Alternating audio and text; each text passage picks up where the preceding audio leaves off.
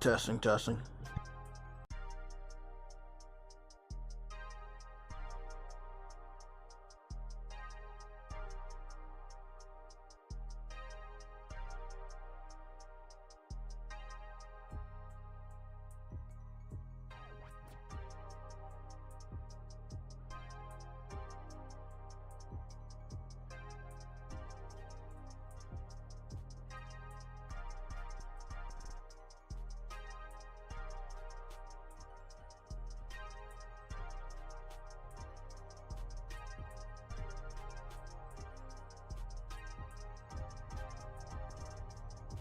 Testing, testing.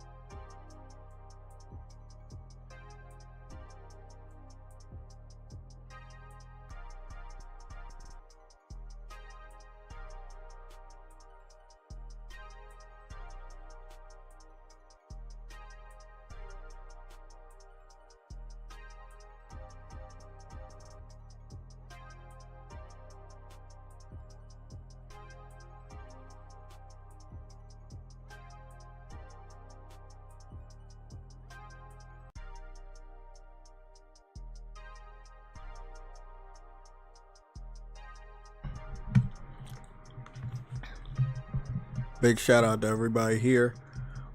We're gonna get started running. This is a PlayStation Legion Red Alert. There has been way too many liars, too many just bullshitters. It's too much. We have to get back to reality. We have to get back to the facts. This side of the gaming community has never been about running with lies, spreading false information. We've been all about fighting the lies, the misinformation with facts. You put out the facts, you don't got to deal with back and forth. You don't got to reply to them the next day. You don't got to do any of that. You give them the facts, that it is what it is. So we're going to go deal with that real quick. Now, again, the Xbox handheld doesn't come out until this holiday season. If you're an Xbox fan, you're bragging about that. Let me just be 100% clear. PlayStation gamers will be able to play Gears of War before you get that handheld. So I don't understand. Shout out to Ice Queen for being a member of the channel for 52 months. Big shout out to Ice Queen on that one. I don't understand why people on the Xbox side would be bragging about this handheld months before it even hits the market. We don't even have pre-orders up for the handheld. We don't have a price for the handheld, but these guys are claiming some sort of victory. Now, let me explain to you what they're really talking about.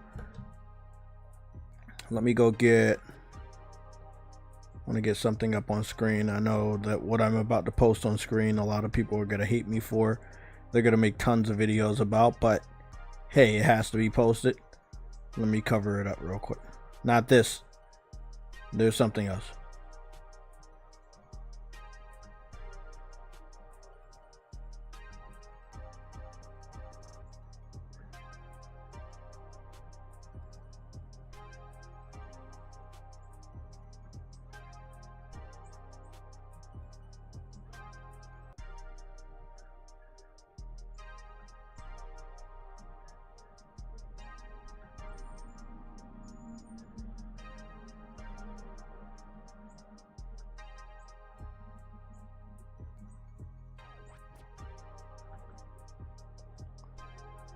I try to change the wallpaper without any problems.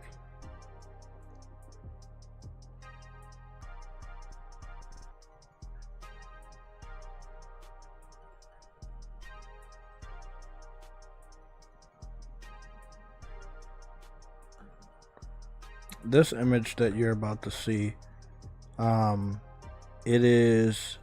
be very aggravating to the Xbox community, but it is a representation of what is happening, what has been happening, and what will continue to happen throughout 2025. There are going to be different things, features, hardware, games, pricing that will all hurt Xbox, just like it's been doing over the last 5 years in favor of PlayStation. Example, the last 2 weeks, not this week, but the last 2 weeks, when we had the PlayStation Days of Play, that hurt Xbox's, standing in the console war. Who wants to buy an Xbox if it's $100 more than a PS5? It just isn't going to happen, especially since everyone knows it's a weaker platform with multiple comparisons. I want to get I'm still going to be talking to the chat, but the chat's out the way real quick, only because I want this image to be on display. Again, I understand that the image is going to piss off a lot of people. That's not my intention. It's a representation of what is going on. If you've been subscribed to the channel and you've been paying attention to the community section of my YouTube channel, you've already seen this image. If you follow me on Twitter, you've already seen this image. If you don't do either one of those things, then you probably haven't. Or if you're a part of our Discord, Discord link is in the description. You can join anytime.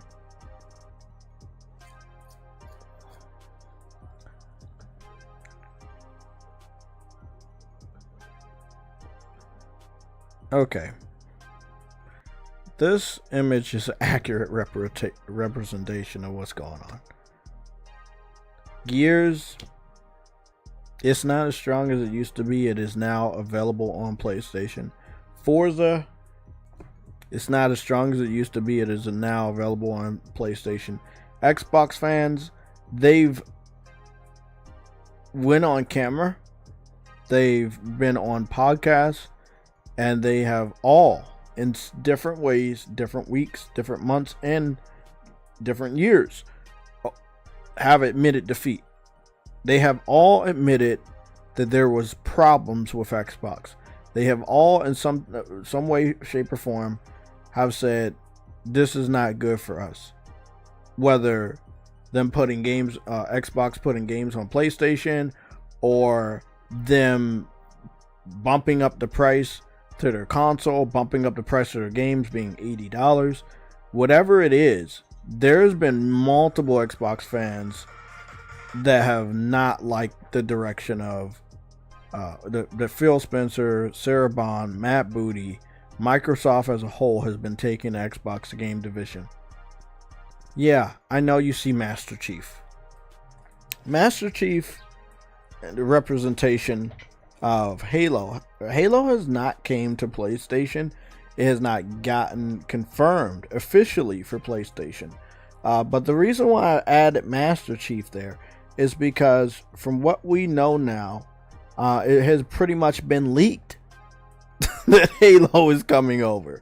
It's been data mined on the PlayStation Store by individuals that have confirmed that Halo is coming to PlayStation.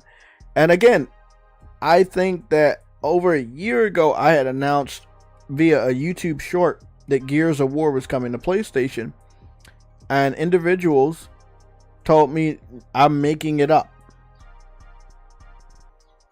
Those individuals are nowhere to be seen right now, but they were saying that I was making it up. Okay. If you don't believe that Halo is coming to PlayStation after Gears of War and Forza has came over to PlayStation, cool. I can't force you to believe in the truth. If all you're going to do is believe in lies, I can't help you. But hey, it is what it is.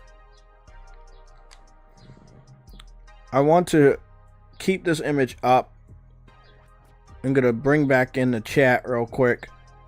You guys are going to be over top of the Xbox fan over there, and it's just passed out in the dirt. It's taking a nap. This image, it represents what it really means to win.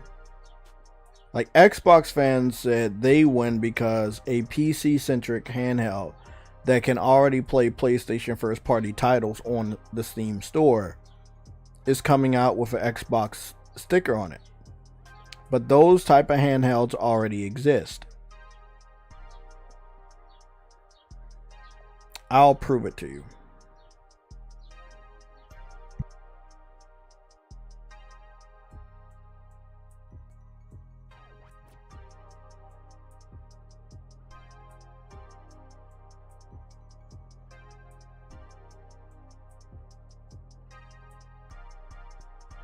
Okay. Now, again, I know that Xbox fans are going to completely ignore this portion of the live stream. I know that you guys believe in lies. I know that lying is the culture of the Xbox fans. And it's nothing I can really do to force you to believe in the truth. But, you know, that just proves how much, you know, out of touch you guys are with reality. You know, we can't reach you. You know, but for the people that do want the truth, here we go. Here's a Rog Ally X God of War Ragnarok performance, and they're going to be showing it off right here in this video. Let's go take a look. And this is from 8 months ago. Now remember, the Xbox branded Rog Ally had just got announced. Now, what's interesting about the Rog Ally, this is what they call the Rog Ally X. This one still has the buttons that look like Xbox. They have the X, Y, A, and B. I mean, it's black. This one's black too. You can see over here, if we look at this YouTube video, this person's playing God of War on his Asus Rog Ally 1 year ago. Okay, if we go over here, if we go everywhere, bro. If we go everywhere, there's fucking proof that you can fucking do it. I'm really not understanding how they can say, hey, Xbox One, because the platform that already exists that can do the things that we're claiming that we'll be able to do this holiday season, is already doing those things. The same fucking handheld. Although it's a little older, but it already happened. I don't understand these guys. Let's go take a look at one of these videos. We'll look at the 4K one. I heard that this developer's game isn't doing so well. It seems like he had given in to a certain social messaging faction on the internet, and people are abandoning his game. It could also be because most PC fans are currently playing Stellar Blade right now. So here we go. Here is we got advertising on my app now. So as you can see right here, he's playing God of War on his Rog Ally. This is a Rog Ally, and he's playing God of War on it. Now, Xbox fans are telling us that you can do it. Now, this is what I want everybody to understand. Even with the new one, the chances you're going to play any of those games at 60 or even 50, shit, even 40 frames per second is going to be very, very low. These PC-centric handhelds are obviously weaker than the normal PCs, and we know the normal PCs are weaker than the PS5, a base level PS5. So have fun with that. Now, if you don't believe me and you only want to take the word of an educated professional, that's cool, but I did get my knowledge from an educated professional, so we'll just go play that real quick. I have 3 different sound bites for us to listen to today that will educate all of us and give us a nice big metaphorical stick to smack the hell out of the metaphorical Xbox fans, the ones that just can't fucking understand what the truth is all about. That's all that really matters. You know, why are we going to get back into the console war that we used to be in when they're not on that level, bro? Like, what the fuck are we arguing with Xbox fans for? They don't know shit. They never knew shit. I'm very confused. I'm looking at the rest of the PlayStation fans. Smack them down, bro. Get that shit out of the way. Put them where they was at before, in the fucking cave, hiding and shit, waiting for another fucking event. There's absolutely no reason to fucking to argue with these guys.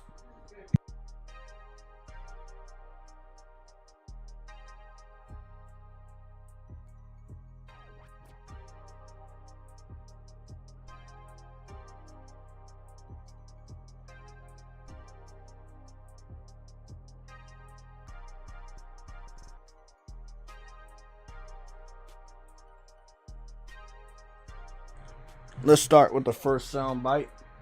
This one's coming to us from one of the analysis. One of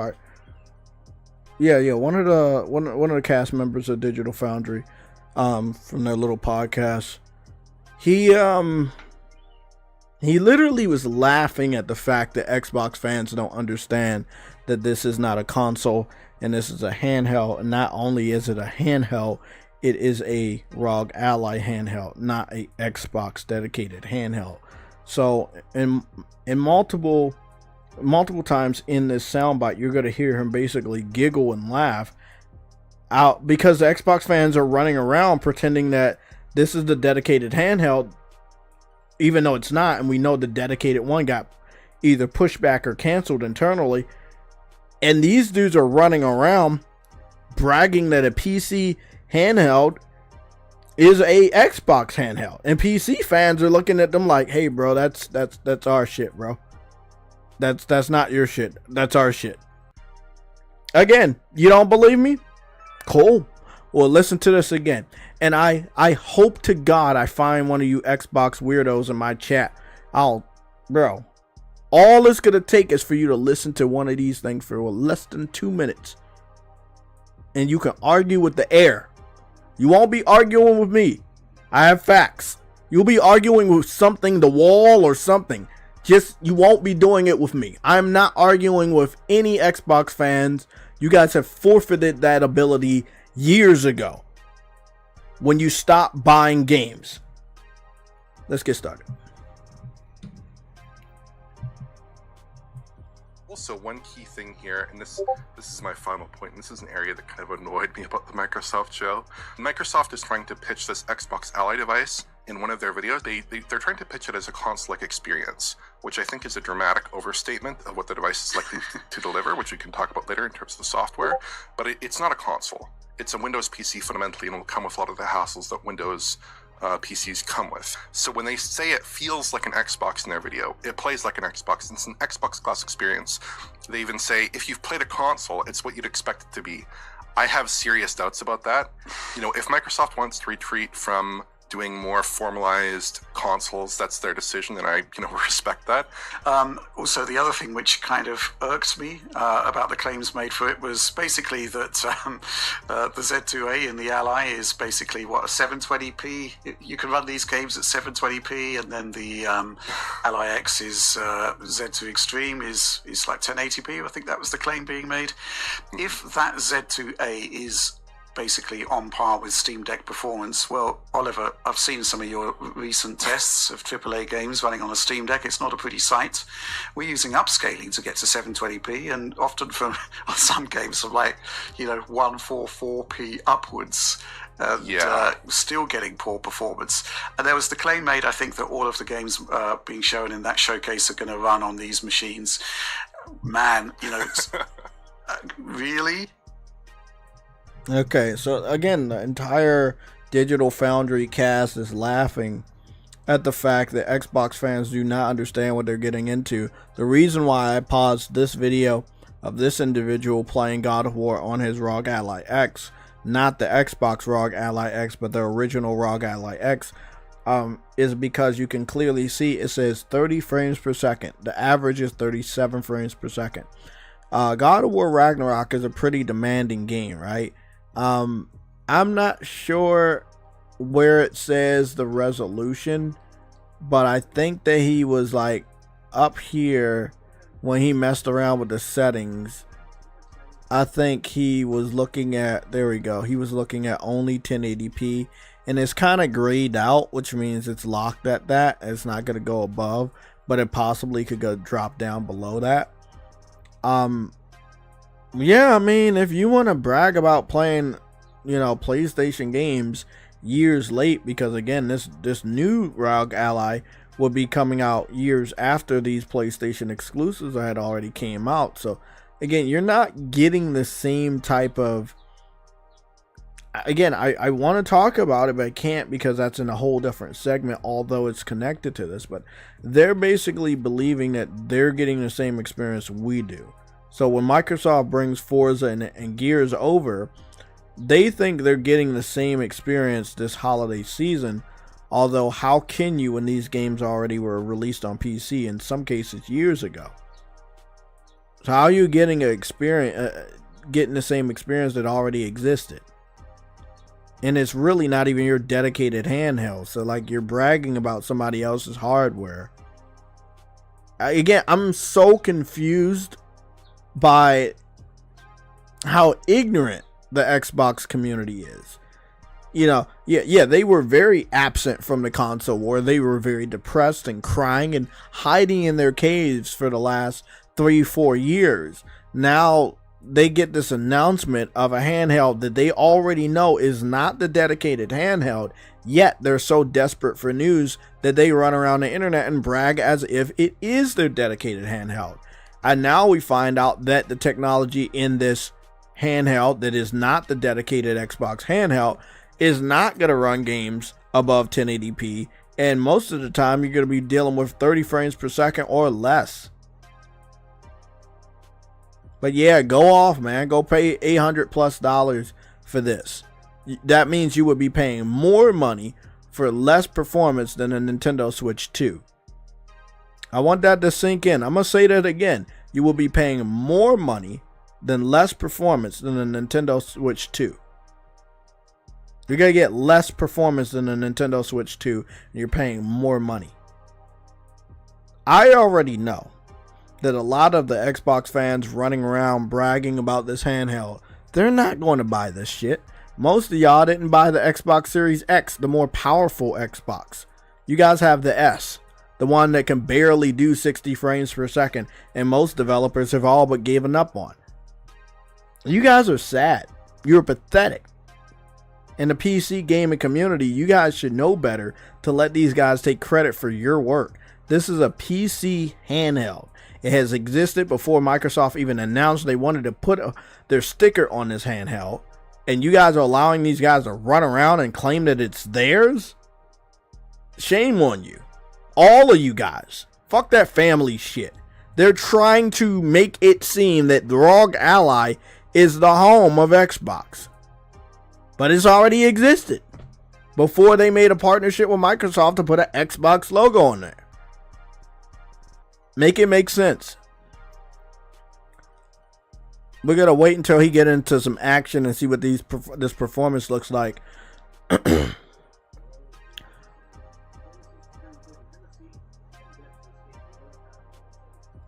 looks like he's getting 33 frames per second, 36, 38, 39, 37, 38, 36, 35. Right here, he's getting 44. He's getting nowhere near 60. Although, I believe the handheld device wish and believes very, very hard that it can get up there, but it's not reaching up there. But, you know, he is continuously reminding you guys that you're running that shit at 1080p. Again, if you believe the Xbox version of the Rog Ally X is going to be more powerful, then you would expect that it's going to cost more. So yeah, like, do that. Yeah, go run around the internet and believe it's going to be more powerful. That means you're going to have to pay even more money. And the reason why I'm excited about you guys lying to yourself about that, because we already know you're not going to pay more money. You guys didn't even buy the Xbox Series X. Like, what hopes does Microsoft and Asus think that this handheld has with a fan base like yours? A fan base that just refuses to support the gaming industry as a whole. Of course you guys are not going to buy this handheld. But as of right now, because you guys are desperate for some sort of a W, you're getting this artificial W, this BBL W. The shit's not even fucking real. Just so you could fucking entertain yourself in the console war? Tomorrow's gonna be a very funny day. I have a JTech Plays scheduled tomorrow after work.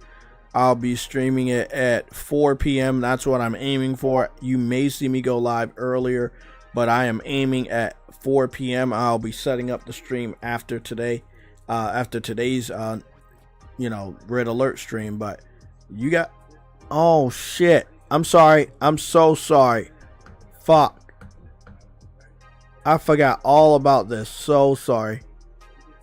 Right there, this the corner pocket, my fault. The corner pocket wasn't there. The corner pocket right here, this is where the frames were, and you can see it can barely stay up there. Now there are multiple different versions of the this, but I want you to understand that when we were looking at the higher frame rates, he wasn't actually playing it at 1080p. The higher frame rates that we were looking at just now that you couldn't see, it was actually running at 720p, and then later on he's going to run it at 900p. So when you saw that it was getting to 50s, don't be excited, oh, it's 1080p and it's getting close to fucking 60. No, that was 720p and it was getting close to there. So here we go. This is 900p. And again, on a PC, and a lot of these Xbox fans are not PC savvy, you have to make certain compromises to get that performance you really want. Now, console gamers in the last 5 or 6 years, we have really appreciated higher frame rates. So I would assume if Xbox fans actually play games in the last 5 to 6 years, that they will be appreciating a higher frame rate, which means that when they get the Rog Ally X, the Xbox branded one, they would lower the resolution to get higher frame rates. Now, if they're not doing that, they're just going to get 1080p and some shitty ass frame rates. There are going to be different versions of this Xbox branded Rog Ally X. It looks like there's going to be a black and a white one. I don't know if there are going to be multiple versions within the black and the white one that will have more memory or more RAM or different things like that. I don't know. They haven't given details on that. It is definitely something that you want to keep an eye out on. All the research that you would need, and again, here's just a gamer trying to help another gamer out. All the research you need is on YouTube. If you want to know anything about Rog Ally, it's there. But don't allow these guys, like, I'm dead ass serious, do not allow the Xbox community to pretend as though this is something new. Like that, don't allow them to do that. Don't give them the pleasure of pretending to indulge them when they think that they can trick you into believing that this is a new thing, that for the first time ever they can play a PlayStation exclusive game on a PC handheld. No, they've been doing this shit for a while now. It's not a big deal. They think they're gonna get this. This is why they're doing what they're doing. If any one of you guys wanted to know why are Xbox fans bragging about a handheld and making it seem that PlayStation is bringing their first party titles to a Xbox handheld, even though we know it's not an Xbox handheld, this is why. They are ass hurt about games like Forza and Gears being played on PlayStation at better resolution and frame rate. Again, you hear what I just said? Better resolution and frame rate. What would be the purpose of an Xbox fan buying a PC handheld to play PlayStation games at worse frame rate in the worst resolution? Not to mention, none of those games are on Game Pass. Obviously, they're on Steam. So if you're a true Xbox gamer and you really want to just piss off PlayStation fans, you're going to have to go take your ass over to Steam, go buy that game, install it, and hopefully you can run it in some stuff. I don't know, like hopefully you can run it. But you're not going to be running it better than a PS5 or a PS5 Pro. And yes, PlayStation 5 Pro is still going to run Gears and Forza better than the Xbox Series X and S. It's just going to happen that way. And when Halo gets announced, it's going to be the same fucking thing. Before we go into Gears Award, which again, the JayTech plays are going to be tomorrow at 4 p.m. I'll be partnering up with Afro. I'm going to be talking to Next Gen 720. I'm also going to be talking to King Thrash and J-Dub.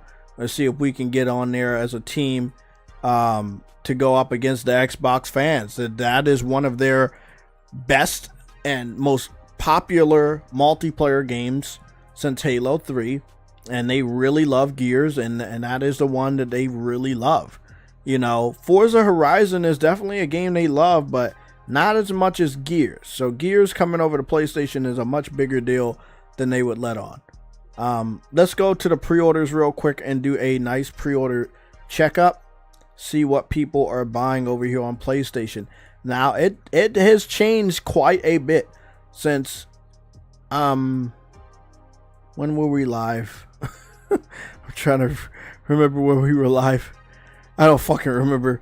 But the last stream that we were live, it didn't look like this. The Madden and college football bundle was still number one, and it's gonna stay that way until it comes out. But Ready or Not has boosted to number 2. It was on the second row. Now it's on the first row at the number 2 spot. Let's go take a look. Now, Ready or Not is pretty much a SWAT simulator. I don't want to call it simulator, but it pretty much is a simulator, but it's more action packed, so don't get it twisted. So if you wanted to be a member of a SWAT, I think it's a 5-player co-op, maybe 6. You and a team of friends are gonna live out certain scenarios to either apprehend bad guys or rescue civilians in different sceneries, from schools to clubs, and it's looks awesome, to be honest. So this is it. It's called Ready or Not. It's been very popular on PC. The game is very old, I might add. Years old. I do mean, I think it's like close to 5 years old on PC. There are some times where games like this just never come over to console, but they made the decision to bring this over to console. So hey, it is what it is. We know that a lot of people over here support the troops, you support veterans and the police, so it's pretty awesome. Look at this. This is you going into a restaurant. You know how much I love food and video games. So I don't know, man. I'm not picking it up day one, but I am definitely intrigued. I might pick it up later, but I'm definitely intrigued. So this is called Ready or Not. It's coming out July 14th. So let's go take a look and see, is it pro supported? I don't think it is. Nope, it's not pro supported. Again, the game is pretty old on PC. It's about almost 5 years old. It requires PlayStation Plus, supports up to 5 online players. That makes sense. I did say that, but I didn't know. Makes sense though. 5-player, 5-man squad. It does have adaptive triggers and haptic feedback, but it does not have PS5 Pro enhanced mode. The game's coming out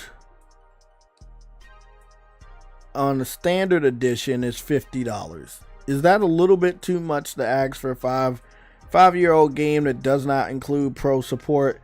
My personal opinion, yes, but I don't think people give a fuck. A lot of people don't have a pro, so they're playing it on PS5. And again, you know how good Call of Duty sells on PlayStation, so you know it is what it is. Then we're going to go to number 3. So again, Madden and the college football bundle is number 1 and has been number 1 since the last time we checked, and it's probably going to stay that way until both of those games come out. And then you got Ready or Not number 2, and that's the deluxe edition, the premium edition. That's $70. And then you got Gears of War. They don't have a digital deluxe or premium edition. It just is coming out at $40. If you pre-order it, you get access to the beta. The beta starts tomorrow. Let's see what we got. They say pre-order now for access to the exclusive multiplayer beta, as well as the Adam Phoenix and Ana Stroud character skins for use in the multiplayer. Okay, that makes sense. Pre-order required a pre-order before August 26th. Exclusive multiplayer beta access available to digital edition pre-orders only. Optimized for PlayStation. And then they start to talk about like, hey, you know, you're gonna get the PS5 Pro enhancements, all that stuff like that. So that's pretty cool. For $40, see, this game is $40. You're getting a single player and a multiplayer. And Ready or Not is $50. You're only getting a multiplayer. The game is 5 years old. This game is older, but it is optimized for PlayStation 5 and Pro. So I feel like this is a better bundle. Also, I know a lot of people that are going to pick this game up, so it should be a lot more fun online. I don't know a lot of people picking up Ready or Not, but that is what it is. We're going to go back out. So again, the Madden and college football, number 1. Ready or Not, number 2. Gears of War, number 3. Now again, that's weird. Ready or Not, the $70 premium edition is doing better than the $40 Gears of War. Now, I think that after the beta, if the beta does good, gameplay is floating around, then I think that a lot more people will say, hey, let me go pick that shit up or pre-order it. Then we have just the standalone College Football 26. That's $100. Oh shit. That's the deluxe edition for $100. God damn. Y'all really are prepared to pay 80 or more for these games. Cause I mean, look at what you guys are doing. Okay. And then number 5 is the digital deluxe edition of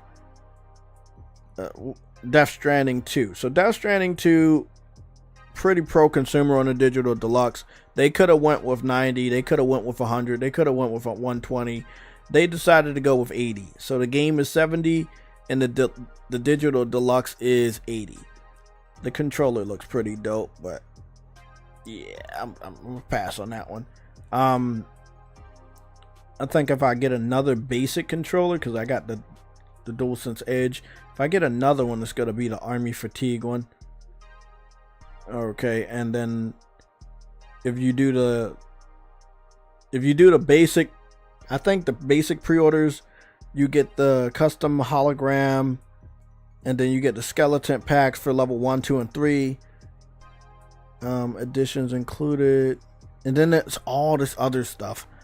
Like, let me see, because I think when you go to the basic version, they show you what's gonna be over there in the digital deluxe. So like, this is all the stuff that you're getting in the oh shit, I get to play it 2 days early. Shit, I didn't know that. Oh fuck. Okay, normally PlayStation does not do that for their first party titles ever.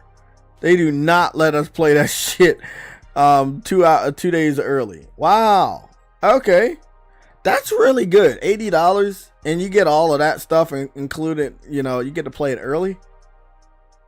That's pretty fucking good. Yeah. I already knew the Decima Engine's top flight. I already know Kojima can pretty much do no wrong. He is on the top of his fucking game. Even at his age, he is doing great. So this is just the first row. Then the second row, we got Destiny. We have the normal version of Ready or Not for $50. We have another MVP bundle for Madden football and college football together. That's also $150, but I don't know why they have 2 versions. They did it last year. Somebody that buys those games can let me know. Final Fantasy Tactics is also on row 2. You have College Football 26, the basic version for $70. That's also on row 2. Then you get to row 3. You got Tony Hawk, Jurassic Park, Sonic Racing, Friday Night at Freddy's, and Dying Light. And then on row 4, my fault, Silent Hill F, the Digimon game, Ghost of Yotai, Death Stranding 2, the standard edition, and another version of Silent Hill F. Then you got Rematch, and it starts to go down from here, but Ghost of Yotai is pretty far down. It should be farther down because the game doesn't come out until October. So you guys have months until it comes out. Death Stranding, I think it's doing pretty good. The deluxe edition is a better value. You are getting a lot, and you get to play it 2 days early for only $10 additional. So that's not bad. Madden and college football are like just all over here, man. Like, there's so many different versions of this game. You can't go down one row without seeing Madden or college football. I'm really happy that they brought back college football. It's not something that I play, but the fans have been asking for that for a very long time, so I'm happy for those guys. Let's get up out of the pre-orders, and we're gonna go talk a little bit more about Xbox. So this right here lets us see. Right here it says time start 1 day, 1 hour, and 15 minutes, and counting on the seconds. They have a in-game countdown for when we can start playing. When you back out of the game and go in, this is how it looks. It shows Xbox Game Studio logo in the beginning. It shows the Xbox first party studio, the Coalition. And this is the experience that the Xbox fans are claiming that they're getting. They're saying that they're getting this exact experience when they pick up the Rog Ally Xbox branded handheld this holiday season. Although, if they just go pick up a Rog Ally right now, they can already play like God of War and whatever other games they claim that they can play. But look, man, I don't get it, man. Their fucking logic is fucked up. It is not the same thing, bro. Like, if it was the same thing, you would see God of War on the Xbox console itself, not on a PC handheld that it's already available to play on. So I don't get it, man. These guys are fucking wild. Like, completely destroyed their whole argument. Just real quick, man. Just let them know that you can already play PlayStation, first party exclusives. You can already play those games on a PC or a PC handheld. It's already available, bro. It's not something new the Xbox is allowing. Like, so wild, man. Yes. Just in case you didn't know, the beta is going live tomorrow. If you pre-order Gears of War now, you can be included into the beta. I'm going to have my same name, so I'm pretty sure that a lot of Xbox fans that see me online, they're going to try their hardest to assassinate my character on the game as much as possible. I don't think I'm going to have crossplay on at the beginning, but if we can get into a game night, again, from what I'm hearing, if you're an Xbox gamer and you already own any of the Gears of War, they're just going to allow you to download this shit for free. Plus, it's going to be on Game Pass, so I don't see a reason why I won't come across any of you guys unless it's true that you don't play games, which I hope I'm wrong about. In the last 10 to 15 years, people have challenged me to shooting games like Gears of War, specifically Gears of War. Like, hey, hop on Gears of War, play me on Gears of War. It wasn't until I briefly owned the Xbox console that they stopped challenging me, since I was already there. So I do notice that when, let's say a fighting game, like, I challenge you on this fighting game, but then you have the fighting game, then they don't want to fight you on that game that they were challenging. They were hoping that you didn't own the game, so they could say that, hey, you're scared of me or something like that. But you own the game, and then they're like, never mind. Like, they kind of back off silently. A lot of PlayStation fans or and PlayStation console owners they're going to own this fucking game, Gears of War. They're going to be available for you to challenge if you want to. Just saying. I'm going to head on over to my page real quick and go get one of those videos up from my playlist. I got a lot of playlists here. Let's see. It should be over PSLOG debates, PS4, Grand Theft Auto, Truth Hurts.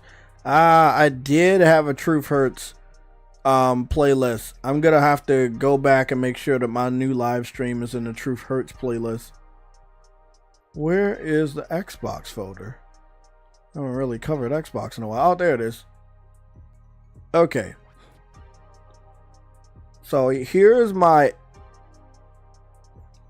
This isn't supposed to be here.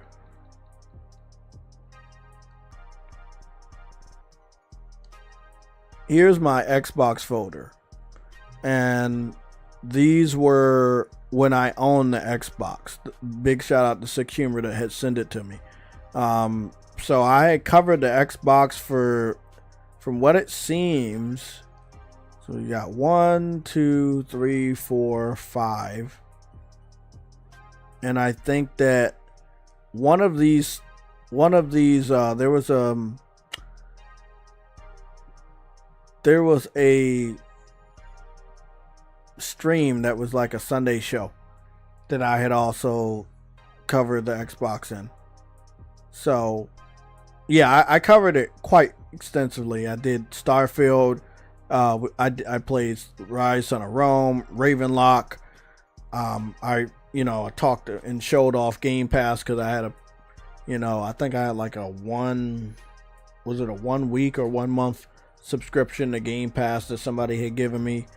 We reviewed the interface and everything. These are things that I believe that if you're a gamer, you should be doing for the gaming community, but I never saw anybody in the Xbox camp ever do this. Like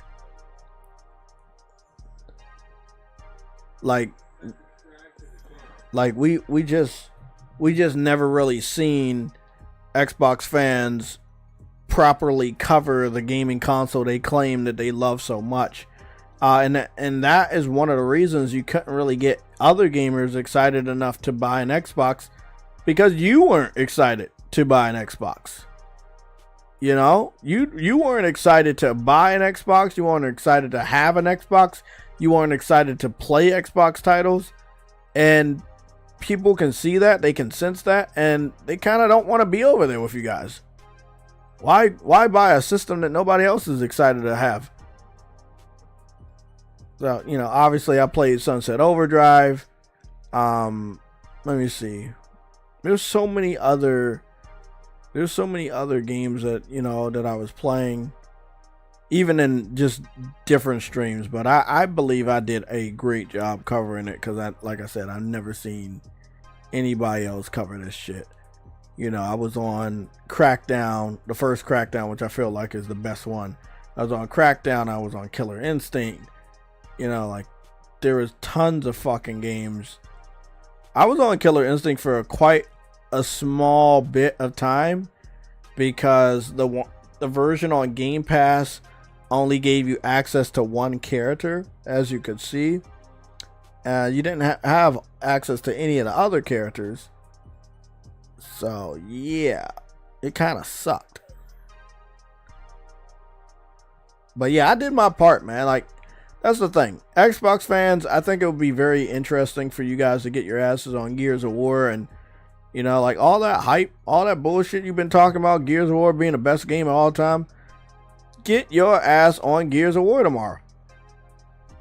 Show why it's so awesome. Because I'm telling you, I know I will. I got my stuff set for tomorrow. Like, I'm ready.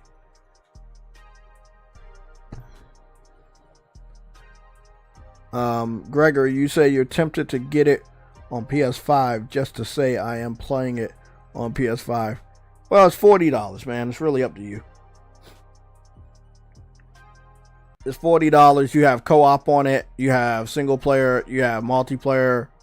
I mean, I think it's a damn good deal. It has PS5 Pro enhancements.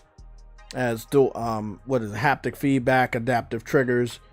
Yeah, man. If it didn't have all of those features, I'd be like, I don't know about that. But it has all the features that you would want. So, hey, I'm good.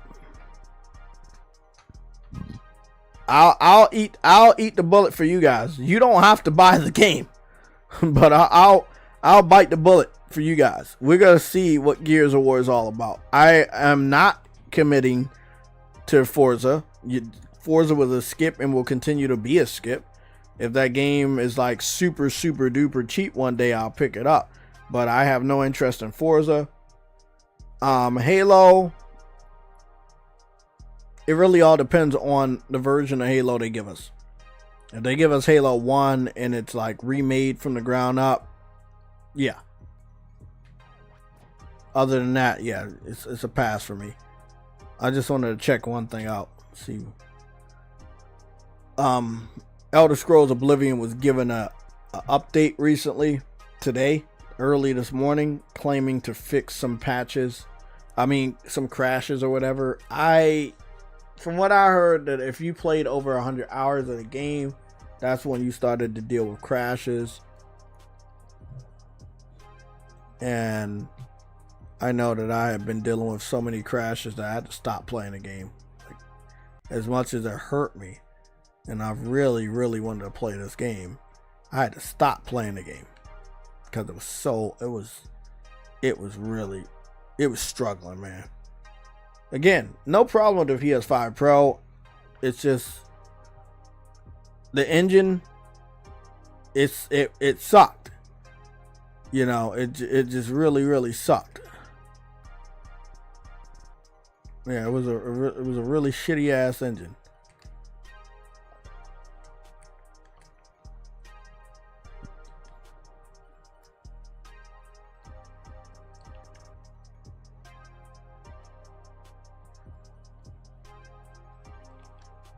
Trying to get my button scheme back for this damn game. Haven't been on this game in a while now. Okay.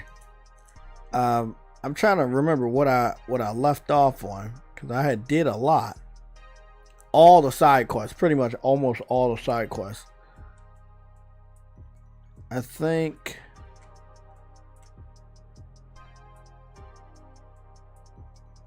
at this point I just need to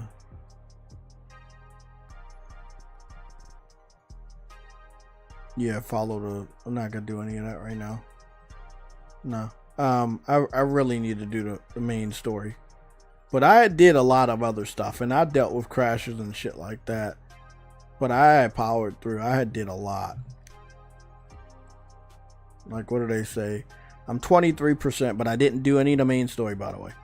So I didn't touch it. Announce the main story. All of these trophies, these 16 trophies, all of these 16 trophies are just me playing around the story. So I didn't play the main story. I just did everything around the story. Side quests galore. You know, that's what I was doing. So I was unlocking trophies and getting shit done without playing the main story. That Oblivion Gate was a part of a main story dialogue, but it wasn't a part of the main story. So I ended up doing that just because it was there and I was walking around, and that's just, hey, that's what happened.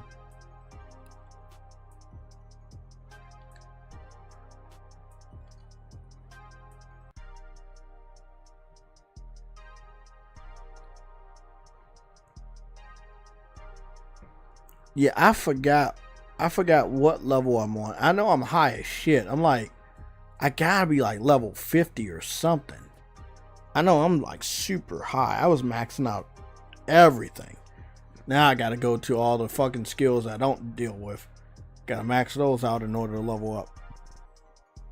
I have installed, well, Stellar Blade was already installed, but I did install the brand new update. I was wondering what was up with this stuff. This stuff isn't free. I thought that the Nikki stuff was free, but it's not.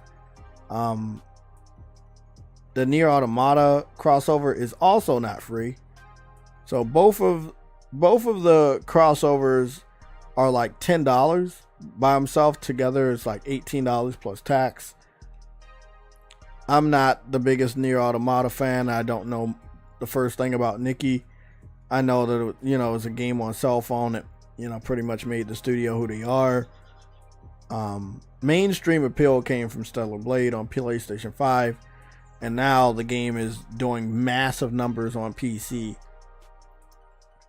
I really want to cover that because I know people are going to remind me of it.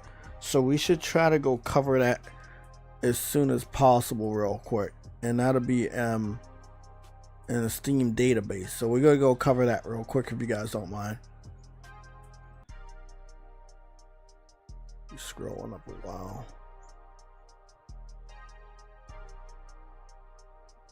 Nintendo also broke history by selling I think 3.5 million Nintendo Switch systems in one day, if I'm not mistaken. Now, in my personal opinion, I look at it as a handheld. In everybody else's opinion, they look at it as whatever. Like, literally. A lot of people say it's a console. A lot of people say it's a hybrid. When you're not listening, they say it's a handheld. But in my personal opinion, it's a handheld. That's just what it is. So, we're over here on the Steam database, and Stellar Blade had dropped off. It was doing really, really good earlier today, It was like it hit a maximum of 183,000 concurrent earlier today. And I had gotten I don't think I got in an argument, but I had to correct a PC fan where they said this is like the most popular PlayStation exclusive. But then I had to remind them that Helldivers is actually owned. Well, what did I do? That's wrong. I compared that to Marvel Rivals. That's my fault. I'm not supposed to compare that to Marvel Rivals.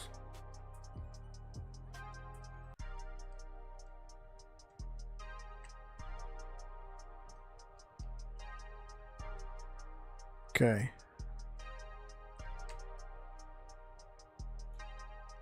Let's go try that again.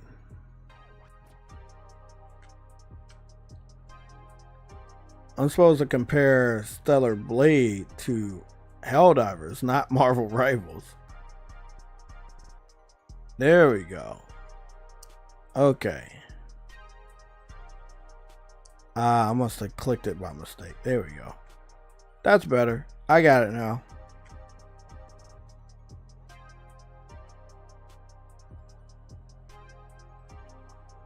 I ain't gonna lie, it hit really high. It hit real high. Like, it was very, very high. So this is what we're looking at right here.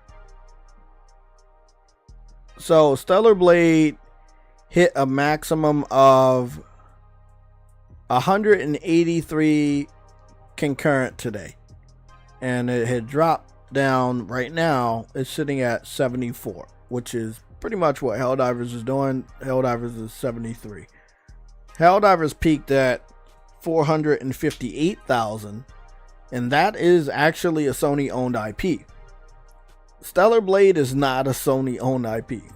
Stellar Blade is published by PlayStation outside of China, but it is not a Sony owned IP. Right? It's just not. It's published, but it's not Sony owned. If the developer wants to work out a contract where they no longer have PlayStation as a partner or a publisher, then they could do that, and they can self-publish it on other platforms. So if they want to bring Stellar Blade, let's say, to Xbox or Nintendo Switch 2, which in my personal opinion, it would be absolutely no point to do that. If you bring this game to Nintendo Switch 2, you have to do a lot more work in order to downgrade the title. If you also bring it to Xbox, you're going to be downgrading the title, and you're going to get absolutely no sales because people are going to expect it to go to Game Pass. So putting it on PlayStation, putting it on PC seems like a good recipe for success from what we've seen so far, but it does look like it kind of capped off at 183,000. Now, I did hear that they did start pirating the game, but a lot of PC fans wanted to prove a point that these types of games should always be day one on PC. Do I think they proved that point? Yes. I'm a little confused if this is the American gamers that supported this title, or if this is the Chinese gamers that supported this, or the Korean gamers that supported this title. I'm starting to believe it's not the American gamers that supported this title. It's pretty much what happened with Black Myth Wukong, which the game did big numbers, but most of the American PC gamers didn't actually buy the game because they weren't playing it. They were on the internet and they were bragging about it, but they weren't actually playing the game. There was a couple instances where they tried to brag and people looked through their Steam accounts and they found that they had not actually owned the game at all. So I think that this is doing very well because, you know, the East, not the West. Although it's a great game. It looks like it was optimized very well for PC. And, you know, if you're in China, Japan, Korea, you're really enjoying this title. In the United States, I know a lot of you guys are currently modding the fuck out of this game. I've seen a few mods that I just will never ever be able to show on my YouTube channel, but hats off to the modding community. You guys are doing exactly what we thought you would do. like super triple 4x X rated mods, like really crazy mods, and they were quick with it too. Like they were quick.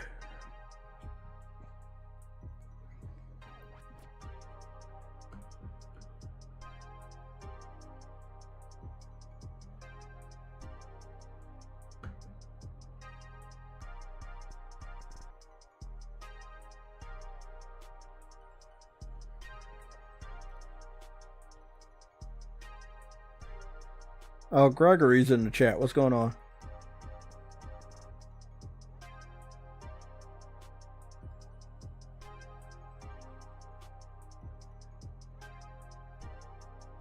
Okay, wall bounce for L1. Change the controls. Okay, cool.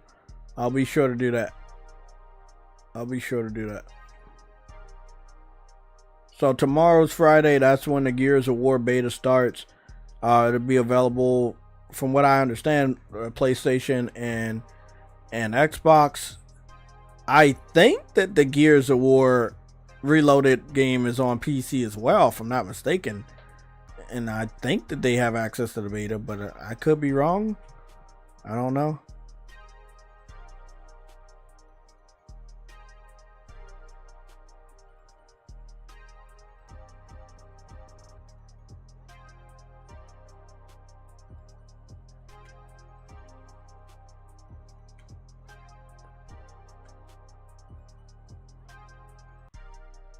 Yeah, both of these, I'm looking at both of these games, and both of these games say they were published by PlayStation Publishing.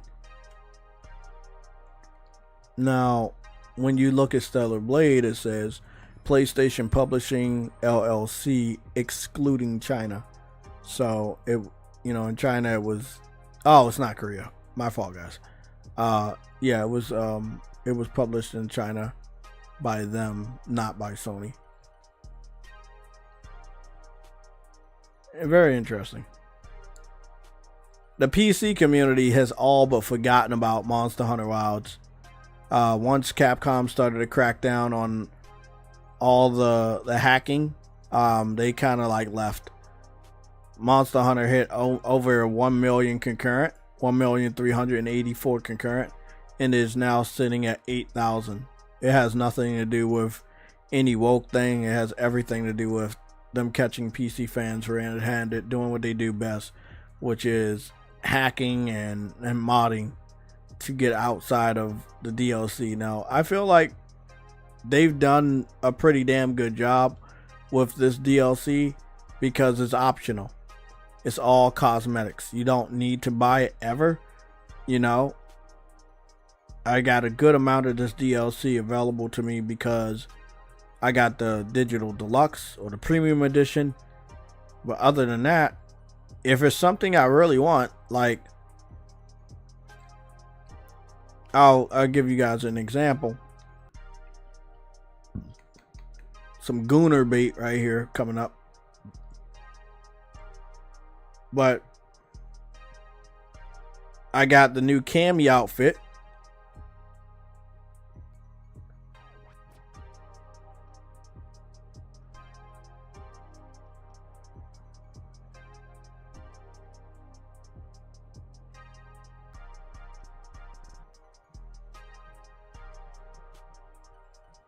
So this is the new Cammy outfit for my handler, which is Alma. Alma, when you first come into contact, she has one of those California style oversized hoodies. And, she just looked like she came from California. Everything's covered up. Everything's baggy. And I was like, man, it'd be nice to not see that. Like, it would be nice not to see that. So I picked up the Cammy outfit.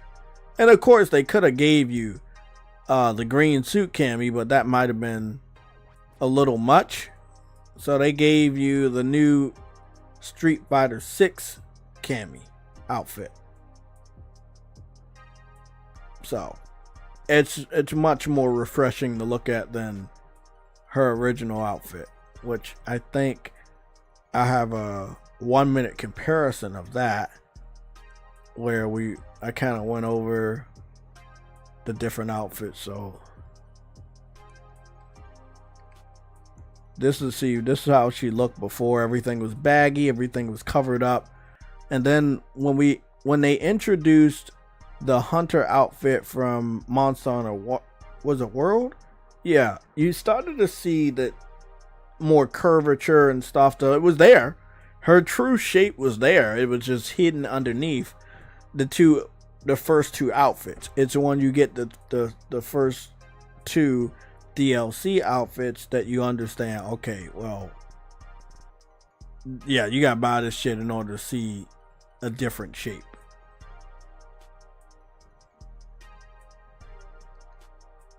But I don't have a problem with cosmetics. Now, if the developers are going to sell the cosmetics to you, and again on PC, if you're trying to go outside paying by modding and hacking, I don't think that's fair. If they want to crack down on you and ban you for life, I think that's perfectly fair.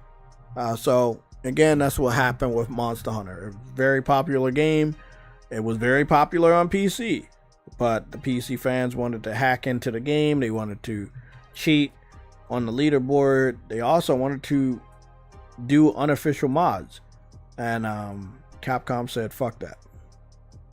You're eating into our profits, and you're getting banned for life." And I respect it.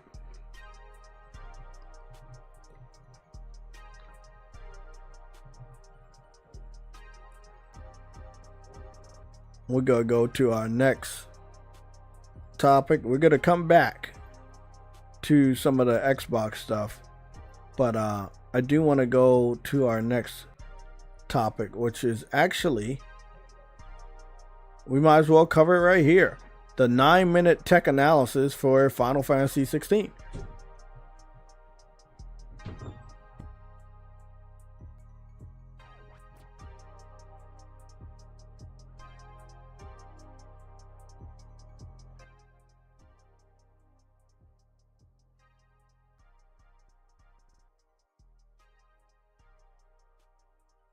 Okay, yeah, we about to check this out.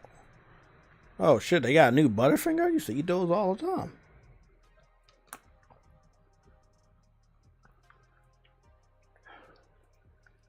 Salted caramel candy? They always changing shit.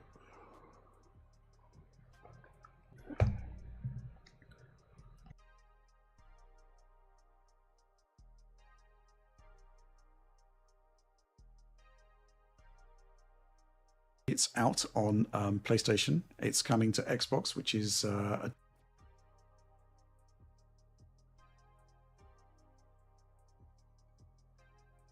back to at about 792p, and it targets. We talked about this the other day, but I want to go back over this again. When the Xbox Series X and S have the same exact version, obviously the port wasn't well done at all, right?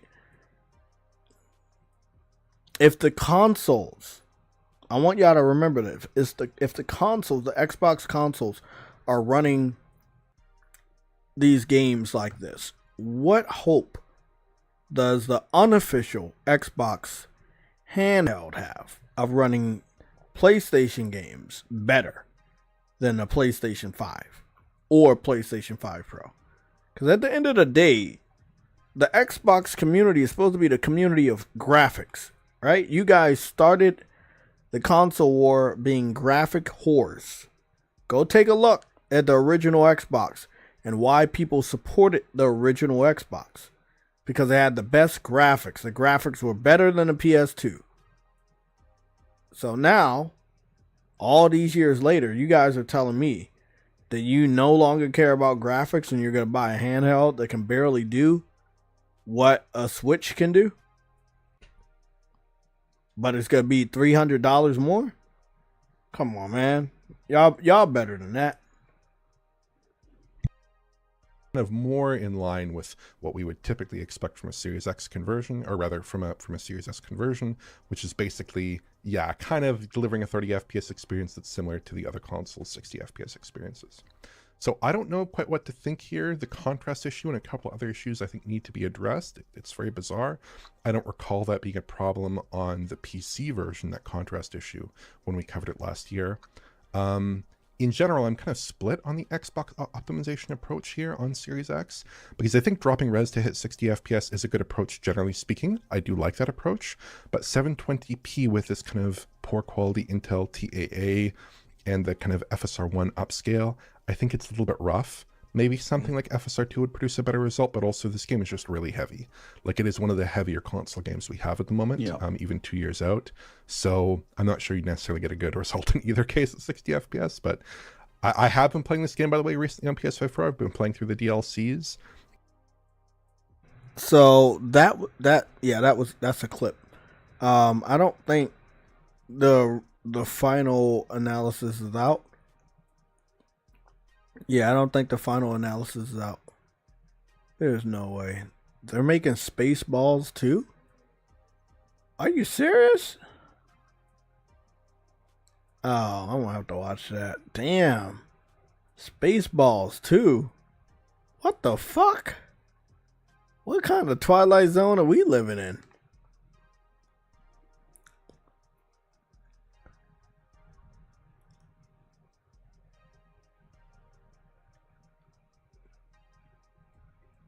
Let's get down to what Digital Foundry is talking about.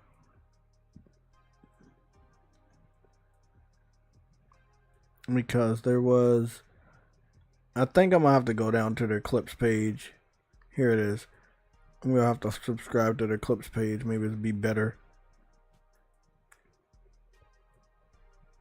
So I think this is what this is the clip that we're probably looking for. Shout out to Lucci Sky, he had got me this information earlier this morning. We just want to go have fun, goof off. Play some amazing plays.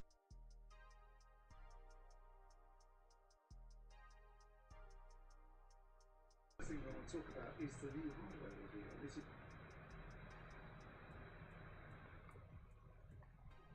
the version also has a 80 watt-hour battery, which should offer some pretty impressive battery life for a handheld like this. My only concern really about these devices.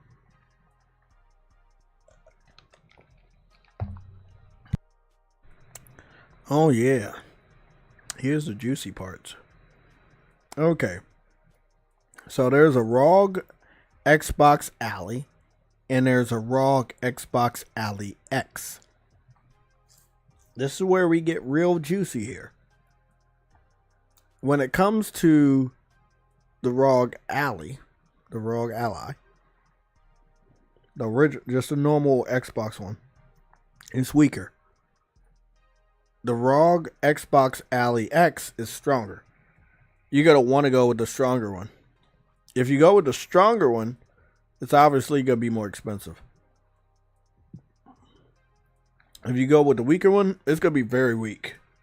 But even if you go with the stronger one, it's not gonna be as strong as a PS5 or a PS5 Pro.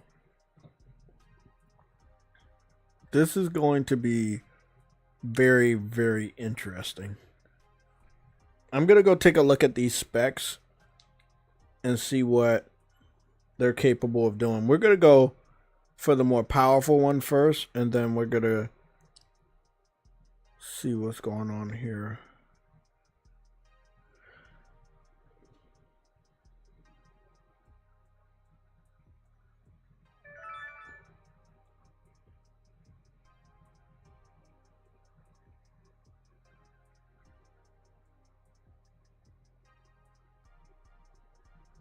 Here we go. What is it capable of doing? That's what we want to see. What is this processor capable of doing?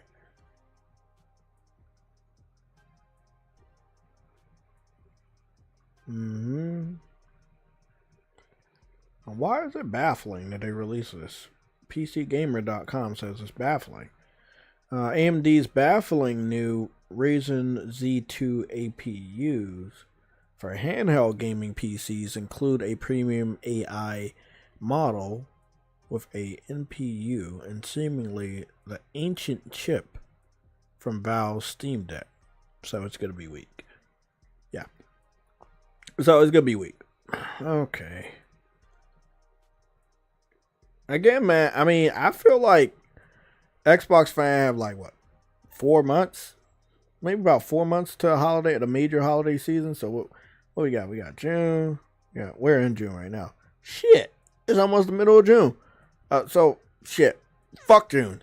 We got July, August, September, October. So, like, October is going into the holiday season. So, that's like 4 months. You got 4 months until this shit about to start dropping.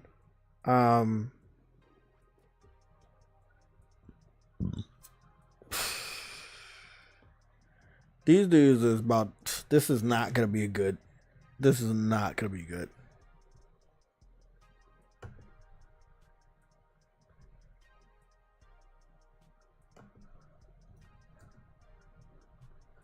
Yeah, this is not going to be good.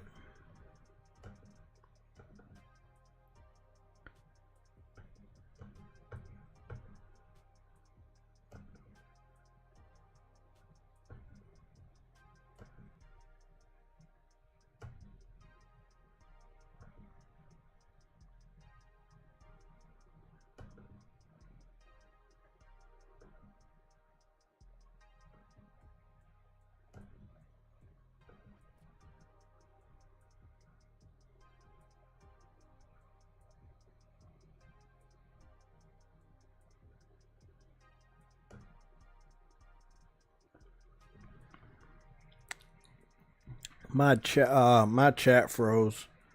Maybe because I kept moving around. I don't know. PCs are like that. There you go. Hopefully Xbox fans understand that they're gonna be buying a miniature PC that is not gonna be powerful. And like they had said already, all the problems that you deal with a Windows PC, you're gonna be having those problems, or maybe even more.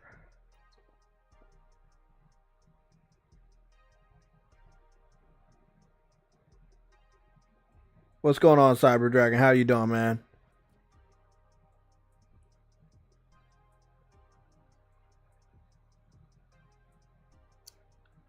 When it comes to Xbox, it's always weird and bizarre when it ain't looking good for Xbox. Never will they call it what it is. Yeah, it is. It is crazy, man. Like, I can't make heads or tails of it. So they have a old, outdated chip.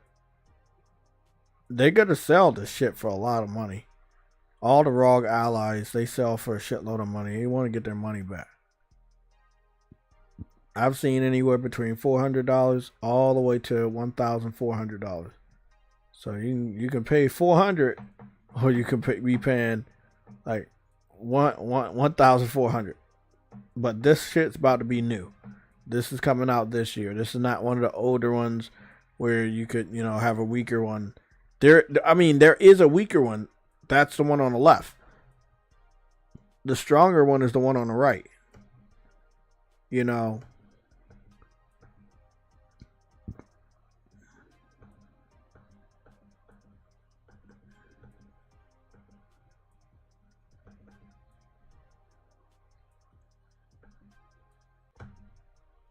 Yeah, I can't make heads or tails of what's really about to go down here.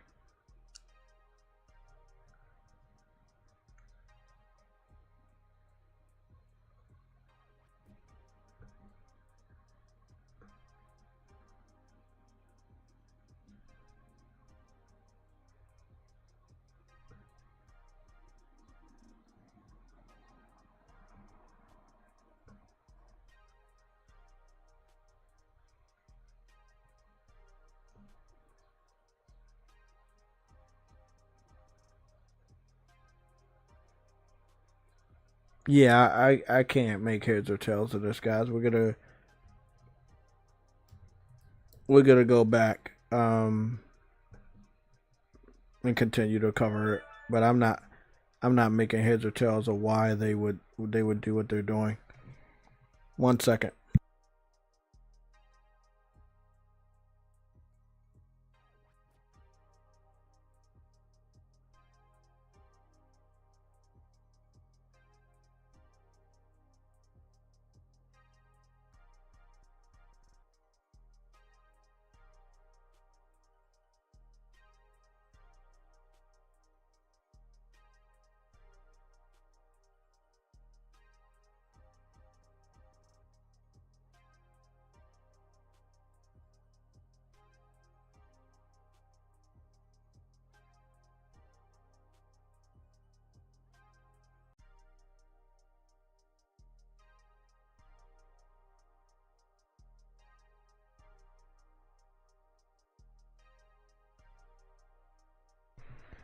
Yeah, this ain't looking good. I'm gonna put the processor in on YouTube and see if we get any hits on any comparisons, because something's just not making sense here. Why would you go with this? This new AMD chip is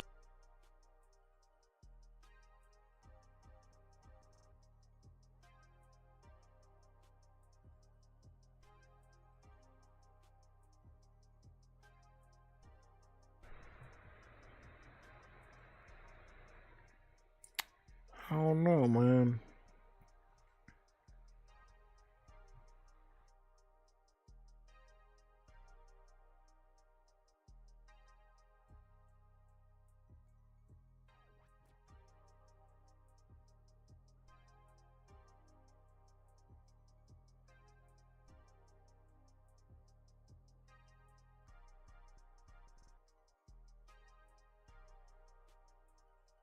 It looks like every last one of the people covering this are like shills. They look like they're just shilling. I'm trying to look for like somebody that's actually not talking bad about it, but like a real pros and cons type of review of it. design. One of my complaints with the last claw was that I found the handles kind of pushed away from my hands and didn't really form into them very naturally. I think these more square grips kind of naturally form right into my palms, and I find this much more comfortable to hold. And see, that's another thing I'm noticing right now, is that most of the handhelds are all looking exactly the same. They all look the same now, all the PC handhelds. We're gonna keep it locked here. I just want to save this video. 1 second.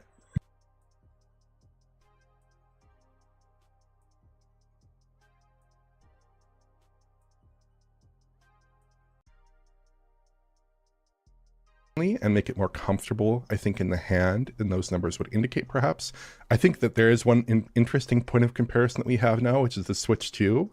And I don't know, just kind of spitballing and thinking about the two devices. The Switch 2 is a lot more efficient, and it gets custom-built versions of games. It's thinner, it's much lighter.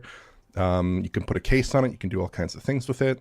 It also works seamlessly as a portable or dock system, whereas the Xbox Ally will undoubtedly be much clunkier in that respect. And the Switch 2 is a lot cheaper, and game performance in portable mode, so far at least from our testing, has been quite good. Dock mode's been quite good. It's been a fairly positive experience with respect to a lot of those key areas. So I do think that that is one wrinkle here, whereas I don't think the Switch 1 was a competitive device. I do feel like the Switch 2 is a competitive device in terms of the kinds of experiences you might want to play, right? And then also one key thing here, and this is my final point, and this is an area that kind of annoyed me about the Microsoft show. Microsoft is trying to pitch this Xbox Ally device in one of their videos. They're trying to pitch it as a console-like experience, which I think is a dramatic overstatement of what the device is likely to deliver, which we can talk about later in terms of the software.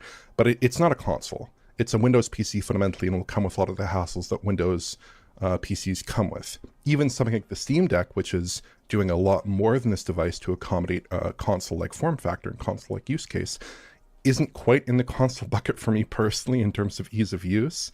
And I think that's an experience that Microsoft is going to chase with this device. I don't think they're going to reach it.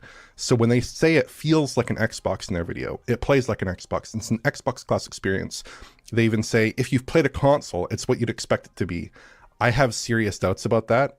You know, if Microsoft wants to retreat from doing more formalized consoles, that's their decision, and I, respect that. But to get to the level that even the Steam Deck is at, you need to solve a lot of issues that I don't think they're planning to solve at the moment, or at least for the first incarnation of their kind of Xbox full screen experience for Windows, right? So they have a lot of room, I feel, before they can justify those kinds of statements that this device is a very console-like device and that it can compete with a console-like experience. You heard it there first with Digital Foundry. So again, if you're an Xbox fan and you're picking up one of those thinking you're going to get a console experience while playing a PlayStation Studio title, that's not going to happen. I mean, there are PCs out here, most of them still have not upgraded their rigs or their graphics cards for them to get a better experience than a PS5 or a PS5 Pro when it comes to certain PlayStation first-party titles. So, good luck on that. If you're trying to reach that with a handheld, it's not gonna happen.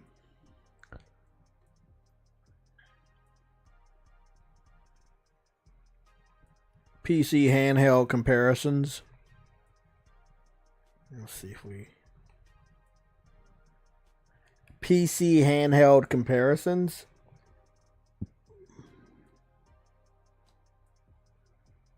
Is it not working? Now it works. Now it works. PC handheld comparisons. There you go. Let's I just want to cover this. Look at all these. Look at all these handhelds, man. Like if you really, really like PC handhelds and you're an Xbox fan, you're a fraud. Because there are tons of them out right now. And you could be picking any one of them up right now. Like, any one, bro. Like, look at all of these devices that are currently out. And these dudes are going to wait until the holiday season of 2025 to claim that they're getting an experience that already exists. Like, these dudes are simpletons, man.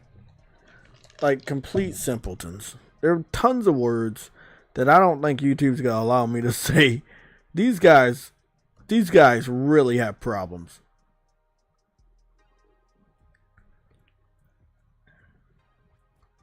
I'm beating no less than $600. Nah.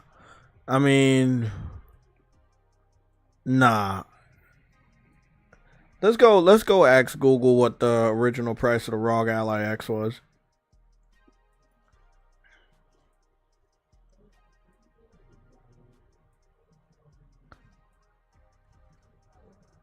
What was the price of the original Rog Ally X? No, I didn't say that right. What was the price of the original Rog Ally X?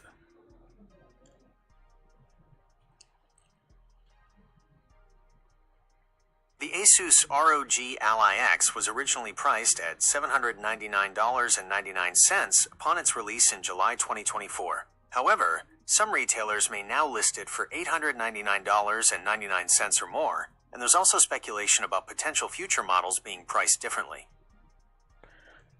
So $800 or $900.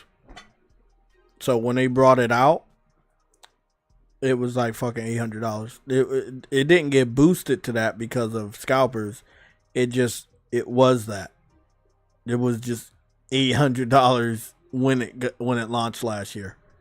So the ROG Ally X is newer than the normal ROG Ally, and it was $800. The more I do research on this, the more I see these Xbox fans are lying to themselves, and they're lying to us. $800 fucking dollars. I'm gonna see. ROG Ally, $800. ROG Rog Ally, $800. Rog Ally, $800. Cool. The mic doesn't want to work. Wants to work any other time.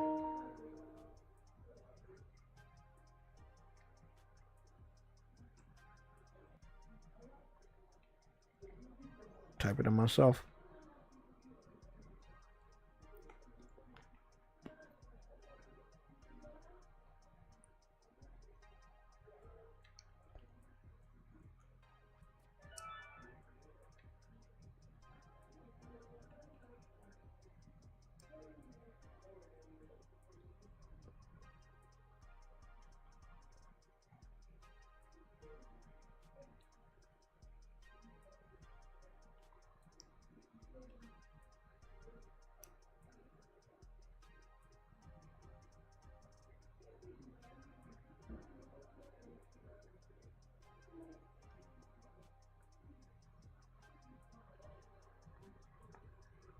I am a little curious about this individual and this individual, but since they have partnerships with these publishers, they may get this handheld gifted to them at no additional price. So their opinions on how expensive it is obvious.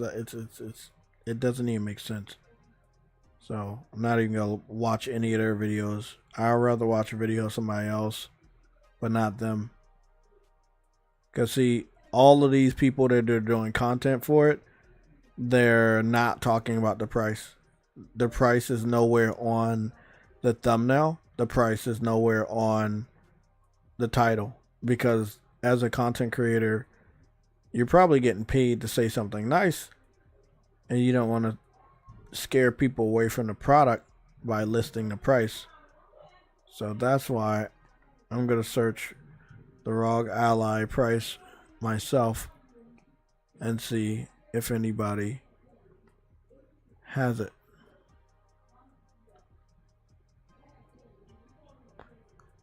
Three days ago, nope. 9 months ago. Here we go. All right, it's time for the coat debate. Who's the greatest cashbacker of all time? Come on, Kev. You know that's all me. I earn 1.5% on finger paint just so you can touch the paint. The ROG Ally X is on paper a much improved gaming handheld in comparison to the original ROG Ally, which launched over a year ago. But all those improvements come with a steep price of $800. So how much do these improvements really matter in practice? And is the Ally X worth its premium asking price? I find it funny, again, as a gaming content creator, not a content creator. Right? I don't put content creator and then gaming. No, I'm a gaming content creator, right? I am a gamer first and a content creator very fucking last. I find it funny that no one has put the price of the ROG Ally in their title or thumbnail to educate potential buyers of this product. I think I remember the ROG Ally now. I remember that ROG Ally was the one handheld that most people weren't picking up. It wasn't bad. It was the price. It was the price. I've heard people tell me that they could build a gaming PC for $500 that's better than a PS5. Although we know that's false. If you could do that, that means you could build a gaming PC stronger than the ROG Ally for $500. I'm just guessing. Seeing as though the ROG Ally is $800. So I know you could spend $800 on a better PC than the ROG Ally. The only thing I heard about ROG Ally is that a lot of people were staying away from it because the price was scaring them away. I did not know that shit cost $800.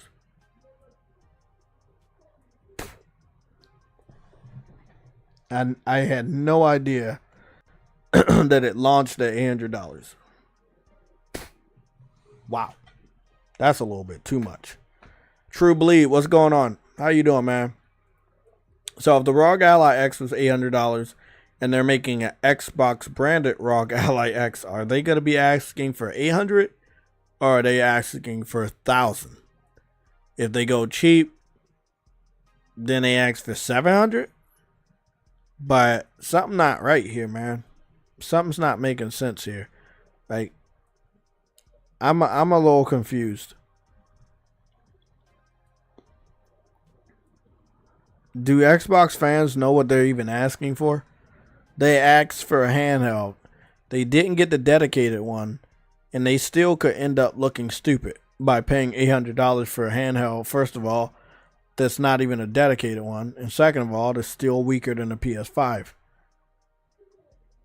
It's gonna be a very funny Christmas dealing with these dudes. $800, man. And again, a lot of these guys were sweating bullets looking at the PS5 Pro price, and they about to pay $100 more for a fucking handheld. Hey, it couldn't be me, man. Do your research. It takes nothing but a couple minutes to do your research, and don't look stupid. As simple as that.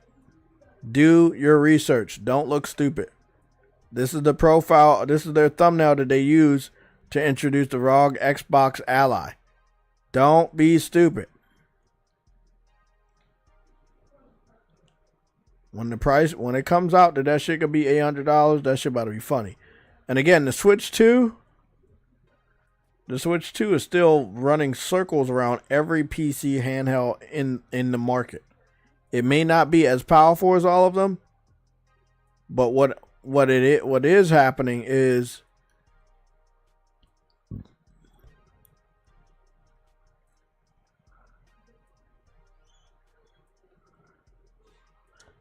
what is happening is damn, I lost what I was about to say, man. That's my fault. I got distracted.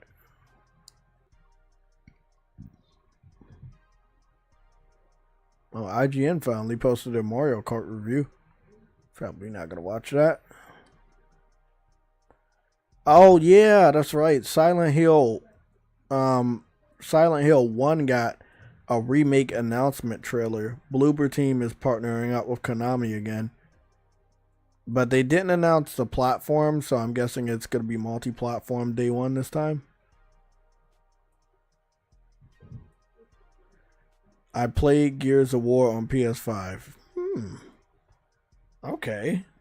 Let's see how that went. Second dropping.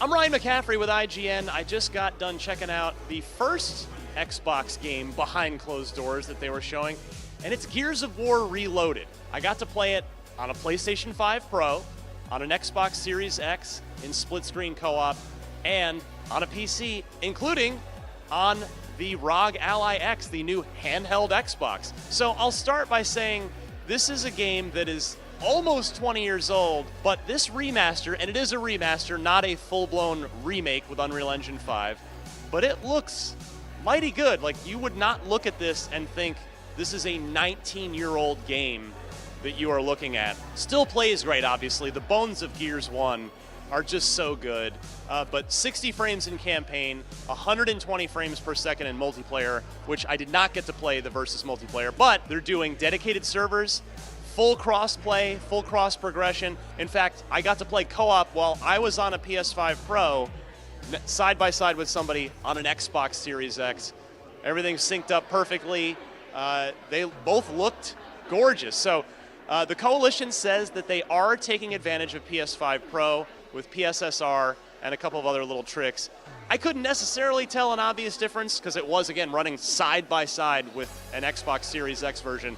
But nevertheless, it looks super good. What they are doing on PlayStation, though, which is pretty cool, they're using the speaker on the controller for chatter, comms chatter. They are using the ribbon color on the DualSense controller in multiplayer, red if you're Locust, blue if you're COG, and they're doing some DualSense stuff on the PlayStation version as well. So if you're playing this, if you're playing Gears of War on a PlayStation, which is a sentence that for a while I never thought I would say, the Coalition has taken care of you. You are not getting like half an experience. You are getting the full, as if this game was originally made for PlayStation kind of experience. So it plays great, looks really good. And I'll say the handheld, the Rog Ally X handheld, it is lighter than I thought it would be. It is super comfortable because it's basically just the handle grips of an Xbox controller with a screen and a pretty potent mobile processor and GPU in the middle. And it looks really good and runs pretty well on that too. So this isn't necessarily the best thing to try and benchmark the Rog Ally X with, because this is a 19-year-old game that's been remastered, and so we want to get some new games on there to really see what the handheld can do. But Gears of War Reloaded looks and runs really well on a handheld gaming PC. So overall, super happy with it.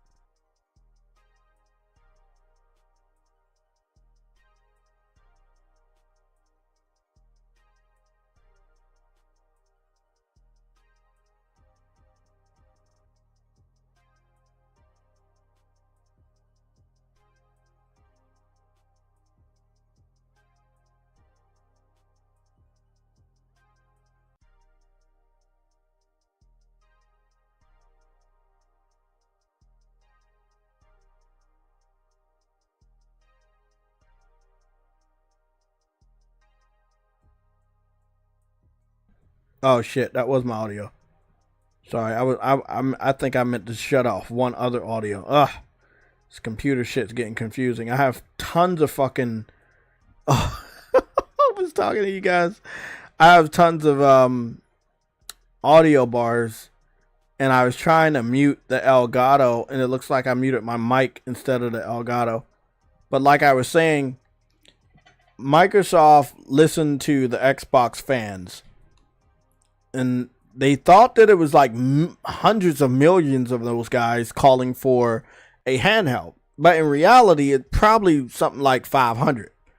It's probably about 500 Xbox fans that really wanted a handheld. And out of those 500, only less than 80 of them are going to pay or want to pay $800 for a handheld. Then when it comes down to those 80, you cut that shit in half to 40 that actually will commit to picking up a $100 Xbox branded handheld. You know, like, it is not good.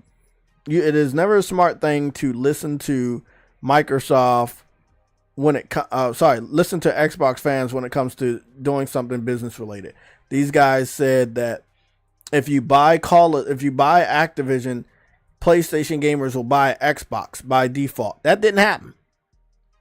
That didn't even happen. Even when the rumors were swirling around that Call of Duty may skip PlayStation, it didn't scare a single PlayStation gamer enough to go and buy an Xbox.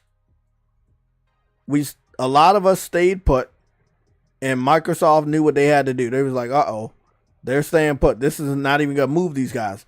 Well, we got to have to keep releasing the game over here. Well, these guys keep buying the game more than Xbox fans. Oh, shit, we're putting it on Game Pass. We need PlayStation gamers. Because the Xbox fans are getting it for free on Game Pass. We are not, again, Microsoft is now solely dependent. And this happened after only 2.5 years, like less than 2 years, where Microsoft is completely dependent on the PlayStation gaming community for their financial needs. Xbox fans don't buy games, they don't buy consoles, they don't buy shit. The money that Microsoft been getting, that new money that they haven't gotten in a long time, they've been getting it from the PlayStation gaming community, and they don't want that shit to stop. Again, I was saying this while my mic was muted. Of course, they're going to make sure the PlayStation port is better than the Xbox port. They want to convince us that it's worthwhile to buy their games. If they ever release a bad port, it could harm their reputation over here. And if you know anything about a fractured reputation, it's very hard to repair. So they don't want to do that. They want to give us the best version of Forza. They want to give us the best version of Gears. You know, these are all ports. These are all remasters or re-releases. But once it gets to those new games, oh man, like the Indiana Jones, you know, and stuff like that, it's not going to be good for Xbox. Obviously, we already know how weak Xbox is. Microsoft, they made it. They already know how weak Xbox is. They don't even care that the PlayStation port of their first-party titles make Xbox look worse. They are long past caring. Right now, they want to make as much money as they possibly can before they officially exit the competitive gaming console market, the competitive hardware console market. And we already know what that means. They do not want to compete with Sony when it comes to hardware anymore. They lost way too much money over the last 2 generations. And when it comes to software, well, they don't make any money off that. You know, they wish they made money off that, but they do not make money off that. There's way too many Xbox fans that have refused to buy games. And it's just, you know, again, you're not making any money off those guys anymore.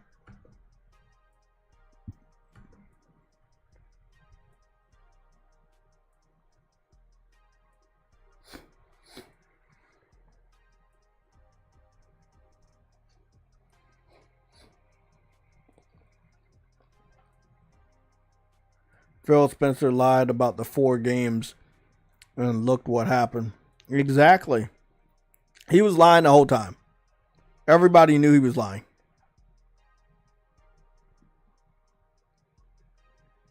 Yeah, I mean, you look at Ryan, from IGN, you look at his eyes. I can't trust nothing that dude says, man. I was saying this while my mic was muted. If it's one thing I've learned over the years is not to trust anything IGN says. It doesn't matter if it's good news or bad news. It's the opposite. If they're saying something's good, it may be bad. If they're saying something's bad, it may be good. Like their reputation to me as a gamer is completely ass. Like it is at an all-time low of -0%. Like it is bad, you know. Yeah, the Silent Hill 1 remake is coming. Didn't pick up Silent Hill 2. I'm not picking up Silent Hill 1. I'm not a Silent Hill fan. However, for the people that love Silent Hill, I'm happy for you. But I will not be blindly picking up that game just because it has good graphics. I'm long beyond that shit. I'm good. There are lots of games I'm picking up this year. There's lots of games I'm playing. Silent Hill 2, no, and I'm not excited about Silent Hill 1. I think I could tell you the games I'm skipping. I'm definitely skipping 007. You know, I'm not the biggest James Bond fan, but what I will say is when I looked at that shit was rough. And then I saw, okay, IO is working on it, and they're basically using a modified version of the Hitman engine, and the Hitman engine was rough. So I already put 2 and 2 together. I was like, yeah, it looks like I'm not gonna be supporting this game, man. You know. Now, I know you guys see in the title it says PlayStation Vita 2 rumors. There are rumors of a PlayStation handheld. Is it going to be called PlayStation Vita? No. From what I'm hearing, the rumor, and I know I don't cover these rumors a lot, so I apologize in advance. 1 second, I wanted to put up my new wallpaper.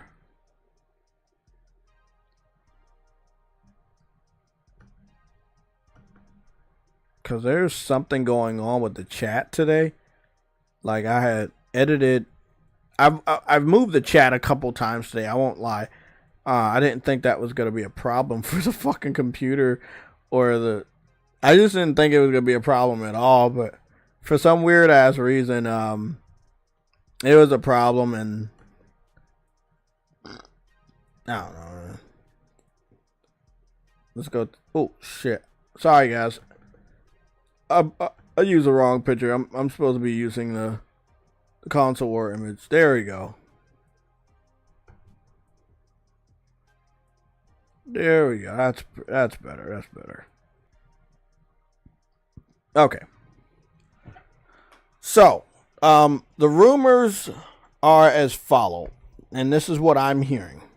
It's not much to go on, but in the background, I'm gonna get some PlayStation Vita gameplay that I've captured on my channel, if I can fucking find it. The rumors are as follow. It's going to be, obviously it's gonna be a handheld, but it's gonna be it may be around the power of a PS5 or a little bit more powerful than a PS5. It's gonna be using AI upscaling, of course. That's just the thing that a lot of these developers are using. Yeah, I got it. Yeah, it's a good it's a good fucking thing that your boy JayTech actually fucking plays game, and I can just go straight to YouTube and find all my fucking videos. So yeah, I've got quite a bit of videos. I just need to gather all these Vita videos and put them in a fucking folder. The good thing would be is if I already have a PlayStation Vita playlist, and I can just go store all that shit over there, and that'll be fucking awesome. But I don't think I have a Vita playlist. I do have a Vita playlist. Okay, if I have a Vita playlist, then just making sure all of this shit's in the Vita playlist. If it's in the Vita playlist, I just fucking go over there. Okay. Let me check and make sure this one's. Guys, I think I can just go to my PlayStation Vita playlist. I think all of these videos are in there. Yeah. This one's in there too. What about this tokening?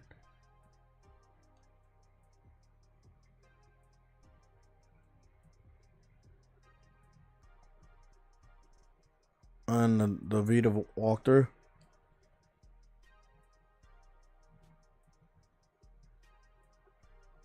Shit.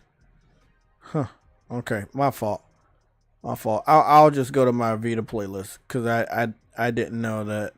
I knew I had one, but I didn't know all my Vita videos were there. Here we go. Let's go over here. It's an old playlist. I haven't posted PlayStation Vita gameplay in some years, but I got 22 videos over here. Yeah. Let's go take a look. Let's go take a look.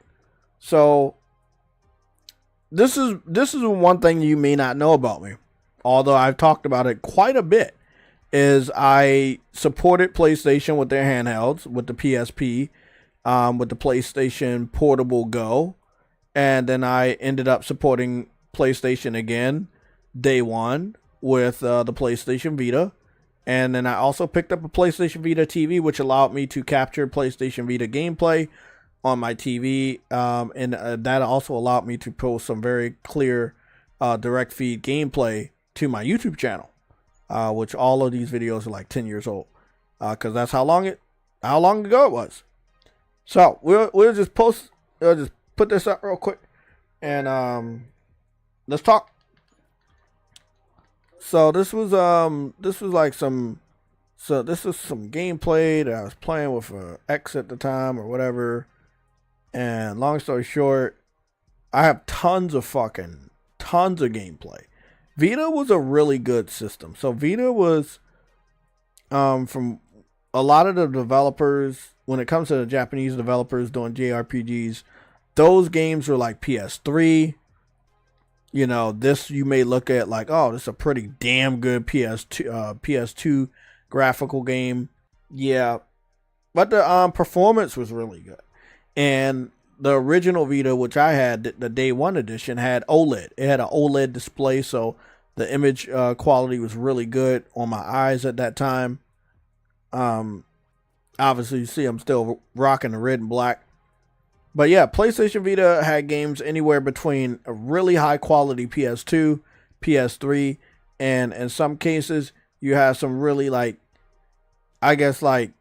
alpha, like pre-alpha gameplay style PS4 graphic games, right? Not all, but there were some that did have some really good graphics. Let me see.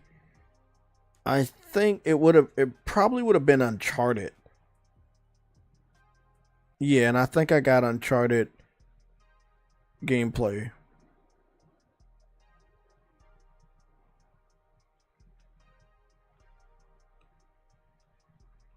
Yeah, so this was an off-camera Vita review. Again, the interface was beautiful.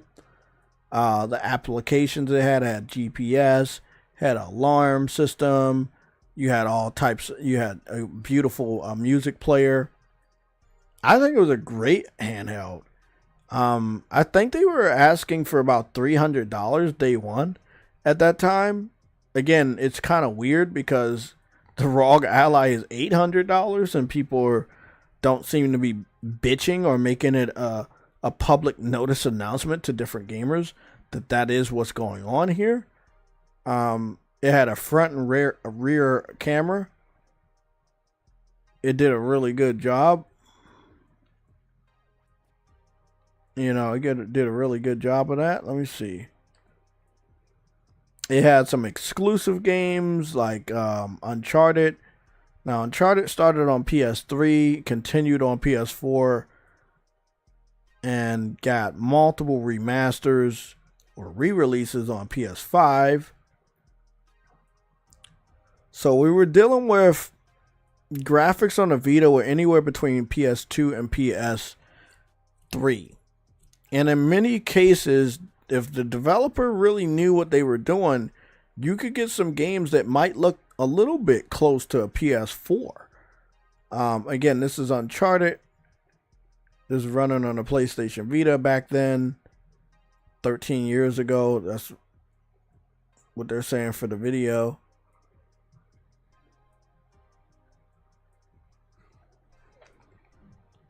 Again, there are tons of videos. This was 12 years ago where I did a remote play test. This was before the PlayStation Portal. This was before the Wii U. This was before the Nintendo Switch. And I took the PlayStation Vita outside and still able to connect to Wi-Fi. And I was still able to play some games. And not only was I able to play some games, I was still inside of a video chat. Yeah, so on the PlayStation 3, you had a video chat. And I was still in a video chat. And I think I played games in this video. This is a lengthy video. This is like 11 minutes long. I had my camera stand out here and shit.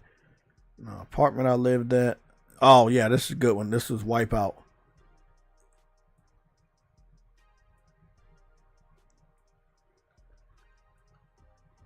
So I was currently in a video chat, if you guys can see.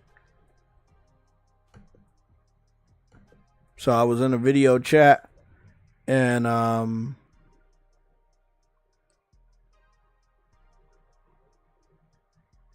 so I was still video chatting with somebody while activating the remote play feature on the Vita. So it was like a, what was it? It was like a share screen type of thing where you could do everything that you would do on your PS3, but you would do it on your Vita.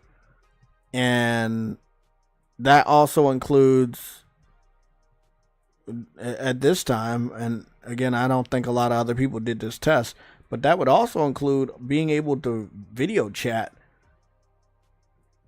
through your Vita.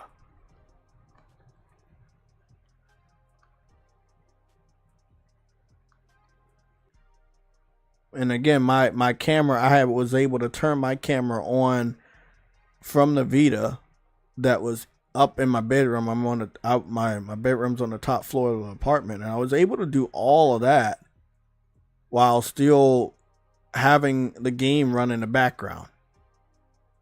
The Vita was a very powerful system. It was doing a lot of things that, again, a lot of handhelds now, they just don't do. Very powerful fucking piece of technology. I do want Sony to try on a handheld, but I do remember that gamers didn't support this. I don't understand. Maybe they were ahead of their time, but everybody seems to like handhelds now. But when Sony made the world's most powerful handheld, everybody abandoned them. It's like, we're not ready for that. Now they're ready, and it's like, I don't know, man. Wrong place, wrong time. Right place, wrong time. Yeah, right place, wrong time.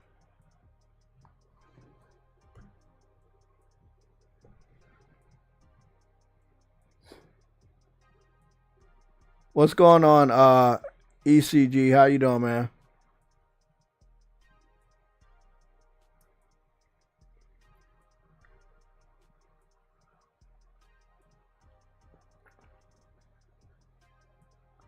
Yeah, I agree, Monte White. They should have kept supporting the PlayStation Vita TV. Yeah, I think that Sony was just ahead of their time, man. I mean, was Nintendo making handhelds when Vita was out? Yes, they were still making handhelds. And was the Vita better than all the 3DS models? Yes, it was. But the media never wanted to focus on that. What they wanted to focus on is, well, the price is too expensive, or the cards are too expensive. You know, it's like they kept making excuses, you know, in order to not give it its props.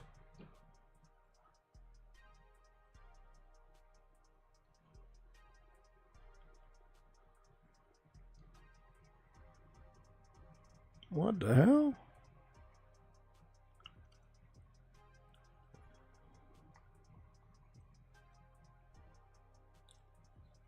Oh yeah, I did cross game chat. PlayStation Vita TV gameplay review. Now here it is, right here. That's what I wanted to show off. And look at that. A Nintendo Switch 2 advertisement on my PlayStation Vita video. Gotta love it.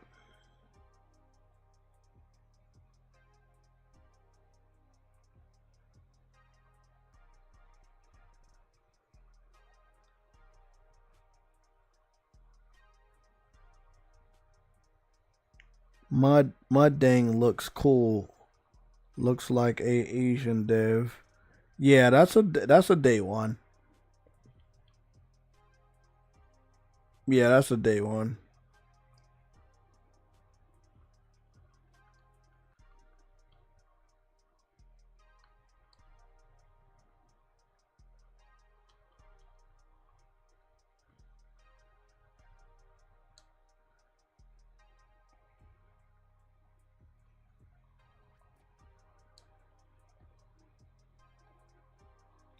Yeah, yeah, the Vita was dope, man.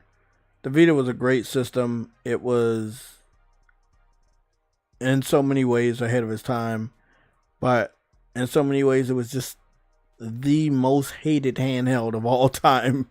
Because how can you have a handheld that is better than every other handheld at that time, that is doing things that these handhelds don't do, like a front and rear camera? Like phones have that. But even back then, phones didn't have that. Like phones would like have one camera. Like I think back then it was like you would have one fucking camera. It would be the back camera. It wouldn't be the front camera. Not a lot of phones had a front camera when the Vita came out. After the Vita was out, like a lot more phones started introducing the front camera, but a lot of phones still only had the back camera. But yeah, man, it was hated. Like, again, it still had a lot of that PS3 energy where people were just not ready to, you know, let Sony shine. Like, it wasn't until PS4 where people were like, okay, yeah, Sony, you back, you the king. But it's like Sony was really trying to do a lot of different great things. You know, this was still a part of the PS3, you know, generation when the Vita came out.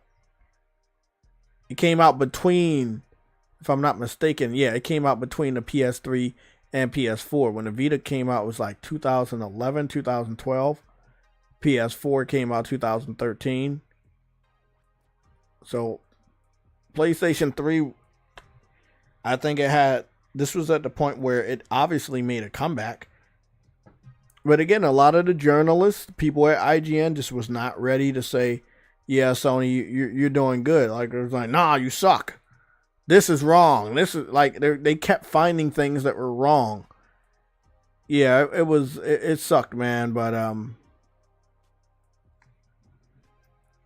yeah, I knew I covered a lot of Vita videos, but I had no idea that I had that many videos on my playlist. It's pretty cool. I mean, I even covered PlayStation Move. The PlayStation Move controller. I had a couple of videos of that.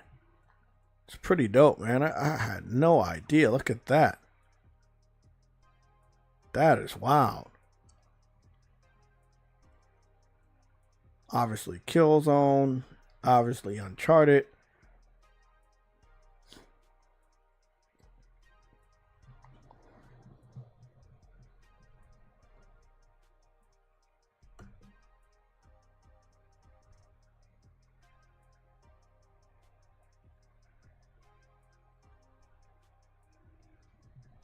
Did anybody play that Silent Hill 2 remake on the Pro lately? I don't know. I know I don't own that game. I know that Afro is into the Silent Hill and Resident Evil type games, but I'm not sure if he picked up Silent Hill 2.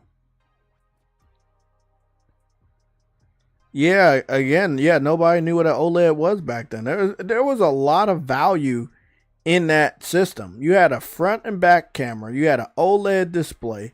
You had a rear touchpad. You had a front touch screen screen. You know, you had Wi-Fi support. You could play movies, music, videos on there, games, obviously multiple apps, Netflix, Skype. Bro, that system was fire. That system was fire. That's why when everybody looks back on it, they were like, damn, that was really a good system. But at the time, people was like, I'm going to listen to IGN trash their system and skip it. And I can't tell you how many PlayStation gamers did that back then. They were listening to IGN and like-minded journalists and that were just big haters of Sony at that time. And they missed out on a great fucking system, or they missed out on a great game.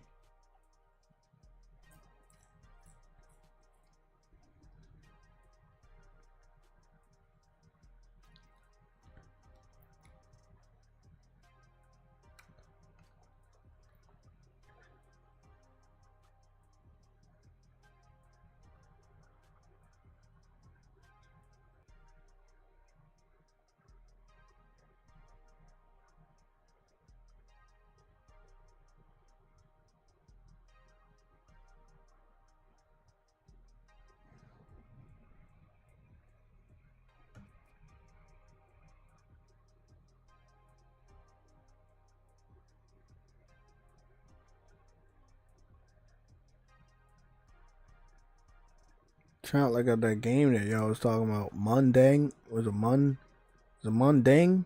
Mundane? Is Mundane? Damn, the fuck? I ain't getting no hits on that one. What the fuck? That is Mundane. Muddang. There's no N. Okay, there's no N in it.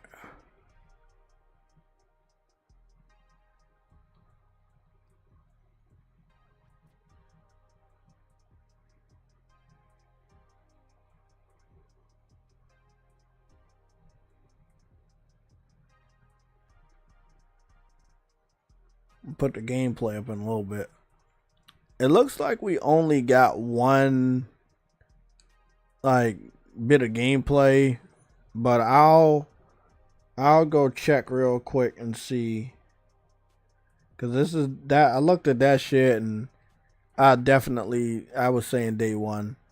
Now let's go find some real gameplay, because you already know these clickbaiters, they like to do this weird thing where they make you think that it's gameplay officially from PlayStation. Look at all these guys using the PlayStation Corner shit. Yeah, I'm using it too, but we already know that's for the Red Alert. Yeah, so the original Mundane gameplay is only 2 minutes and 30 seconds long. So any video that's longer than that is fake. But I'll go click into one of them. This guy normally posts a lot of fake gameplay. This is Infant Terrible. Yeah. Because he is terrible. Let's go take a look at this.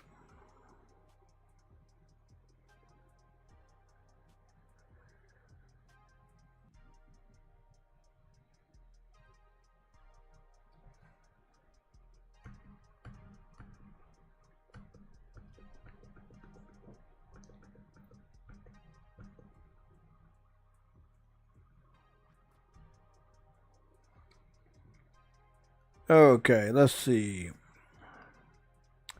So that's the trailer right there. That's the trailer, roughly about 2 minutes long.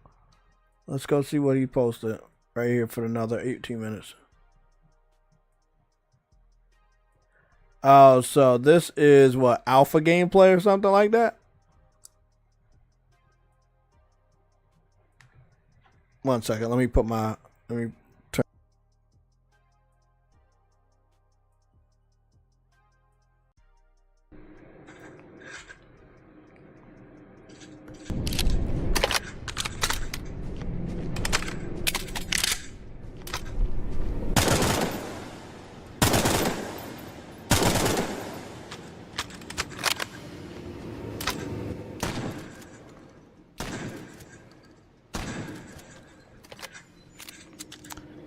So this must be alpha or unreleased gameplay.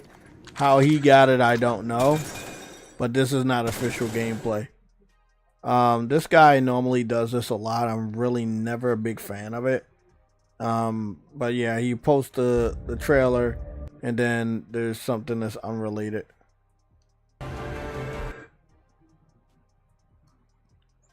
This dude, look, did this dude just post a trailer multiple times, or is it? Oh no, it's also the unreleased gameplay. The animations are gonna be great in this. Is this unreleased gameplay? Because it's very gray. I think it's unreleased. Yeah, it's unreleased. Everything's the same shade.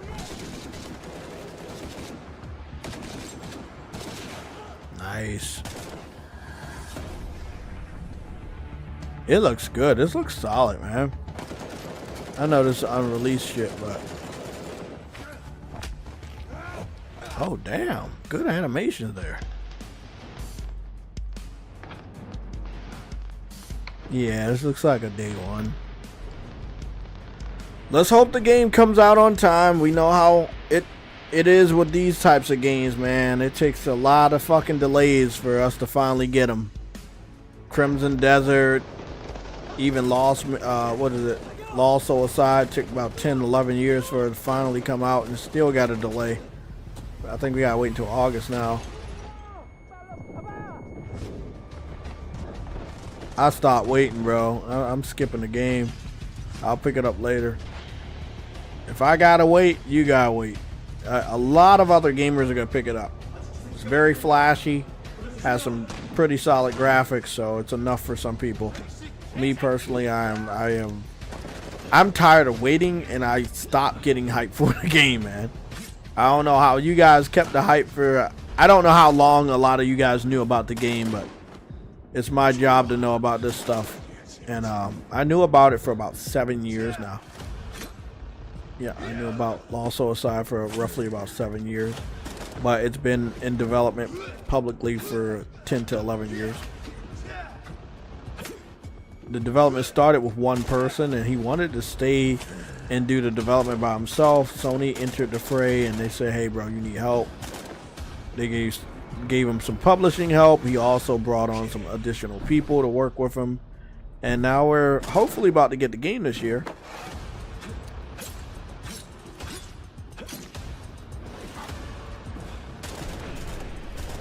So this is the mud day game.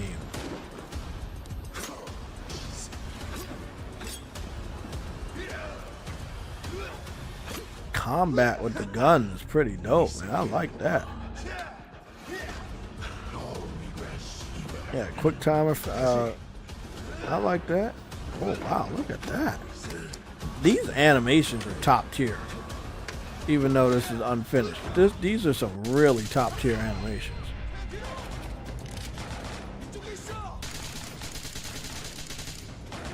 You got all these American game developers, and nobody thought of making a game like this. What is wrong with them? Oh, this is about to be fun. Yeah, I've seen enough. That's day one. Like I said, I hope I don't have to wait another 10 fucking years. This shit looked too fucking good to be true. And Lost Suicide, again, Lost Suicide looked too good to be true. And I love that game. Trust me, I do. But I'm not picking it up day one. It made me wait fucking 7 years. And you did another fucking delay for the fuck of it. You could have partnered with Sony from the get-go. Yeah, you could have partnered with Sony from the get-go. And maybe just, yeah, Sony probably would have wanted to own the IP, but at least the game would have came out on time. Look at it. This video, 4 years old. I'm trying to find the video that's like 8 years old. Here we go. This is the one that's 8 years old. I knew about the game for 7 years. This video is 8 years old. Development started about 10 to 11 years ago. I mean, it looked fire when I first saw it right here, and I was hooked. I was hyped. I was ready for it. It was day one. But then, you know, like over 8 fucking years of waiting, you know, I started to lose interest. That's just me. Anonymous Boss with a super chat. You said Bloober Team announced Silent Hill 1 remake in development. Big shout out to Anonymous Boss. We already talked about that, but I didn't talk about it enough for you to know that I talked about it. But now that everybody knows, my boy Anonymous Boss has announced that Bloober Team announced that Silent Hill 1 remake is in development. We do not know what platforms it's coming out on. They did not specify what platforms, but I would assume that the next Silent Hill game is going to be on all platforms that they possibly could put it on. So that'd be PlayStation, PC, and Xbox. If Xbox still exists by the time this game comes out. Other than that, then I highly doubt it's coming to Switch. Yeah, Nintendo Switch did not have a lot of games announced for it during the Summer Games Fest or the Xbox Game Showcase, which is, again, interesting.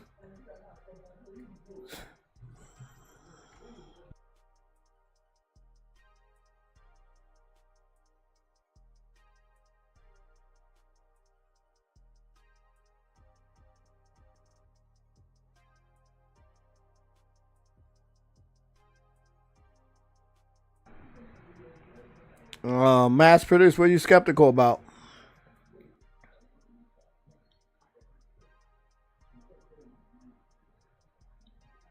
Yeah, bro, I want to keep this up for a while because a lot of people kind of don't understand why I'm skipping Lost Soul Aside. It's not the fact that it's also day and date with PC, which is something I was completely against from the get-go. Before they even started to do it, I said I was against it. And I said I would not support a lot of these types of games. There have been a couple of day-and-date titles I supported, like Helldivers, which was multiplayer, or Kenna, Bridge of Spirits, which I did not know was day-and-date, but I did support that game because it was more of an indie title, and I love my indie developers.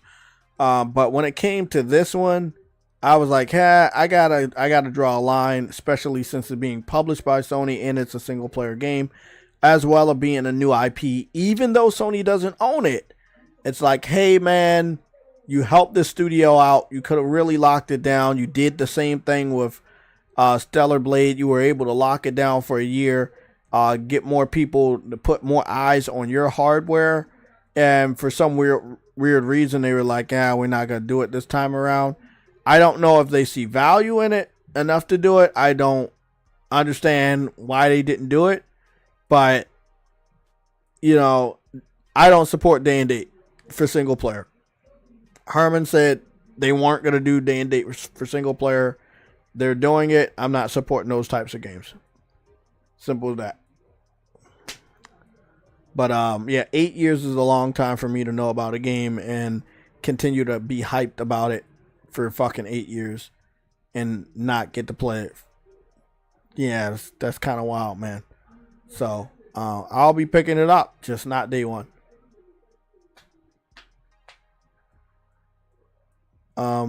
CD, you say, I think Silent Hill 1 is going to be cross-gen game. You said PS5, PS6.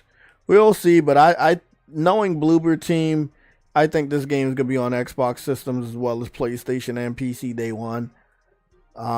Because they were not forthcoming on the platforms it was available for.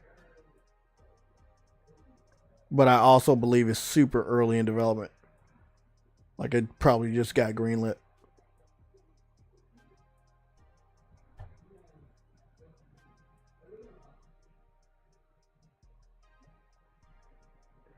Yeah, yeah, Ice Queen. Yeah, I love that game.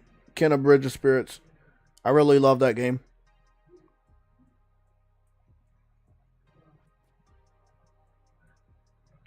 Yeah, this Lost Soul Aside does have to do with the China Hero project. They, again, like I said, they joined pretty late.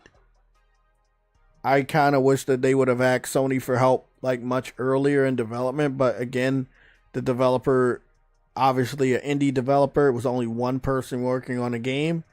I can understand why it took almost 10 years to come out, but then again, you know, bro, like Sony has helped so many indie developers. I do not understand why it took them so many years to come around to actually allow Sony to help.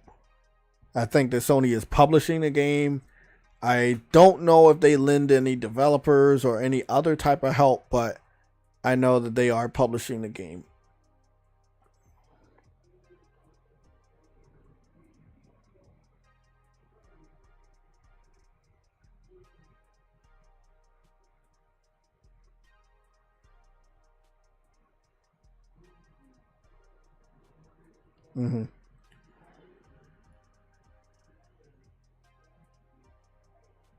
Phantom Blade 0. Yeah, I think that's coming out next year. I'm still excited about that game. I do want to know. I want to get a concrete release date. That's what I'll say. 2026 is now packed. We're in the middle of the year, but next year is already packed. Like, there are so many developers that have announced that they're bringing their game out next year. So I don't know, what to believe. I know that the Marvel token game, I'm picking that up day one. I know Grand Theft Auto 6 is day one. And then I got to go maneuver around the other games that are there. And if it's viable to pick those games up and attempt to play them before, I don't know, before Grand Theft Auto 6 comes out. Because I'm just being honest, man. Like, when Grand Theft Auto 6 comes out, myself and many other gamers are not touching anything else, man. We are not touching any other games.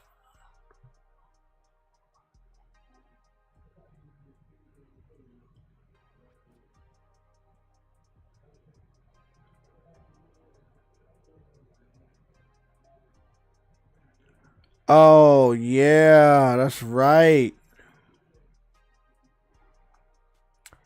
Metal Gear Solid Snake Eater multiplayer.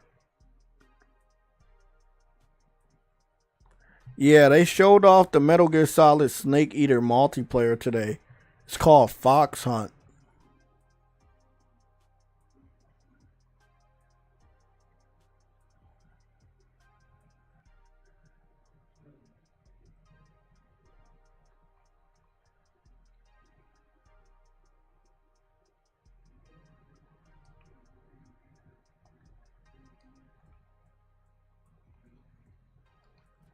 Can't even type fast on this fucking app. I always thought it was the PlayStation, but it's not. It's just fucking a YouTube app on PlayStation.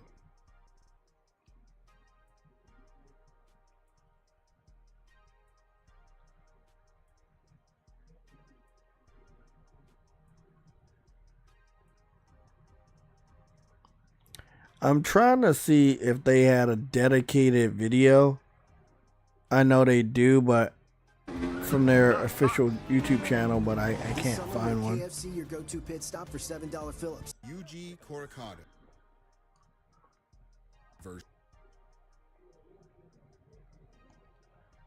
Okay.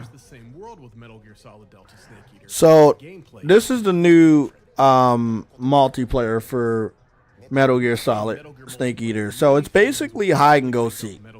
It's not gonna be like any of the other Metal Gear Solid Onlines. This is like hide and go seek. So you're gonna be hiding, camouflaging yourself, and then you just kill people when you see them or whatever. Or maybe they catch you hiding. I don't know. But it's not gonna be like Metal Gear Online. It's not gonna be anything close to Metal Gear Online. The developer went out their way to confirm that if you like Metal Gear Online, this is not gonna be Metal Gear Online. But I can't lie, man. It looks fun. I mean, it's gonna be a dream come true for snipers. Not for me. Fuck that shit. Obviously, I'll be wearing my glasses the whole fucking time I play this. But I mean, I think that I won't even need my glasses to see somebody sticking out like a sore thumb. Those are all the details we can share with you for now, but we're working hard on getting Fox Hunt to you all. Whoa, whoa, whoa, whoa, whoa. He said that one thing. Hey, bro. You know what? I wanna play the soundbite. I want to play this soundbite because this shit is wild to me, bro. This shit is wild as fuck. Do you see that PlayStation sitting right there? I gotta play the soundbite from Maximum Dude because it makes so much more sense now with the context. Because we've seen this before. We've seen developer diaries, and they always have a PlayStation on their desk, right? There's always a PlayStation there. And a lot of people are like, well, you know, they make all games are made on PC first, and then, you know, then after they made on PC first, and then they put it on consoles. Listen to what Maximum Dude said. I'm gonna go down to my console war folder. You gotta listen to this. If you're a PC fan snooping on me, you're gonna be fucking butthurt.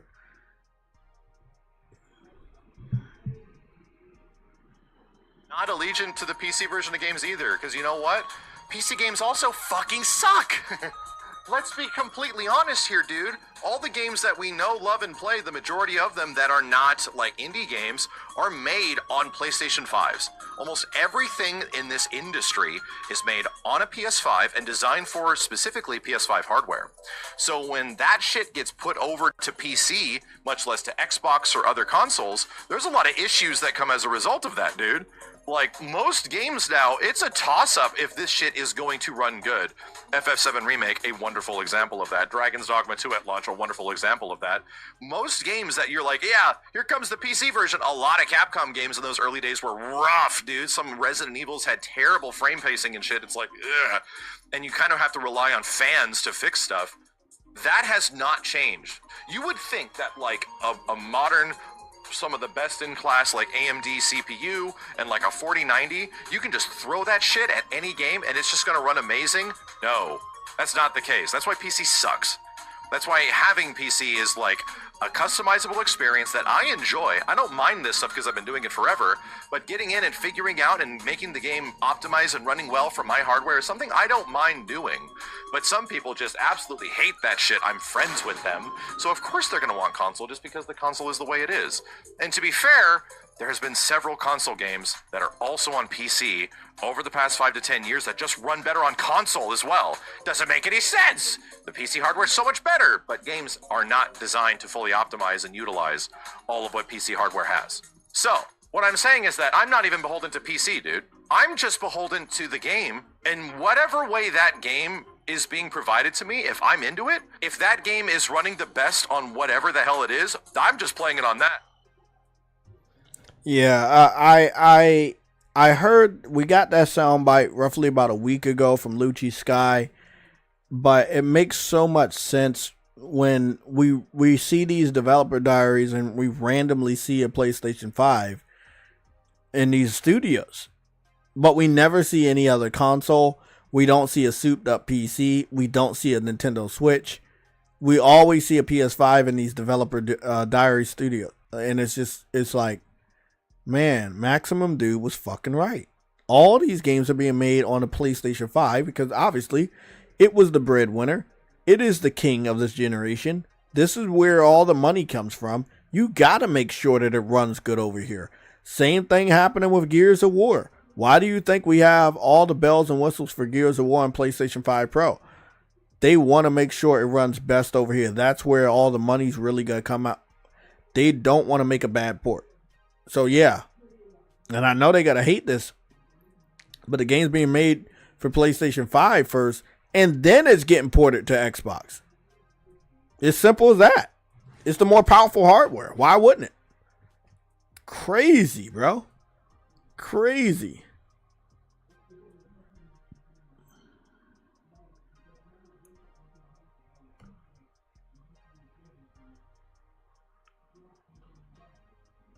True Bleed, I'm scrolling up to read your comment, by the way.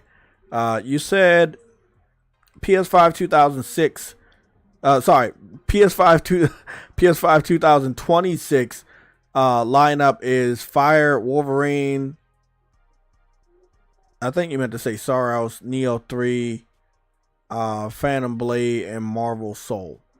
Okay. Let me nitpick on the ones that's really gonna do good. The games that are gonna stand out. The games that are gonna really sell good.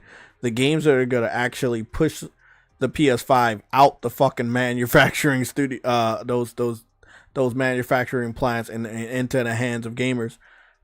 Wolverine, if it comes out. Soros, definitely. Phantom Blade Zero, very flashy, right? I know a lot of you guys know of Phantom Blade Zero. I know you like the game for the reason where everybody likes the game. It's flashy. It reminds you of some of those amazing kung fu flicks back in the day. It's an easy buy, right? You know it. Even though you don't think you know it, right? The Marvel fighting, the Marvel token Fighting Souls, that's also going to be a day one for me and a lot of other fans of Marvel, and then a lot of fans of fighting games. Like, between now and then, we're going to get so many different announcements of different characters that are going to be in that game, and it's going to be awesome. So, and then obviously, you didn't say Grand Theft Auto 6. It's not an exclusive, but just treat it as one because that game's going to sell so many copies on PlayStation. It's not even going to be funny, bro. Like, for real. Like, I'm hearing that, like, there's only about 33 million Xboxes sold worldwide, and I think PlayStation 5 is sitting at 80 million.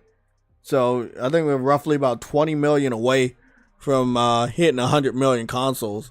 I think it's pretty damn good. Yeah, I think that Neo 3 may still be a little bit too challenging for a casual to say, oh, I know Neo, I'm going to go pick up the third one. No. The truth behind it is a lot of casuals didn't pick up the first or second one, and I don't see them picking up the third one.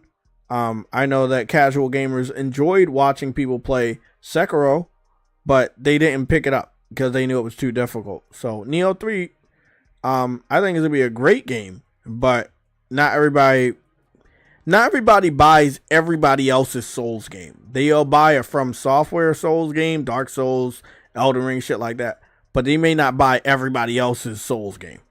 You know, and there's so many Souls games out here. It's very crowded. I'll be skipping part 3. I didn't pick up part 2. I picked up part 1. I beat part 1. I played a tad bit of the beta. Only a tad bit, of the demo.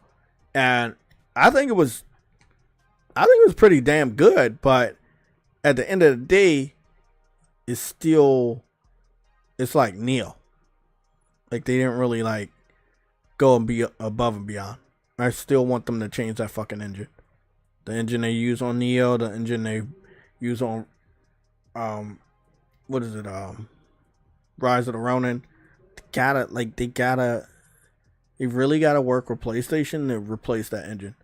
I know they can do it, but I know it's just the engine that they like to use. But they're getting, look, man, we're almost at the end of this generation. You have to, you can do better than that. Yeah, but 2026 is stacked. I want a confirmation from Sony and Insomniac that Wolverine is finally coming out in 2026 before I go out there and make a fool of myself and listen to you guys. Oh my God, it's coming out in 2026. Everybody get hyped. Then people will come back to JayTech and say, hey, JayTech told us that it's coming out in 2026, but then it doesn't. So I wait for confirmations because I've been caught in that bullshit way too much. So I'm not. When we get the confirmation that shit, Wolverine PS5 is coming out 2026, I'm going to be right there with you guys getting excited about it. But right now, we still haven't gotten official gameplay. And we need that before we can even pretend that it's coming out in 2026, which I just want to prove that, I want to say this to you guys. No one has officially confirmed a year for Wolverine PS5 at all. Not one developer. Not even a fucking rumor. So Wolverine, I don't even know what the fuck that's coming out. I know they had enough time to cook. It should come out next year. But after the state of play of Wolverine being a no-show, after Summer Games Fest, Wolverine being a no-show, we can only look to September and hope that it gets announced. Or maybe Sony goes to Comic-Con in California and they show off Wolverine there. That would be a great area to show off Wolverine. If you don't go to Comic-Con, which I think is next month in July, if you don't go to Comic-Con to show off Wolverine, then you have to go to the September PlayStation Showcase, or maybe it's a State of Play this year. If you don't do September, then you can go to the New York City Comic-Con in October. And if you don't do the New York City Comic-Con in October, then you can go to the early December Game Awards by Jeff Keighley, the Game of the Year Awards, and maybe show off a gameplay trailer there. But those are the big events that we should be keeping our eyes peeled out for, of where we can see Wolverine next. Again, the LA Comic-Con in July. The September PlayStation Showcase or PlayStation State of Play in September. The New York City Comic-Con in October, or the Game of the Year Awards show in December. All I'm saying is the later we get a confirmation in this year, the later it's going to come out next year. And it may not come out next year. Again, it has to maneuver around Grand Theft Auto. Wolverine is not going to just go into 2026 and just dominate. No, it's not going to do that. That's what Grand Theft Auto 6 is going to do. It's going to go into 2026 and dominate. Wolverine now has so much competition. There's so many different other smaller games, bigger games, medium-sized games coming out next year. It's crowded as fuck. I wish to God that Wolverine could come out this holiday season, but it doesn't look like that's going to happen.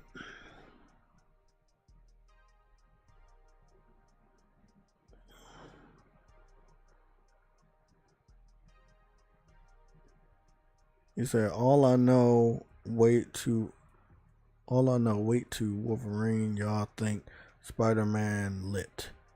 I don't know what that means.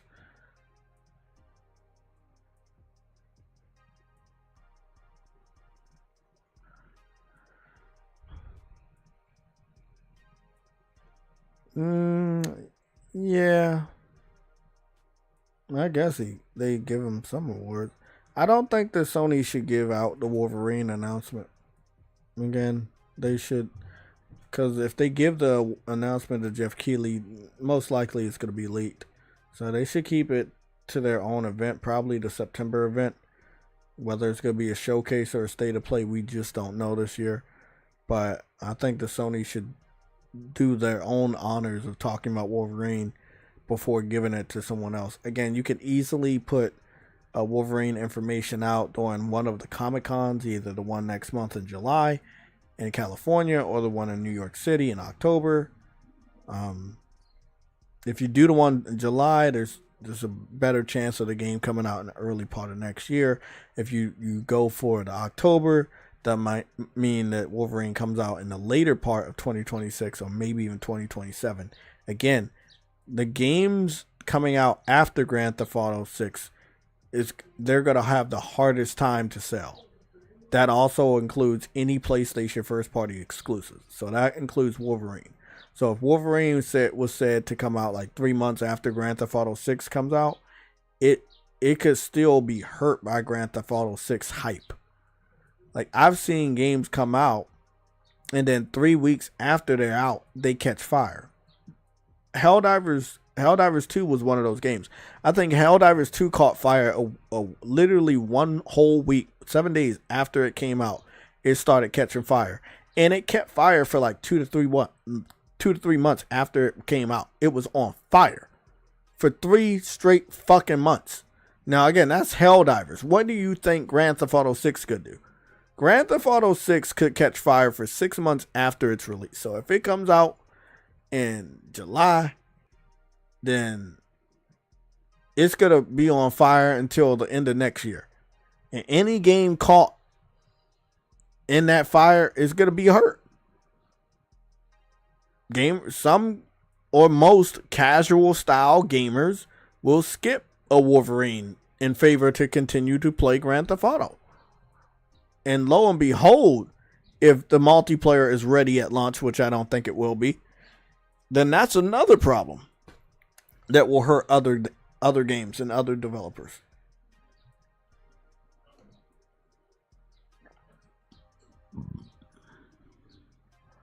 I agree, Ice Queen, but I also disagree. Because Wolverine should not have been continuously delayed. I feel like the more you delay the game, the more you're going to have to delay the game. Prime example, Law Suicide. You know, it's been delayed for like 7-8 years now. Straight. And I picked up this game and I was covering it for about 6 years. Grand Blue Fantasy Relink. That game was like delayed year after year after year. Before the pandemic, during the pandemic, after the pandemic, that game was just getting constantly delayed.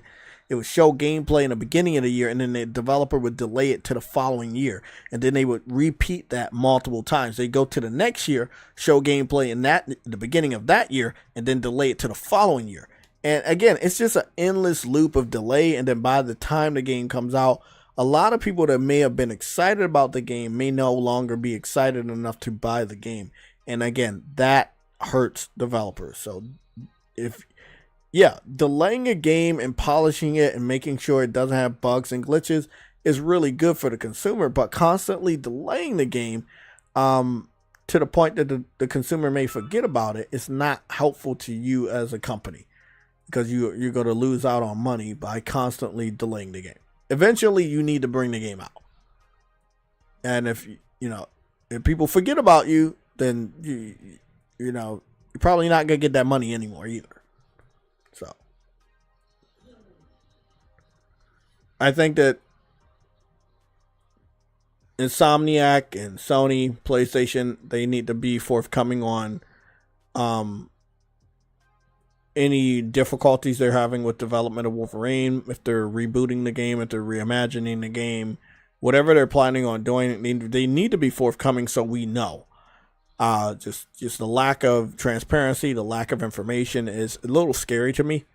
I definitely want to buy this game. It is definitely a day one, but I know next to nothing about this game officially from the studio, from Sony, from Disney. We know absolutely nothing from these guys. All we know is what we learned from the leaks. And I will say that the leaks have kind of dried up. I haven't seen a leak in more than a week now. And the person that was sharing the leak, they don't have any new shit to share anymore. Everything's now old. So that's how long we've been waiting for official information, that the people that leaked the shit no longer has anything new to leak. So yeah, I need them to hurry up and get that information to us, man. I'm not the only person, trust and believe, I'm not the only person that's asking where is Wolverine. I saw 8 videos about that shit last week, because a lot of people were expecting to see it at the State of Play, and other people were expecting to see it at the Jeff Keighley event, Summer Game Fest, and we didn't see it anywhere. Insomniac had been hyping up update about the game, hey, we're going to talk about it, and we're still in development, and then we got absolutely nothing. So I need to understand what the fuck that's all about.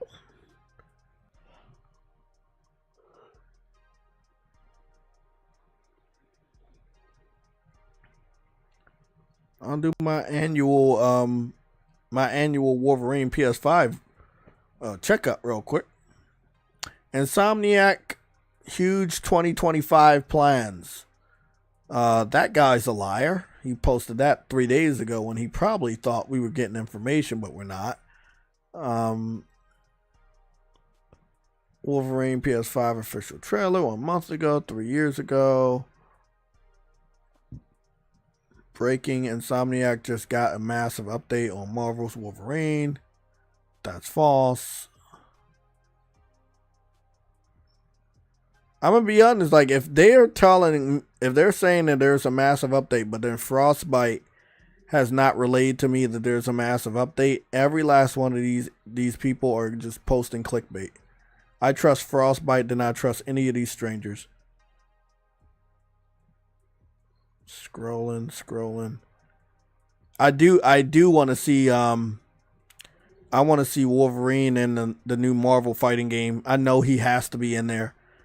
Like he is like a staple. Like put him in there, even put Cyclops in there. He's a great brawler, by the way. Black Panther, put Black Panther in there too.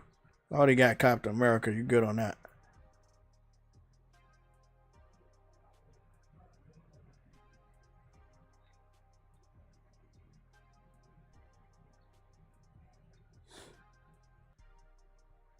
These dudes are fucking disgusting. I just caught that shit.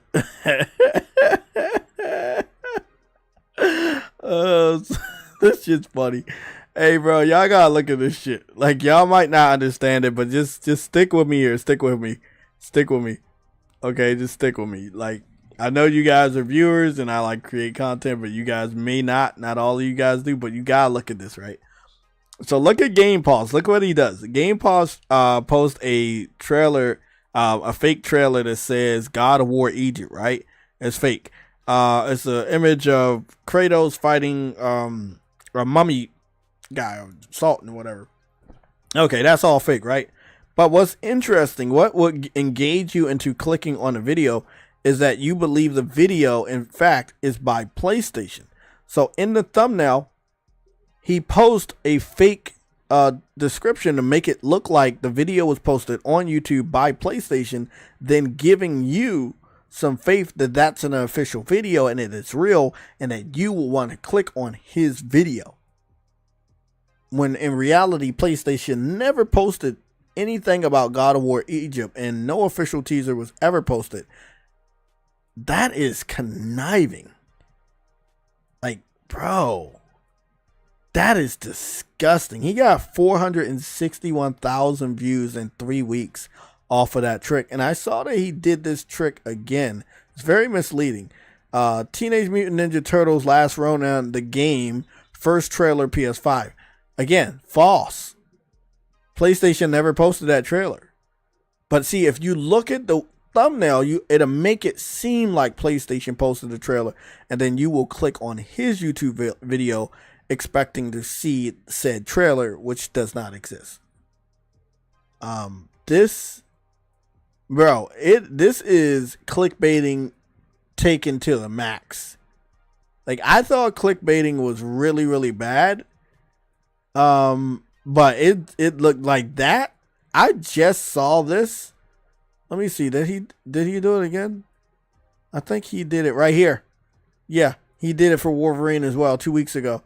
It says Wolverine first trailer PS5, 46 million views, which again, that's false.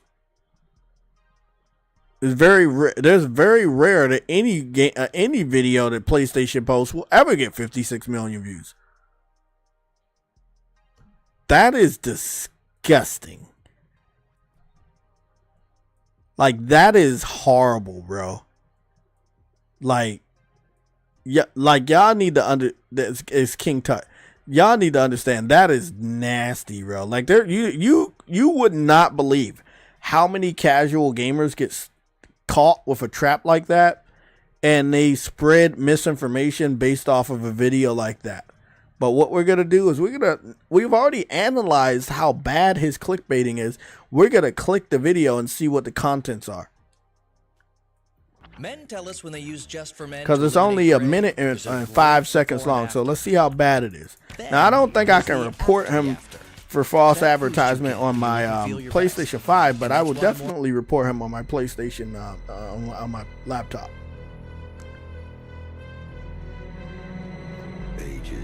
Let's see what kind of trickery he did. So he shows videos of Egypt and an AI version of Kratos. That's AI Kratos walking through the sands of Egypt. That is not real. That is AI Kratos. It's pretty obvious that it was Kratos, but it's also pretty obvious it's AI. This is AI as well. God can save us. Yep, that's all AI. But not without his This is some really bad quality here. He's trying very hard. This is disgusting, bro. Wow, look at this. Bro, I'm not gonna lie to you guys. I use AI a lot for a lot of my thumbnails, but I make sure that they're representation of what the fuck we're talking about. Like that right there, that's not cool, bro. That's not cool at all, bro. Wow, man. And I guarantee you, whoever's running this channel, we're never seen their face at all. I've heard about this. I heard that this is the smart thing to do, to have like an AI YouTube channel and just have like AI videos and, you know, AI voices and that, just have everything ran by AI. And I'm just like, man, nah, that seems really scummy, man. Like, I feel like that would be really scummy. And seeing the way that he's done with the thumbnails, but then also taking a look at the video content, it looks really, really bad. Like, there is no Uncharted 5. Uncharted 5 doesn't exist. But 46,000 views, well, some people probably thought that it was real. You know, I think that YouTube needs stricter rules against clickbaiting and misinformation, because I can clearly see it getting out of control. Yeah, I see it getting out of control. Yep. Midnight Club 5, false. Doesn't exist. Far Cry 7, again, that's false. It doesn't exist. Wow, bro. Hey, I'm showing you guys something that nobody else in this gaming community is even talking about. And don't worry, you're going to see this type of shit all over the fucking internet very soon. But the worst kind. Like the worst kind of AI manipulation and scammers. This is really, really bad.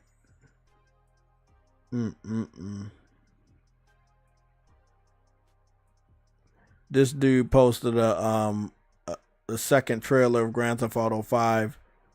I'm sorry, Grand Theft Auto 6 before it was posted. But he wasn't able to capture a lot of people. He wasn't able to trick a lot of people. You know, it was when he started doing like the God of War Egypt. He did 2 God of War Egypt videos, and they actually hit big. And then again, he did Resident Evil 9. But it's got a lot of views because Resident Evil 9 actually was posted. So people are going to click that video and think that there is something. One of the patterns I'm seeing for his videos, they're all like under 2 minutes. Because the AI algorithm he's using, they can't process video for that long. Because then it starts to get really ugly. But yeah, this is, that's disgusting. I don't think I can block him from my, I don't think I can block him from my, my PS5. I'm gonna have to block him somewhere else. Even his banner is, AI. And, I think his profile picture is also AI. Yep. And also it looks like his name might be AI because it says Gamer Polsk. Like, he didn't spell pulse right. It says P-U-L-C-E instead of P-U-L-S-E. Damn. And I guarantee you never seen his face. You never heard his voice. This is just what he does. Damn. Be careful, man. Like I said, it's boring to wait. It's very boring to wait for Insomniac to finally show Wolverine shit. But I'll say this, if you're not looking at the leaked footage, wait for Insomniac's official footage. Anybody else, if they don't say Insomniac, if it doesn't say PlayStation, don't click it. If it doesn't say PlayStation by poster, don't click it.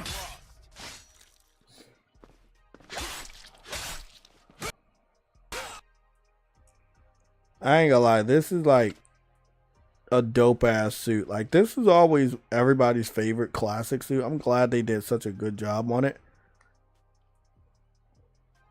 Like the brown and yellow suit. I can't wait. Boots look good too.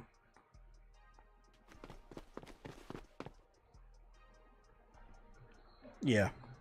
So this is the real shit. This is Wolverine. This is, you know, the leaked footage. I can't wait. Like, I can't wait. I know it's gonna be good. This looks good. I think this is like the best looking footage I've seen from the leak. Like, this is one of the best looking. The outfits, everything looks good. If they add any additional layer of polish to how he looks in this suit, it's just gonna blow a lot of minds, because that looks great. It's good that you will be able to have the adamantium claws.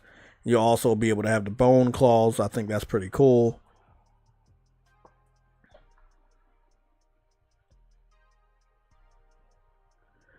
Yeah, I can't rock with that fake it till you make it shit. Like, I mean, I understand when we grew up it had a completely different meaning, but the way that it's being done right now, I can't get behind it. You know, I mean, the way when we grew up and we used to say fake it till you make it, yeah, it had more meaning than it is now. Like, you have individuals that never have to show their face. They never have to, like, even show up and sign anything, and they're just, you know what I'm saying? It's weird. Oh, I know it's gonna look better. I just can't wait, man. Spider-Man, obviously, we all love Spider-Man, but X-Men, I mean, Wolverine has that branch that can go to X-Men. X-Men has that branch that can go to Avengers. Like, you know, Insomniac has the keys to the kingdom. If we're being 100% honest, they have the keys to the kingdom.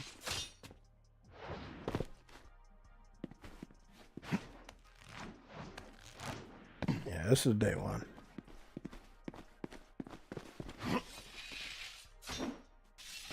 This looks good. The traversal looks good.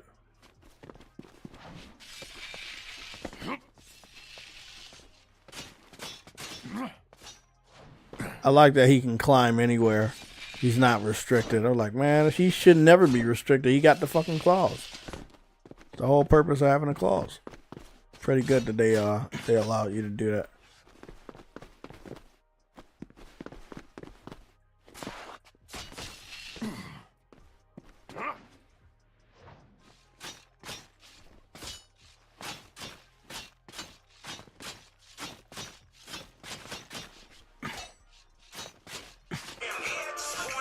Oh.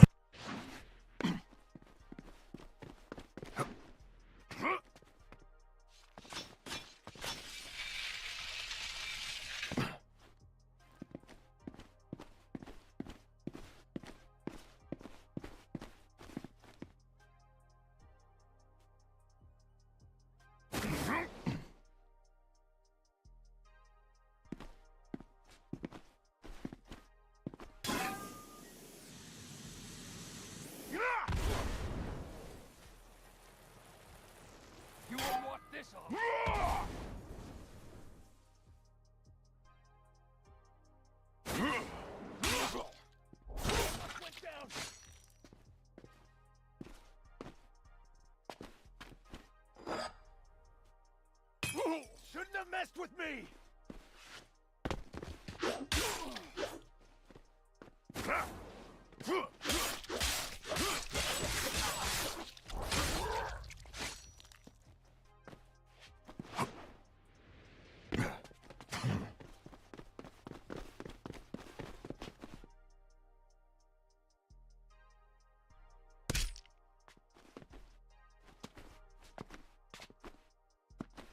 I'll take you out.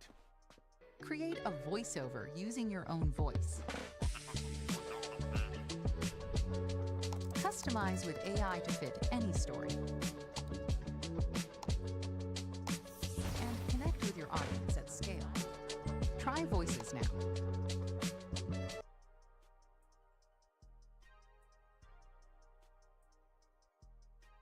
Okay, Game Pass is back.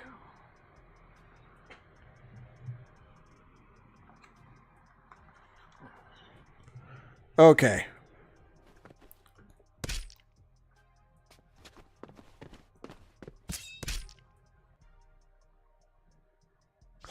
85 fucking advertisements. God damn. Insomniac Games has put games out since PlayStation picked them up. Yeah. Consistently every year or every other year. So I feel like Wolverine is gonna be this is the game that broke the mold where they're not putting a game out every other year, and they're not putting a game out every year, and they're not putting a game out every 2 years. And I'll look at that because of the leak. I think it's the leak that did that. Yeah, I think it's because of the leak. But they got to get back on their shit because they got to get that money flowing in. Because see, after Wolverine, from what we saw from the leak roadmap, they got Wolverine, and they seem to have a multiplayer or co-op based X-Men game coming out. So, yeah.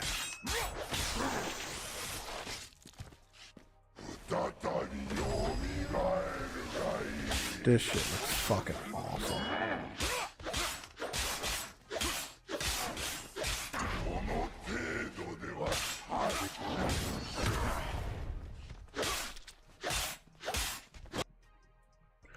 Yeah, I feel like that's the best video that I've ever seen from Wolverine PS5. That right there, the one from 1 month ago. I'll actually save that because I want to look at that again. That I feel like that's the best looking video. I feel like all the other ones are not as good, but again, this is a training room video, so it makes sense that he looks good there. Damn. Yeah, that was good. That was solid.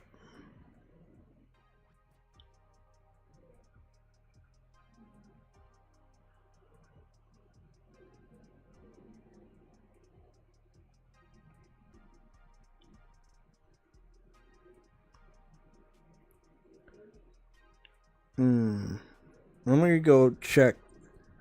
I want to check something to see when the last Insomniac game came out. And we're not going to be talking about the PC ports either. We're talking about when the last Insomniac game came out that was like a PlayStation first party game on a PlayStation console.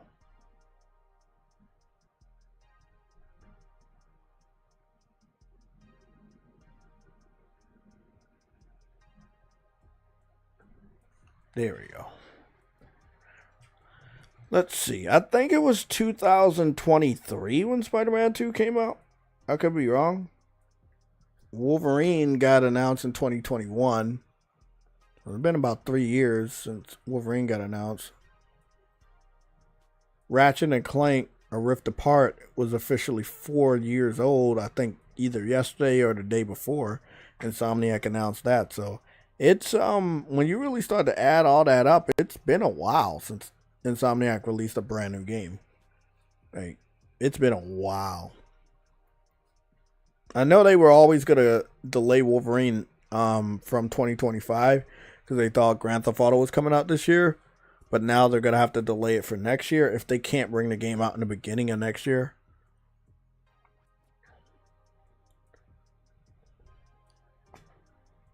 When did Spider-Man 2 come out?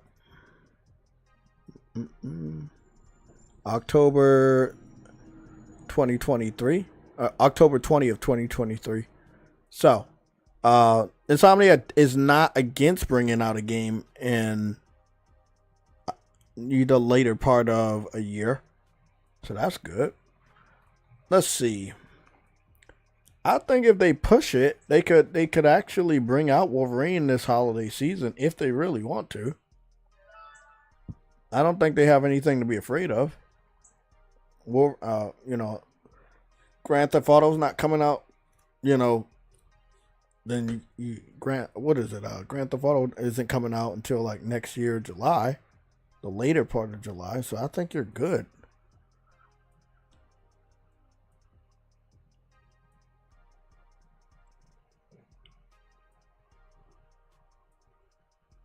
Oh shit, the Punisher had that many cameos? Iron Man? Look at that. Iron Man and shit. I had no idea.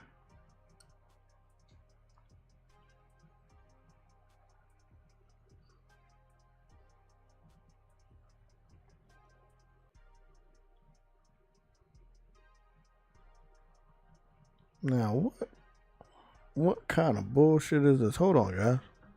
What is this? Car X Street? I'm wondering if this is the game that I think that it is. Because it's supposed, is it like a street racing game that's currently only on PC? I'm wondering if this is the one, but I don't think it is.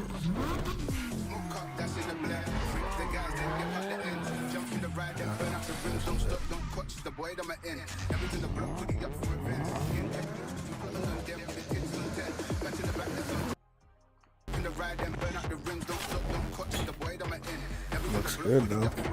Pretty solid. Something ain't right with the wheel. Okay, that ain't looking right. That look curved a little bit.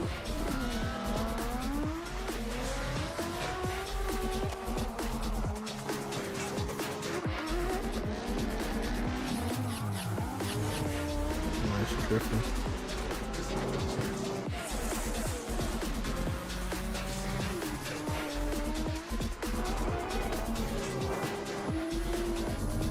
So you're driving and there's other cars on the street. Car X Street. Never heard of it. It's coming out on Xbox June 18th. It's coming to Sony PlayStation summer 2025. Yeah, that's a pass. Something ain't right there. Never heard of that shit ever.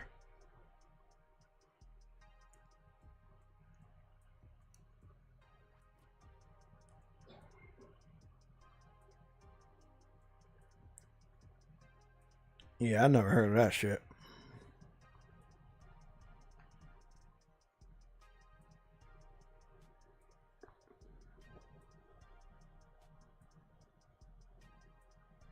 Yeah, that's what I was thinking. I was like, nah, that don't look good. Ice Queen. Yeah, you said it's up to Sony, man. And I understand, Ice Queen. I know how you are. And I know your thought process. But you have to look at it a different way. You know, it's like I look at things the way you guys look at things, and then I look at things the way I look at things. Normally, I'm always right. At a certain point in time, when your biggest game that's going to generate the most buzz and the most money from your first party starts to be forgotten, that is money that you may not get back. So you don't want people to forget the game exists. And you also don't want to bring your game out in conflict with other games, because casual gamers may not pick up your game. Like, I know casual gamers that, again, will pick up Madden every year. They will pick up Call of Duty every year, and they will skip a PlayStation exclusive first party. They will skip that. But they'll pick up Madden and they'll pick up Call of Duty. If you bring out Wolverine next to Madden, Call of Duty, or anywhere near Grand Theft Auto, Wolverine is not going to do good. It's not because it's a bad game. It's just because the audience you're heavily relying on, they don't care. Now, if you can catch those individuals with a game like Wolverine in a season where there's not a lot of that distraction from Call of Duty, Madden, and even a Grand Theft Auto, then you're good. I think the beginning of 2026 is the perfect time for Wolverine. That's the last best time. I think that Spider-Man 2 showed us that you can come out in the holiday season and go toe-to-toe with the big dogs. I think that Wolverine has a chance to do way better than Spider-Man in the holiday season, because it is a mature game, because it is a violent game. I don't see a reason why not. But again, the longer they wait, the harder it is going to be to place this game in a successful season. Again, they've been working on the game for God knows how long. They showed it off almost 4 years ago.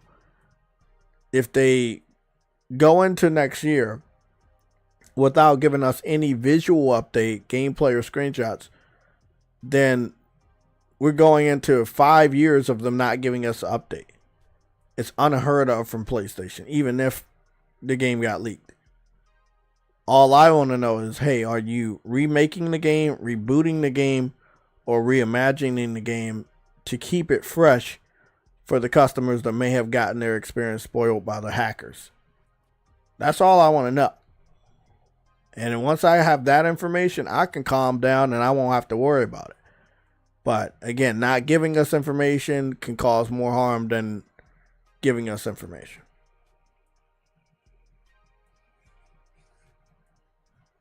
HFT. Okay, I'll buy. How bad do you want to play PlayStation games?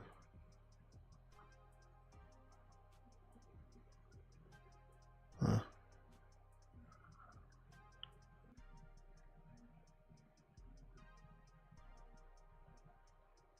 HFT. Oh, okay. It's the person in the chat. He says, I can't wait to play PlayStation games on Xbox. Tell me more. I was waiting for somebody like you. I had ammo ready for your ass like a while ago. But it's cool. We got you.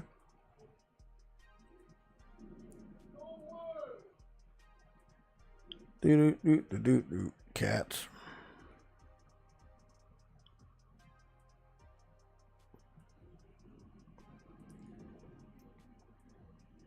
Okay. HFT, you said you can't wait to play PlayStation games on Xbox. What do you mean by that? Like on your Xbox console? Or are you talking about like a handheld? Because you can already play PlayStation Studio games through Steam on a PC-centric handheld. That's been the case for over a year now. But, you know, like, where you at, man? Don't run. You said you want to play these games, you know, PlayStation games on the Xbox, but you're playing them on a PC. You're talking about playing them on a PC, like.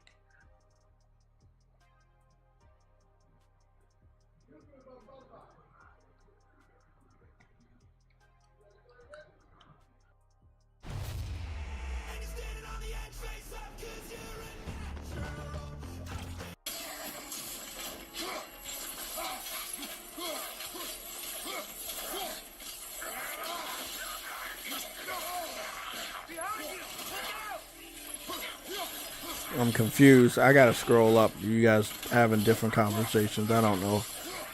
You say, Jay, have you seen Hip Hop Gamer's footage of Phantom Blade? No. I love my boy Hip Hop Gamer, but he's always in the future. And then I have to wait like 3 or 4 years for what he says to actually come true.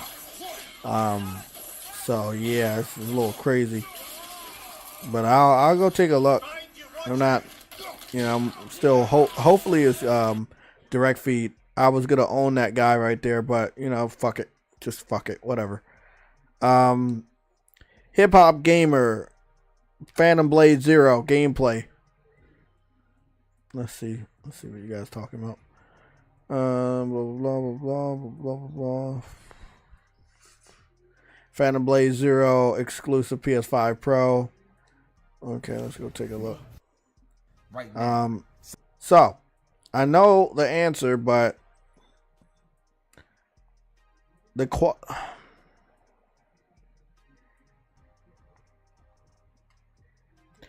okay. So I love you guys, right? Right, I do. I love you guys. I appreciate you. When you tell me stuff, I race to go double check your work, because for some reason you guys don't double check your own work. I like to see direct feed stuff so I can show you direct feed stuff in the best quality. I can't show you. I can't be excited about this because it's in 360p, bro. Now, I'll have to wait. Like I told you, I was going to have to wait anyway. I have to wait because this footage is not in 1080p. It's not in 4K. Like, I can't get excited about seeing something at 360p. Like, I'm not seeing I'm not really seeing anything, man, but I'll try.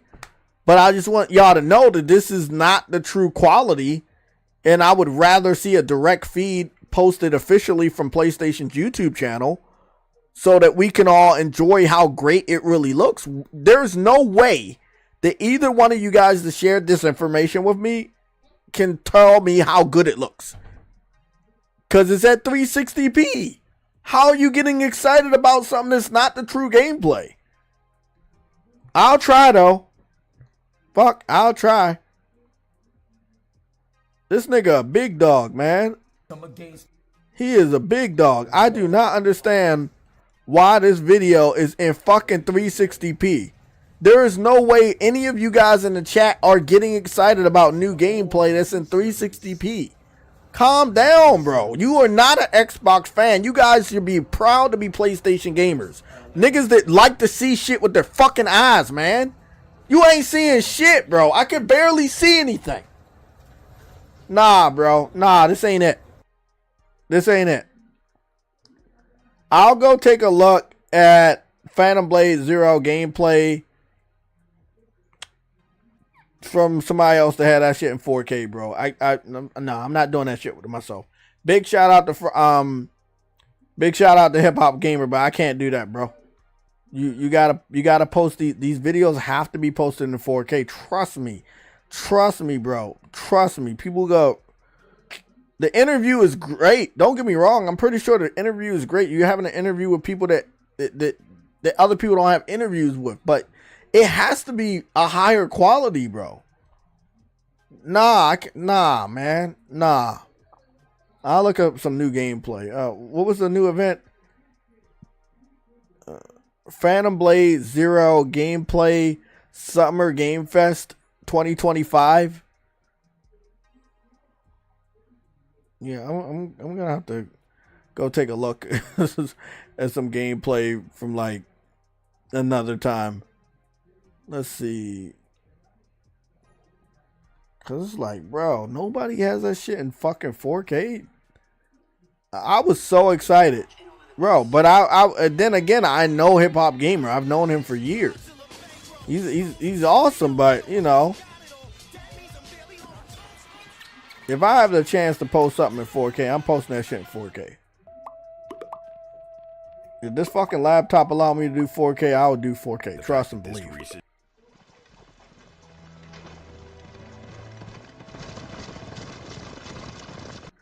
This is old.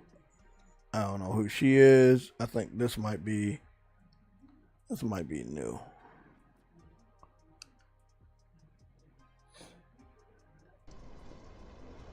No, but I've seen that before.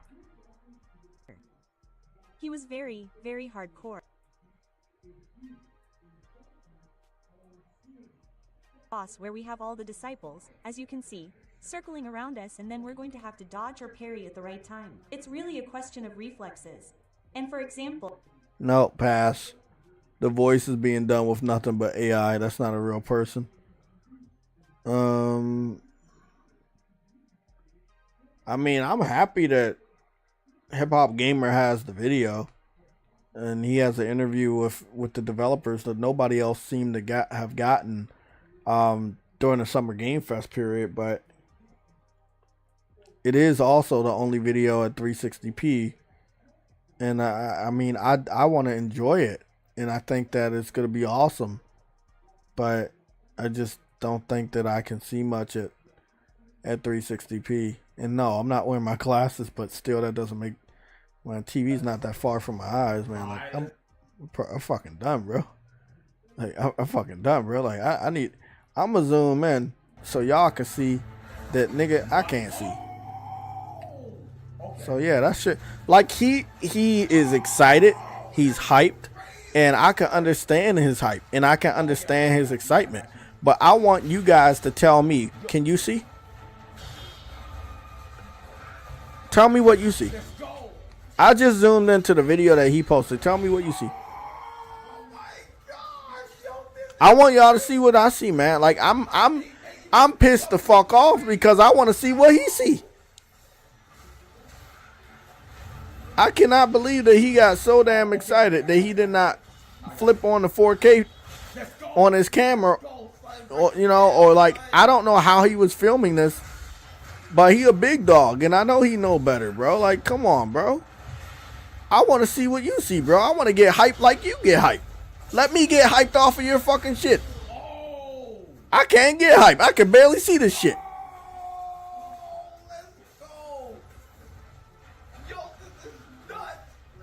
That nigga is hype. I want to be hyped like him. I want to be hyped like the people that brought this shit to me. But I cannot get hyped. Because I cannot see this shit. Damn. God damn. Somebody taking an L off of that one, bro. I don't give a fuck. Sorry, man. This is why I double check y'all stuff, man. Like, I look like I'll be taking a lot of L's if I didn't double check y'all. If I didn't triple check your work, man, I'll be taking a lot of L's, bro. I'm telling you. Y'all be setting me the fuck up for some weird reason. Y'all like set me up. Nah, man. I can't even fucking cover this shit. There's nothing to cover. It's new footage that you can barely fucking see. Nice. That's an L, man. That's a double L. That's the new bar. The new mocap technology are very different.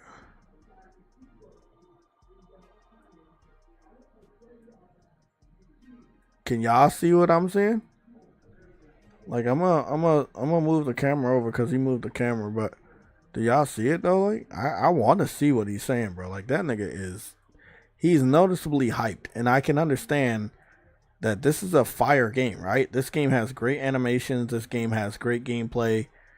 I know how awesome it is. But the new footage that he's showing that he has is like very, very low quality. And I thought that at first I thought that maybe YouTube fucked up. And then I tried to go to the other resolutions, and I had noticed that indeed it wasn't YouTube fucking up. It was him.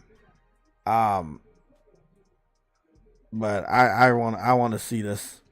I just can't. Did anybody else tell him in his chat that maybe his footage was low?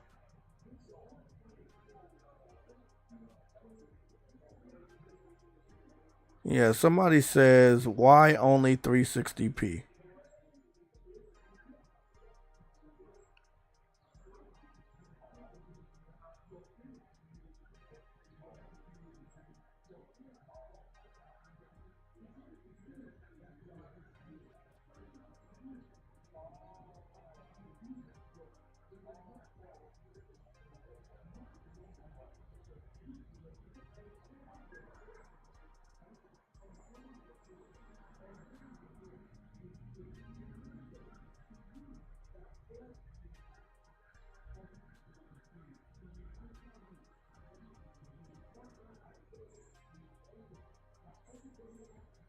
Somebody told him. Yeah, bro. I'm gonna be honest. I'm gonna go take a look at the other gameplay from 4 months ago. But from PlayStation. If something's ever wrong, this is the same gameplay though. Wait up. This is the same gameplay. Never mind. We just take a look at it over here. This is the same gameplay that he was showing, because I made out this fight. Yeah, this is the same fight. It looks great. It looks great. Combat's good. It's flashy. There's no reason why you shouldn't get excited about this game. There's no reason why you shouldn't pick it up day one. Yeah. It looks great.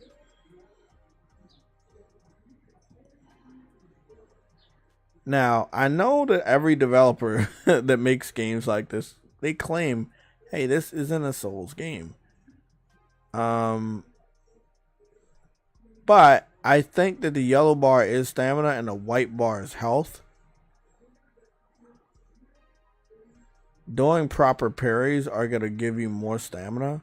So that's one thing I'm noticing. The yellow bar does refill upon successful parries.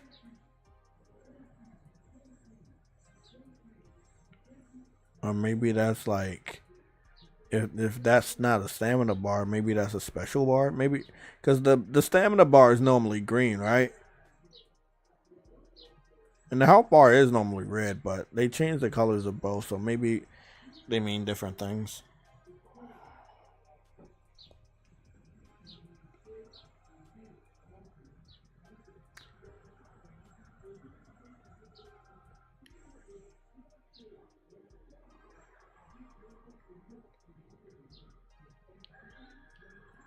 Oh, this shit fucking crazy. You already know these about to be some wild ass fights. You better be on your parry game. That's what this reminded me of. This reminded me of a parry game. You better parry the fuck out of these monsters. These enemies. That is so cool. Like, you know, he's a puppet on a string. Never had a boss battle like that. That's really fucking cool. Nice combo.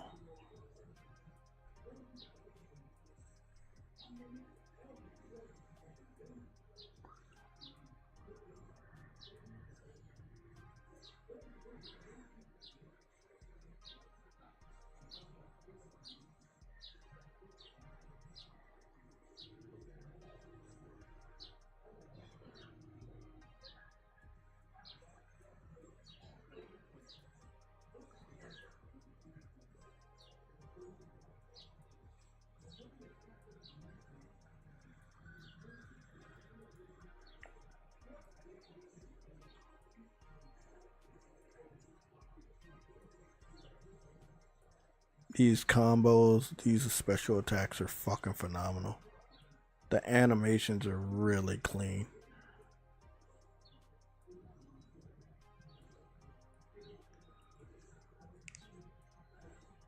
I feel like the game is really polished right now at the footage they showed us.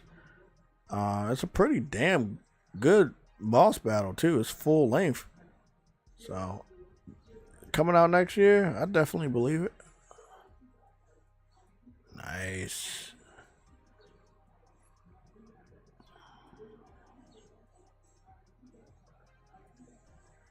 Oh, I like that. Oh, that was clean. Oh, yeah, that is nice.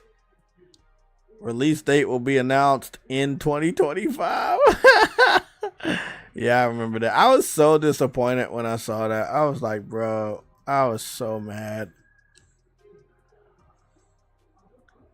Then it said 2026. I was like, damn, bro.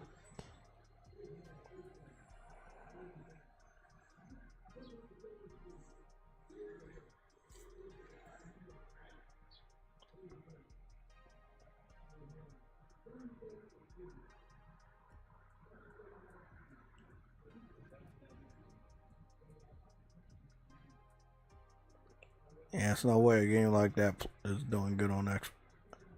Like, no way.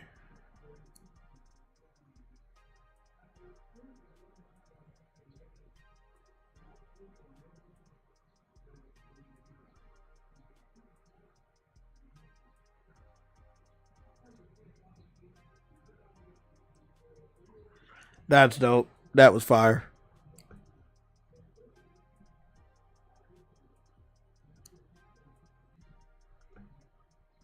That was really fucking good. I like that.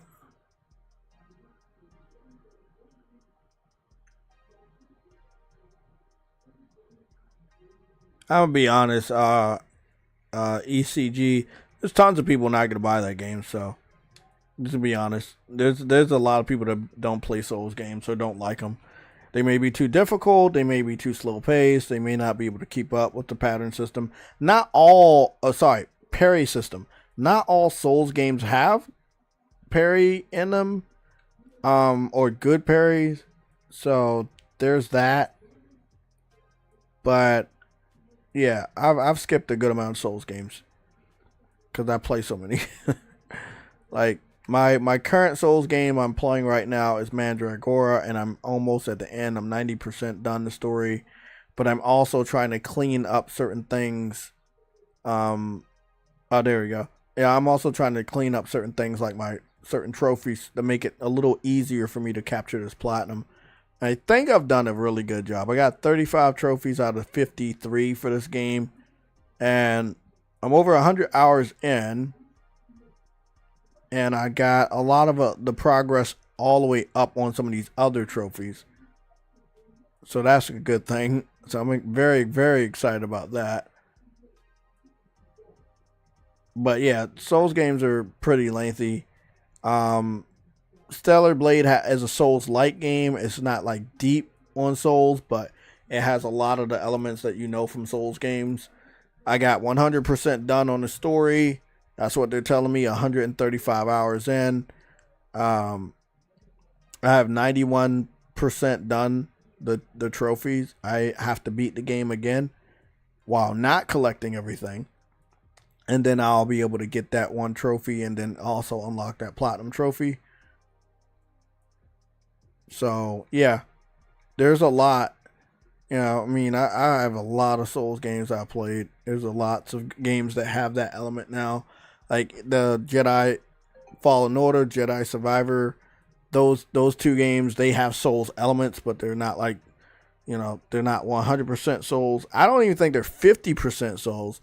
But they do have Souls elements. And a lot of people are a little tired of it, myself included. So I'm really hoping that this is not a Souls game, but I don't know. Black Myth Wukong was a Souls game. I remember that one. I played Black Myth and I played Stellar Blade in the same year. And I beat both. I think Black Myth I got the platinum on. Stellar Blade I didn't. Again, like I said, I got one more trophy for Stellar Blade to get the platinum. Yeah, some people, I'm telling you, man, some people it's just not for them. It's like tons of people buy Madden and Call of Duty every year, but they'll skip a God of War. Like, hey, some people are different. I don't understand it either.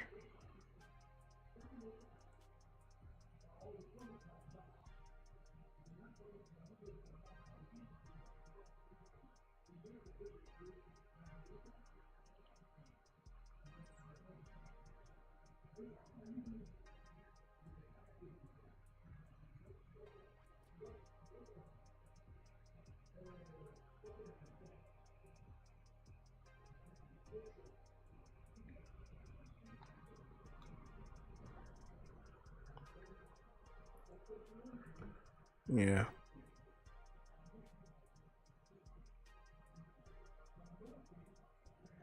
Yeah, mass produced. I did see the blade blending. I think it's gonna be a cool game, right?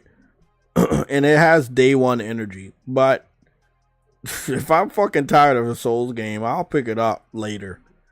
I gotta see what's going on with the publishing. I also want to see anything else that's going on with the game. But I think that the developer said 2026. So now, magically, we got like 20 fucking games, and 10 of them are fucking like big fucking games you really want to pick up in 2026. I'm gonna be honest, man. I'll pick up 2 games in the first half of that fucking year and call it a fucking day. Serious. I'm dead ass serious. I do not want to buy games just because other people are hyping them up. I'm gonna buy the games that I can play, and I'm gonna buy the games I have time to play. I don't have enough time to play those types of games anymore. You know, not those types of games, but like, hey, everybody's hyping the game up, so I gotta go pick it up too. Nah, man, if I don't have the time to fucking play that shit, I'll find the time later, and I'll pick the game up later when it's cheaper. I cannot in good conscience spend $70 on a game I'm not gonna get to in the next couple months. That'll be a completely waste of my time, just so I can say I picked the game up day one. If I'm not playing that shit anytime soon, nope. I picked up Elder Scrolls Oblivion. I sunk over almost 100 hours in that bitch. You know, got a lot of shit done. Mandragora, over 100 hours of that. You know, Monster Hunter, over 100 hours of that. Monster Hunter, I think, if I'm not mistaken, my Monster Hunter is, I'm sitting at 80% done the trophies. So I got 80% done. I think that I still got to do the fishing, which is pretty easy. I need to capture 30 whoppers. I need to capture 30 whoppers, and then what else I got to do? Complete 100 quests with my cat. Obtain miniature crown for all monsters. Obtain a large crown for all monsters. So those are trophies that I can get pretty much anytime. I don't feel like there'd be anything missable. But I do want to start chipping away at the cat trophy and the fishing trophy. Kind of motivate me to get the fucking gold crowns out the way. But I got a lot of... I'll say this. Compared to any other fucking Monster Hunter game, the crowns were way more easier to get this time around than they were last time around. Yeah. But if I look, man, if I say I'm gonna play a game, I'm gonna play a game. I do know one thing. After Mandragora, I'm gonna like sink my teeth into Astrobot, knock that out, finish that story, and then I want to get around to Jedi Fallen Order. Or I may do Jedi Fallen Order and then go to Astrobot. Because I've really been fiending for Star Wars. So, yeah. Because I know Mandragora is going to take a while to platinum, because I have to grind some souls and I have to grind and get some money so that I can be sure to... Let me see. I think there's a trophy for unlocking all the weapons. Claim all bounties. That's easy. That's easy. The easy. That's easy. That's easy. Collect all weapons. That one. It's not like they wasn't really accurate on that one. Just say collect all weapons. Collect all diagrams. Okay, that's easy. Explore the entire map. Easy. Complete main story. Okay, that's easy. Defeat the... Okay. Kill 100 enemies in the attribute. 1,000. Okay, that's not bad. I just go hang around there. Collect all rings. Okay. Clear all rifts.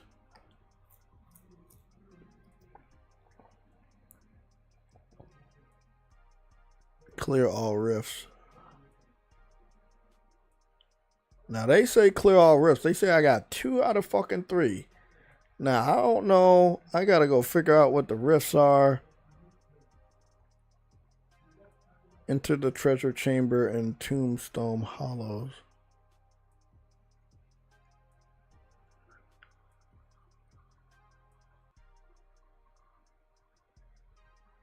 I don't know what the fuck that's all about.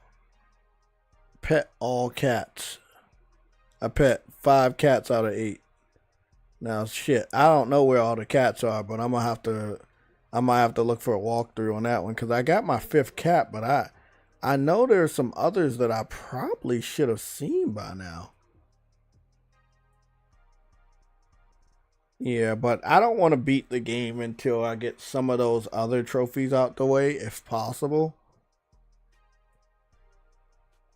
Because I know this game has New Game Plus, but I don't want to fuck myself out of a trophy by starting a new game save.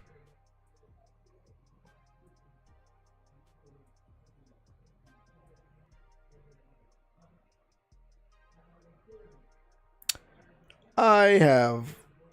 What? Briarios, I have no idea what you're talking about. Do you have like a link or something to what you're saying so I can like research it?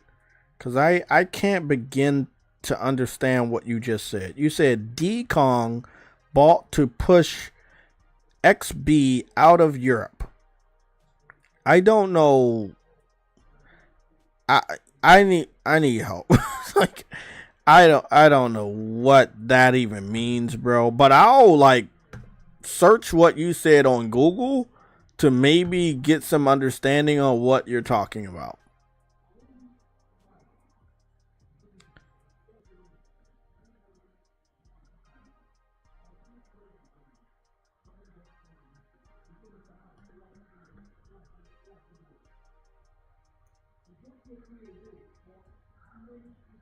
I don't know what that is, bro. I'm looking on Google. Are you saying Donkey Kong is about to push Xbox out of Europe?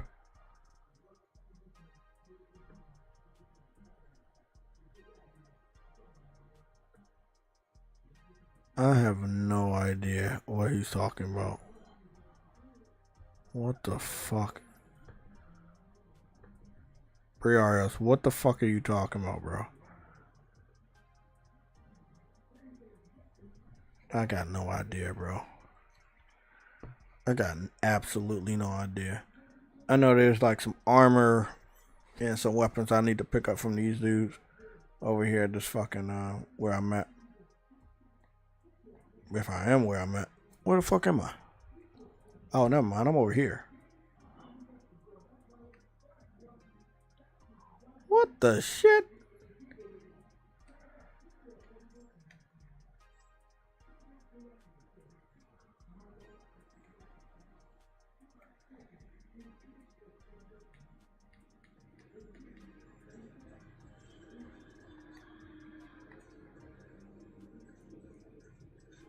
Let me turn this fucking music on. We don't listen to enough gaming music here.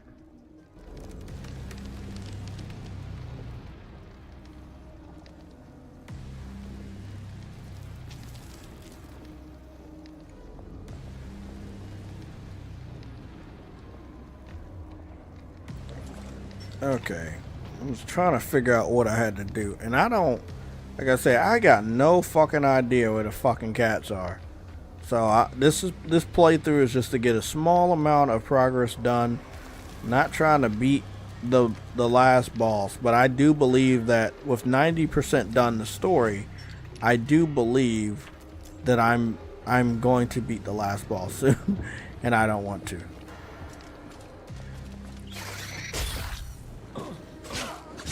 Invisible fucking face.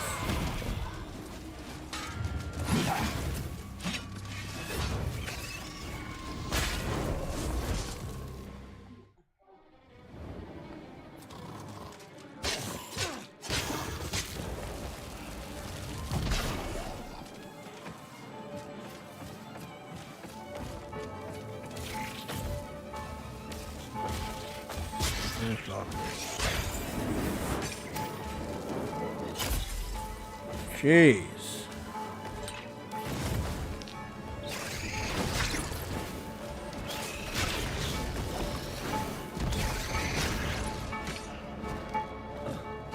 Blocked from the side. So that door is blocked from that side. So when I go up here and drop down, that's what it's looking like that.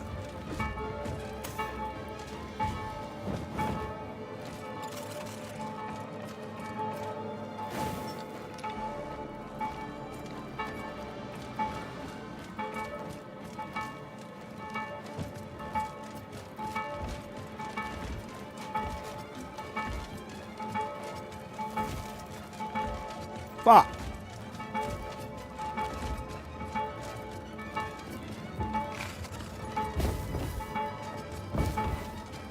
Fuck. Can I not get over there?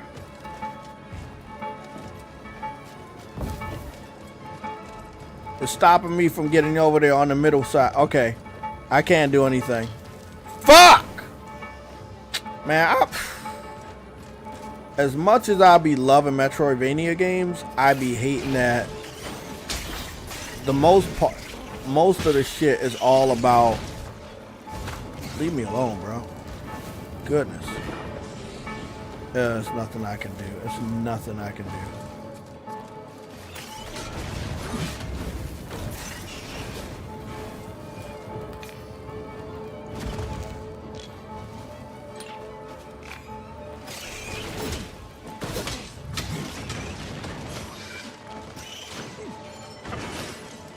Jeez.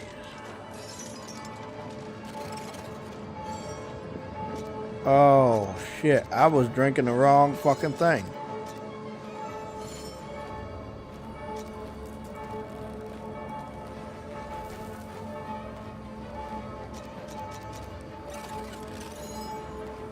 There we go. I was like, what potion am I drinking? Not even drinking the right potion.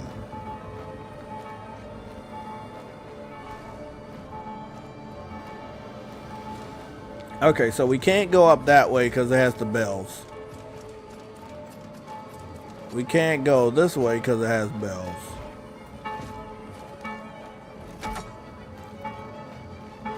I feel like there's some type of way to do this, but I'm missing it.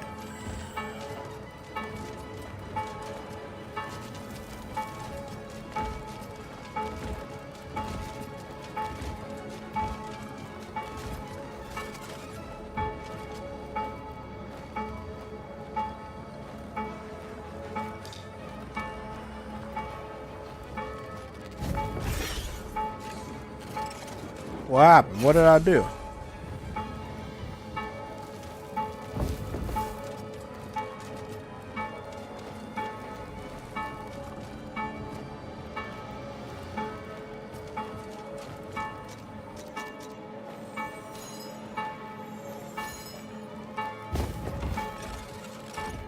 At a certain point, they're not gonna let me go through.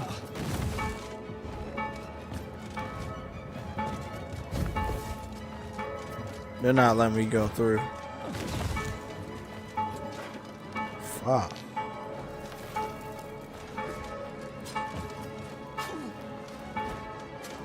Yes. What do I even do with that? It's a Souls game and it's a Metroidvania game, so I don't really know what to do. Is there a way to go around? Maybe it's a way to go around.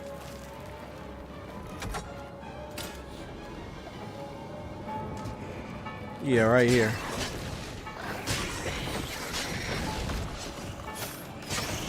I'm about to say.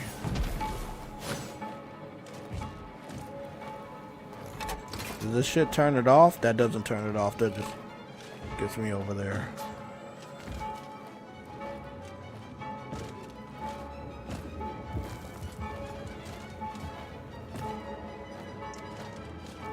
I think I'll take this. Okay.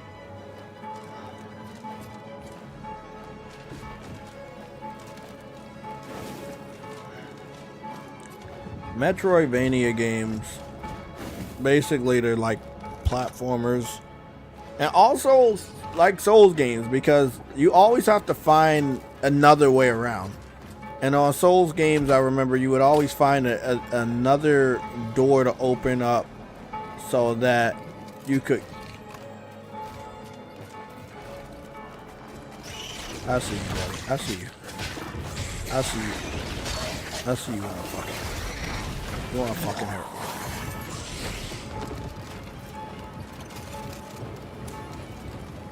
me. So this door goes where? This here. That's it.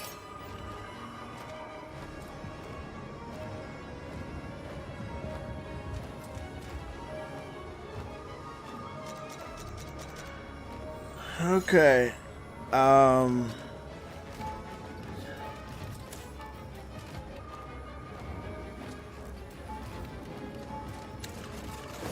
Let's see what's going on here.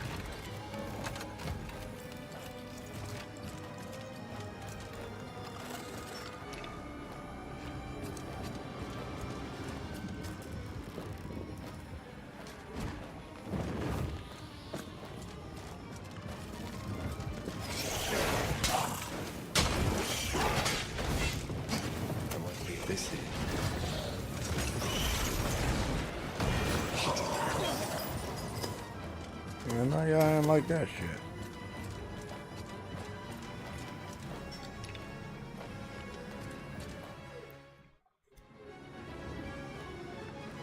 There's a lot of bullshit up here, and this music is fucking getting to me, man.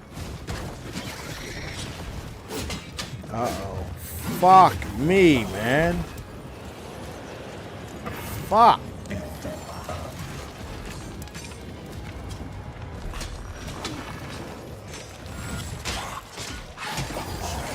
I'm just trying to rush through this, which is something I normally don't ever fucking do because of this. Jeez.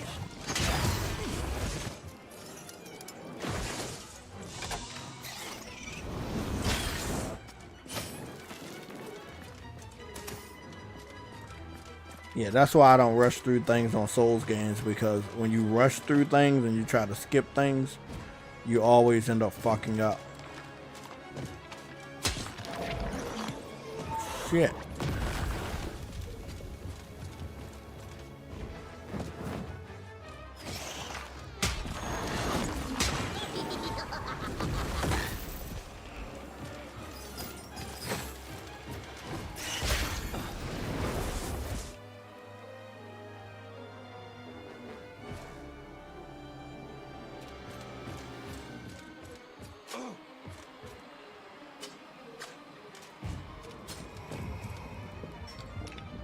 What the fuck? There's nothing up here.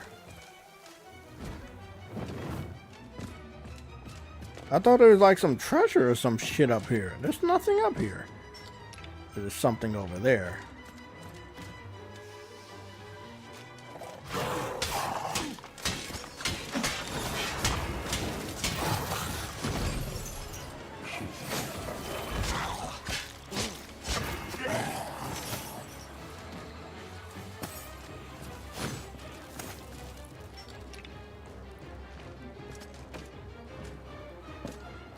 Damn, bro.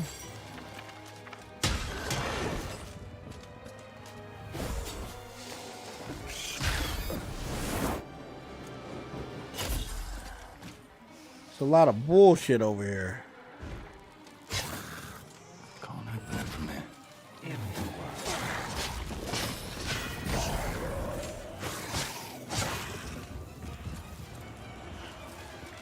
Great. Can't open the door from here, so I'm gonna have to go back around the other way.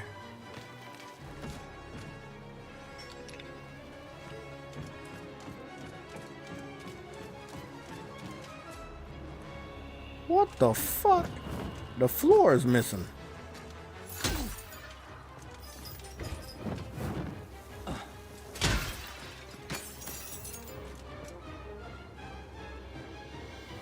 Fucking knew it.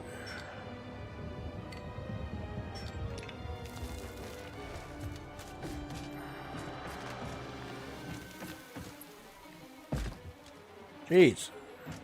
Come on, just jump off, Jay. I did it. I knew it was some bullshit over here. I just didn't know how to get over here. I knew it was some bullshit, though. Nope, no games. I'm not playing no games with you fucking witches.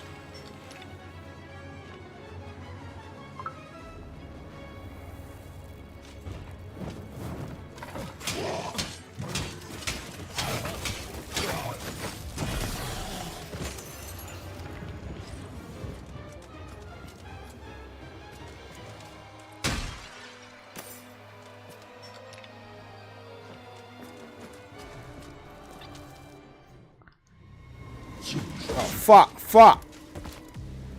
What is that all about?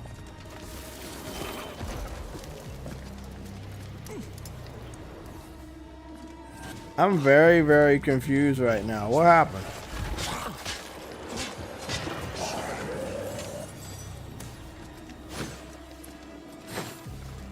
I'm very confused and I'm very stressed out right now. Okay, so that door led me there? Oh, this is not good for me. I know this is not good for me. I got so much health, it's not even funny. Look at my health bar. Oh, shit.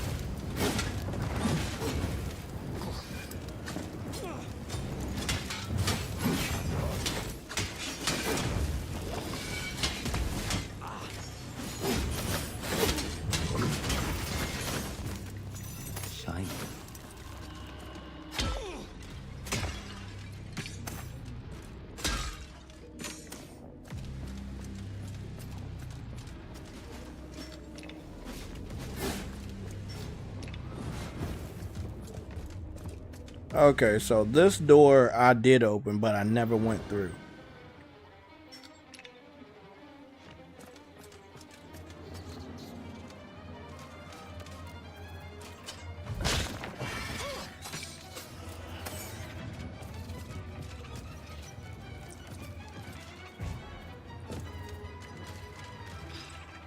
Oh, fuck. Oh, shit. Fuck, these are the last two fucking rats.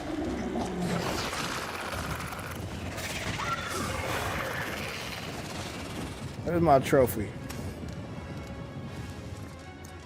Oh, maybe they weren't the last two rats. I thought they were supposed to be the last two rats. I'll leave this in. Okay.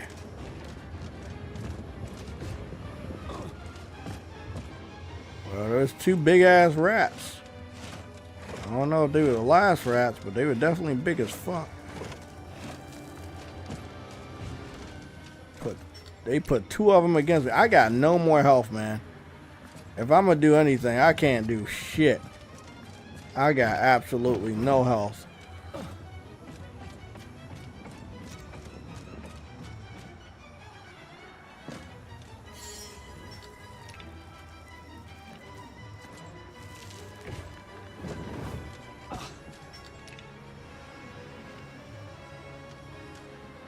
Oh, fuck.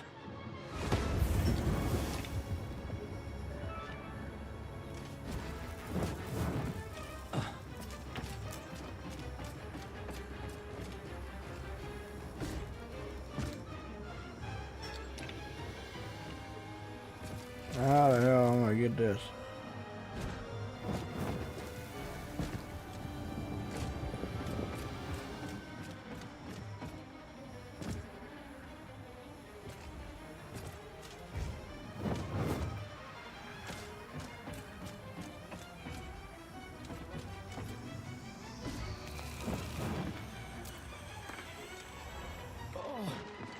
Oh, fuck me, man. Are you... Souls. That's the only thing that really hurts on Souls games. It hurts dying. Because you know there's a heavy possibility that you're not going to get those souls back.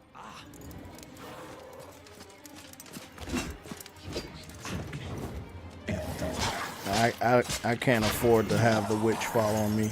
Because I don't know how that's going to affect. There's my fucking souls. Now, the question is... okay. I think I know where it is.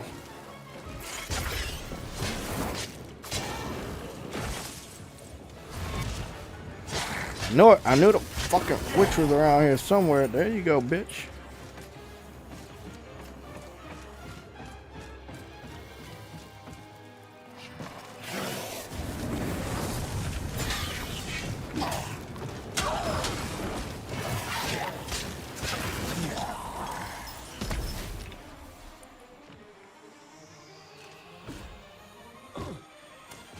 There. I was like, how the fuck do I get over there to get that? All I had to do is just go over there. Okay, so everything's straight here. I gotta go outside to get to there. I think I turned off the...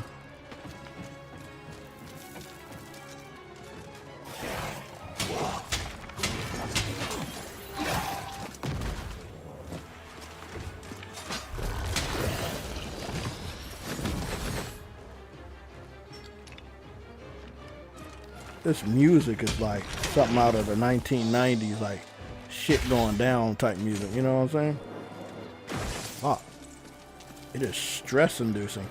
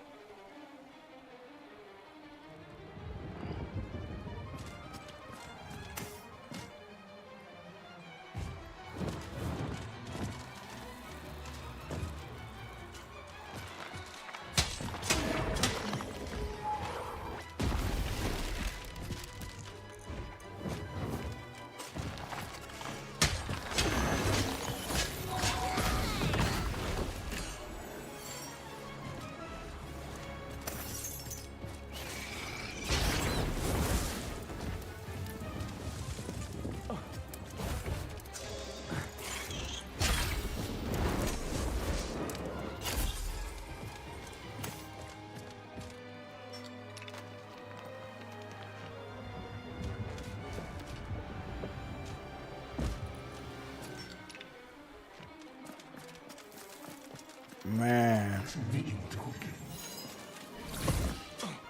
What the fuck?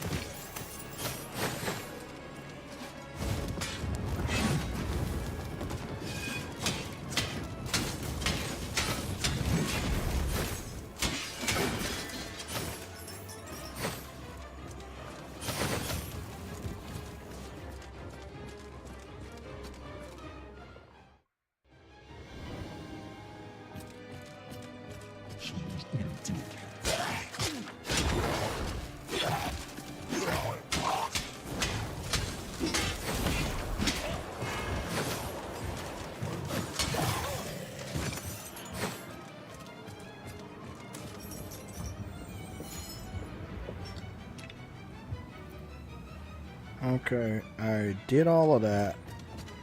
So I'm gonna come back over here and maybe I can get through the bells.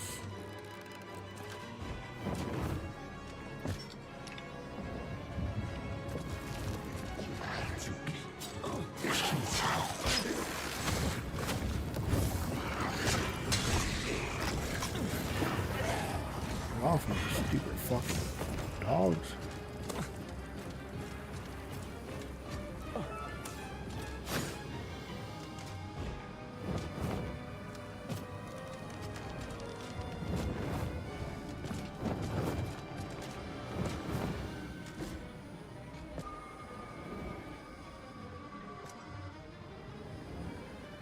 This music got my hands sweat. I don't know why I'm so fucking like stressed out right now on this game.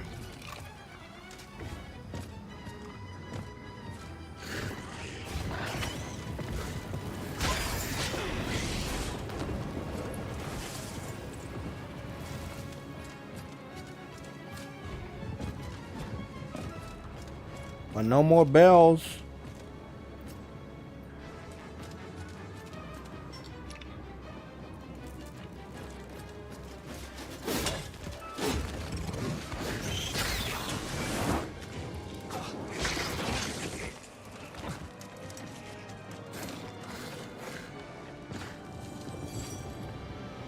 Jeez. I'm happy there's no more bells, but now there's new pathways. No more bells over here either. I can easily get from here to there.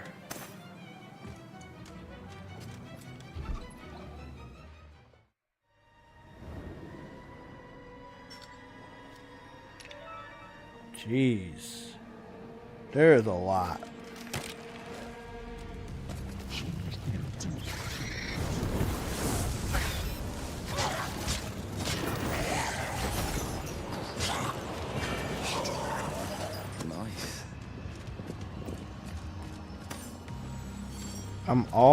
It seems like I'm always about to, oh, I know where I'm at. I'm at the top of the fucking roof.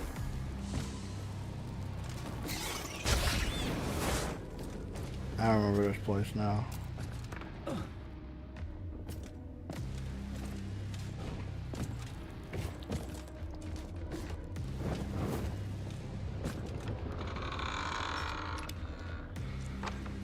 Okay, yeah, and then this shortcut takes me over here.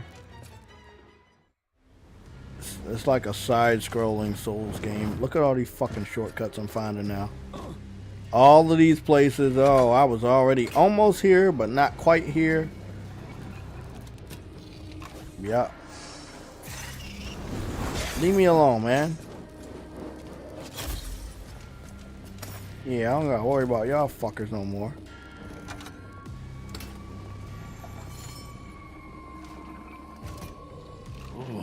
Fuck! You gotta be fucking kidding me. Let me save my game right here, cause I know that I know I might miss that jump again.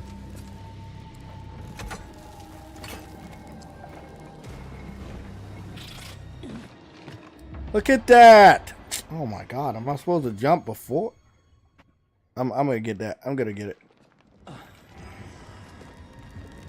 Oh, the bat's gonna keep flying up here.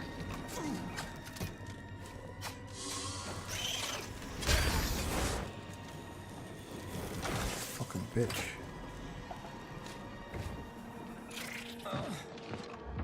Damn, are you... I feel like I can get it, but then I feel like it's unnaturally complicated to get up there.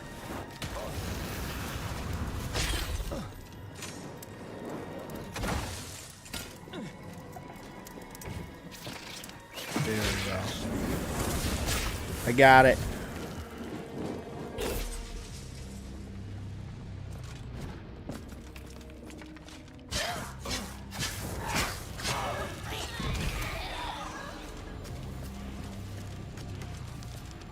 Please don't tell me this is what I think it is. It is. This is the same way I was already going. Oh, none of this even mattered. I already knew about this pathway. Shit. Yep, that was me. It looks different. Okay. So the good thing is, I figured out all this other bullshit. That doesn't matter. This stuff does matter though. Okay. Still not 100% on there. Need to get 100% on there.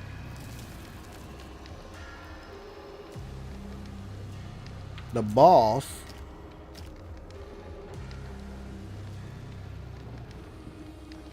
is right. Where? How do we go to zoom in? Well, I'm already zoomed in. But the boss is right here. But I found out a lot of other things. I found alternate routes to...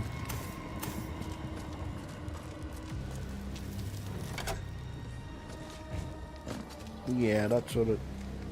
I found alternate routes throughout this whole place now. Oh, fuck. Nope. You gonna fly all the way up here? I'm curious.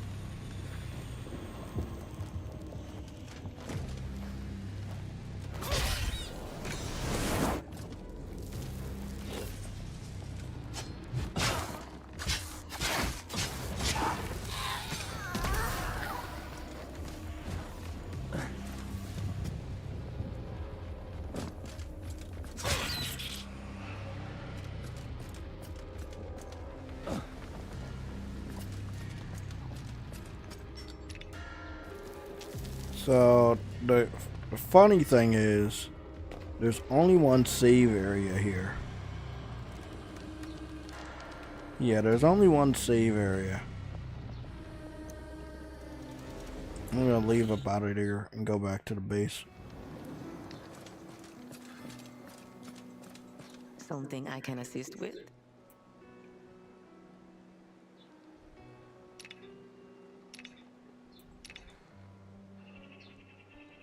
I think I crafted everything I need there.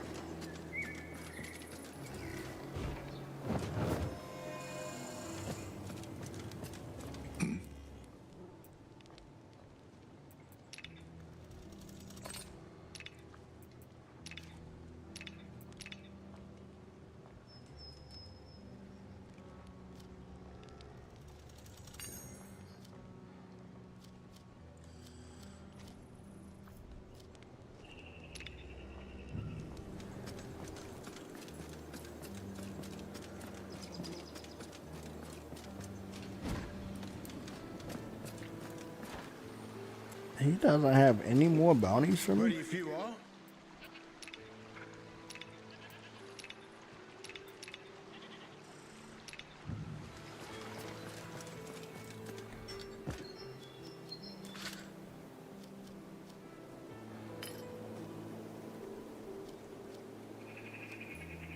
Okay, we got 5 lockpicks. So either that's 5 more treasure chests or 5 more locked doors. Inquisitor.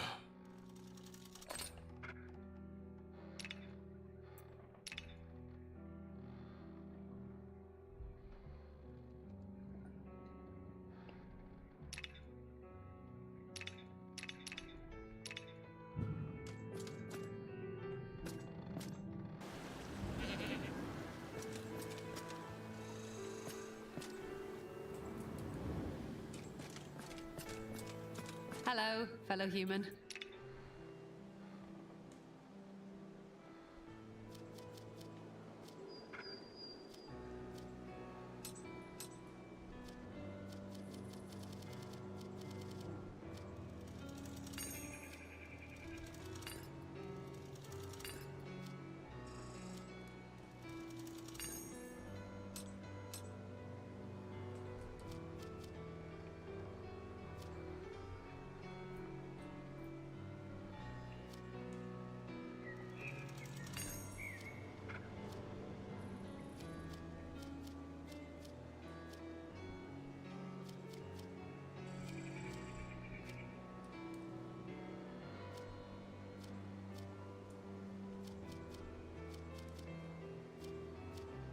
Gold bar. Whoa. I can make gold bars? Wait, who do I make gold bar from her?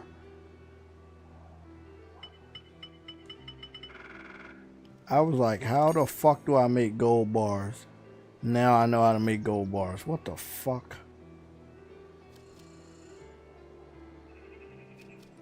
I can make gold bars and gold wiring. Yeah, that makes sense.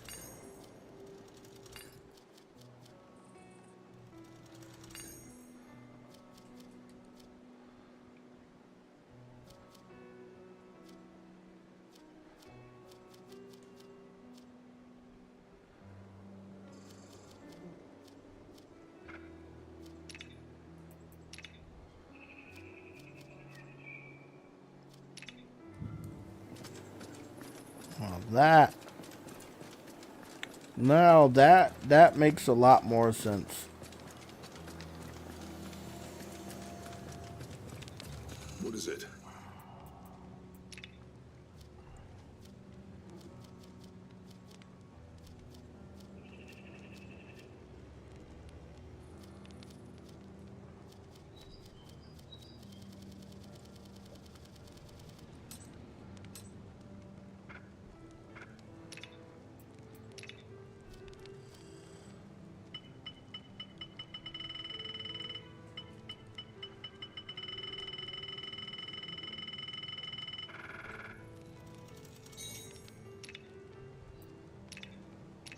Let's see if it's anything I can sell.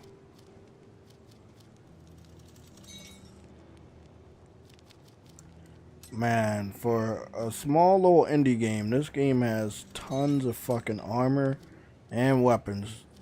None of that shit DLC, just lots and lots of free shit.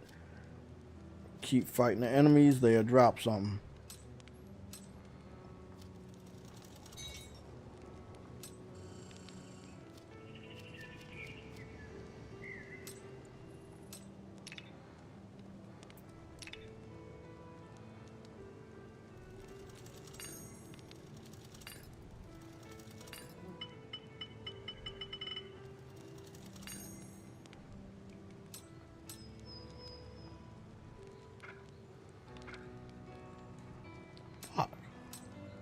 A mithril bar? How did I forget one of those? Of course.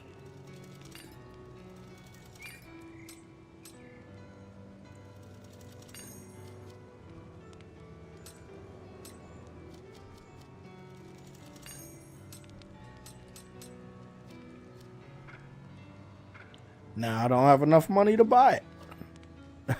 That makes sense. Oh Jesus. I got everything I need for start making these weapons finally. I just don't have enough money to make them anymore. Oh, that's great. Yeah, that's gonna be the grind in order to get that trophy out the way for all weapons, is making sure I get enough money to get it. So I'm just got to find out which enemy gives out the most money and keep fighting that motherfucker. I'm waiting to get my 15th bounty, but hasn't popped up yet.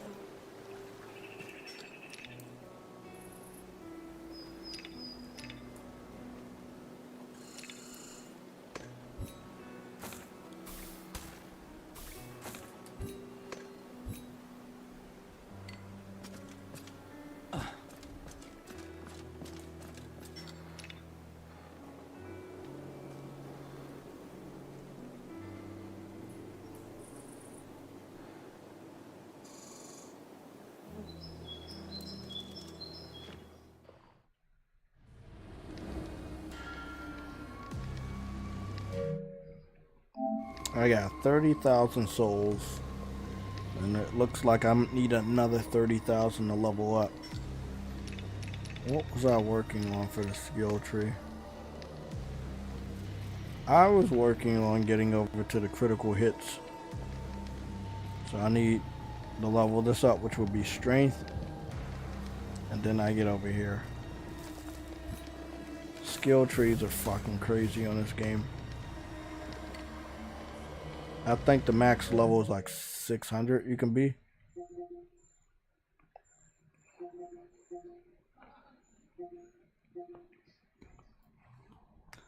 I think Ice Queen left. Just caught that. Okay, Ice Queen, we'll see you later. Quite possibly a later Sunday show. I won't be able to make it home at 2. Cause I get off at 2. I can't do that. If I ever get a Sunday off, then we'll go back to like 2 p.m.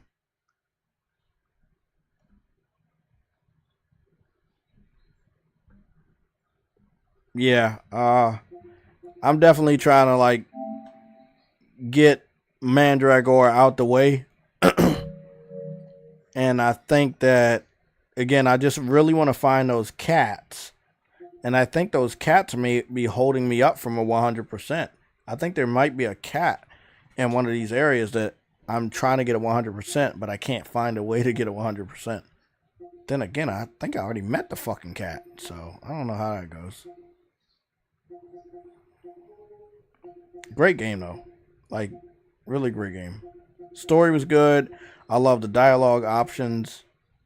Normally a game like this, you don't really expect to have multiple dialogue options. And you also don't expect a lot of the supporting characters or the NPCs to have dialogue. Again, for an indie game like this, and it does, so that was pretty cool. Yeah, I'm gonna play a little bit more Mandragora offline. Kind of just dwindle down that platinum and go for the last boss. Yeah. But it's been a great stream. Yeah, if you guys run into any Xbox fans talking about playing PlayStation first party titles on the Xbox handheld, just let them know that they could already do that. The handheld's just not. Yeah, it's just not an Xbox handheld. It's a PC handheld. Big difference.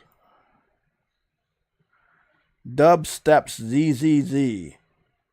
Mind. You know what? We're not gone yet. I want to see more of this Mindseye. People were capping for this game so much, man. I'm curious. I'm really curious to see if Mindseye is as shitty as I thought it was gonna be. Last time you got a replacement Frank at Fins and Friends. Mindseye. Look at that Mindseye.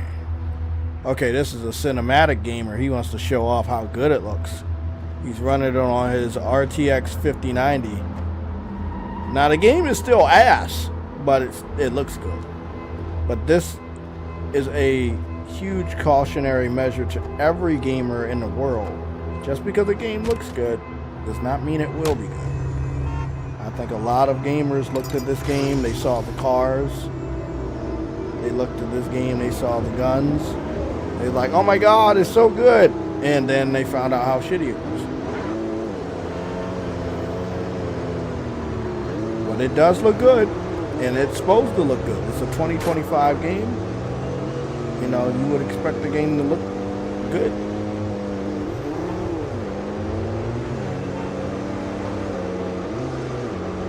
And this is by the makers, some of the developers, not the makers, but some of the developers of Grand Theft Auto. I see some weird shit going on. What the fuck is that?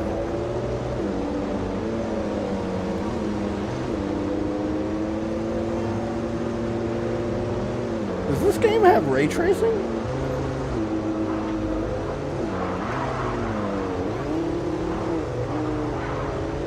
I also heard the game is running at 30 frames on consoles locked, so you can't boost it to 60, even though your console, like a PS5 Pro, should be able to run it at 60.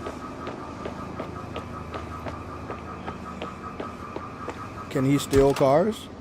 Oh, you can steal other cars? Oh shit, that's dope.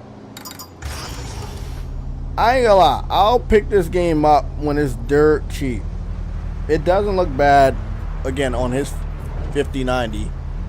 I don't know how it looks on the PS5 Pro with the limited support that they gave it. They need to unlock that frame rate on consoles, because if they don't, that's a no buy for me, never. I will not buy a 30 frames per second game knowing that the developer can do better.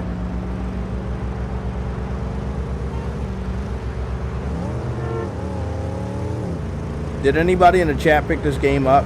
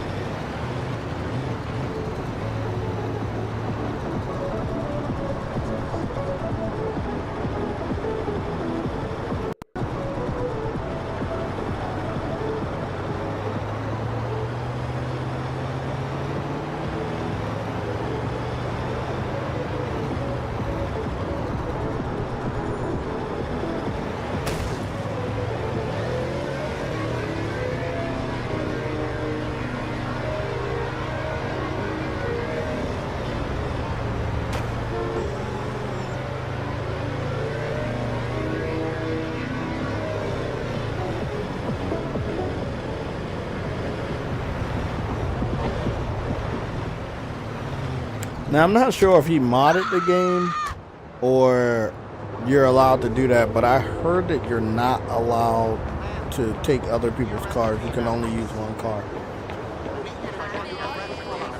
But he seems to be taking other people's cars. I would imagine that if some PC fans like the game enough, they'll mod it really good. But we'll see.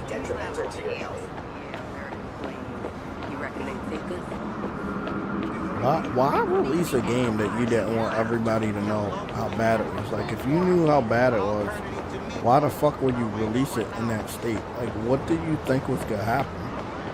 That's the only thing I'm very confused about with this dev.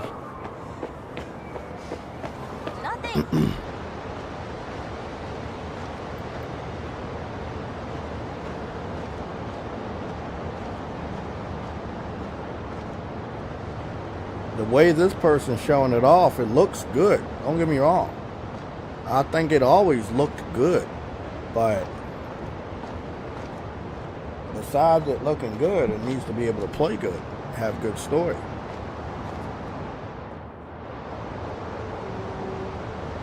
Also not have glitches.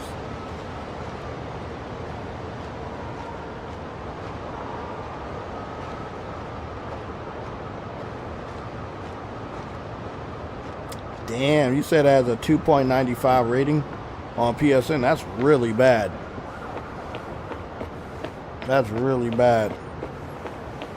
He's playing in, what's going on, Reese? He's playing in free roam mode. Yeah, I know that. Also, on free roam mode, you can, like, use all the other vehicles, but in the single player, you can't.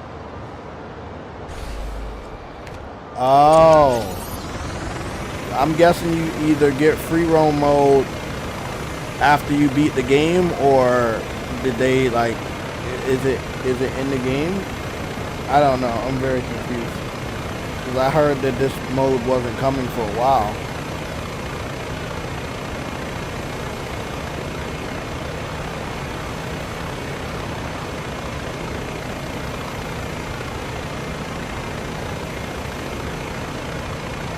I ain't gonna lie, it looks good, man. Definitely looks good.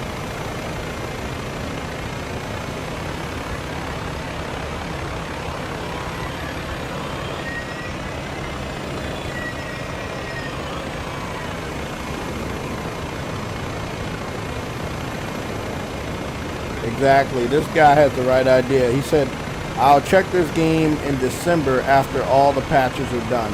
That's exactly the mindset I have. I'll definitely buy this game once all the patches come out and all the updates on the roadmap come out. And that's when you will get the best product.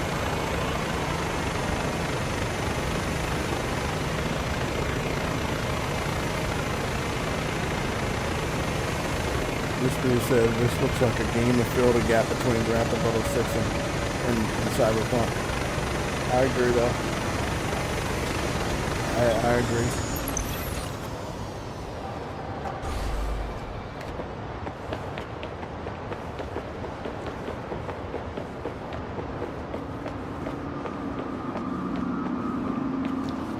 Everybody talking about the optimization being really bad.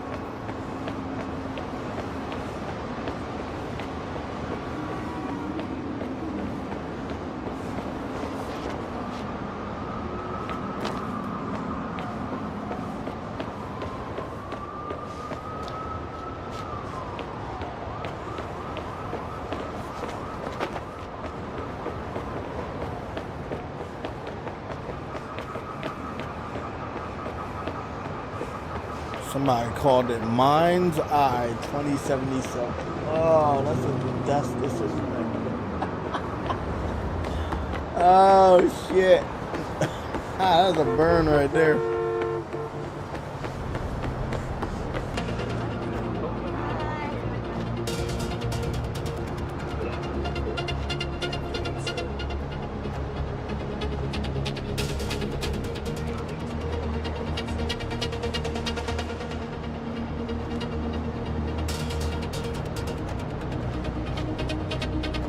That's what I'm saying. They might not even be around by December.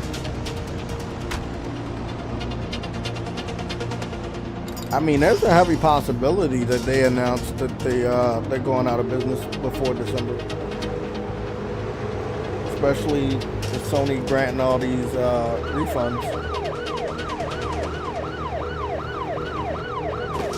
I tried to help a lot of y'all. I mean, from what I heard, nobody in my chat, none of my subscribers was blind enough to pick this up. I tried to tell, you know, I tried my best to help the gamers out. When I gave my thoughts, I was like, bro, wait till all the updates. And I also said something's just not right about it, like the way that they're hiding gameplay. thought that was unnatural. See, if they would have showed this off, just free roaming gameplay, that would have been enough to really get people to buy it. But they didn't even do that. They could have released a game that was just like this and bare bones story, and people would have picked it up. They were like, "Oh, that's what you want," and they could have did really good with that, and then built the story or release the story later.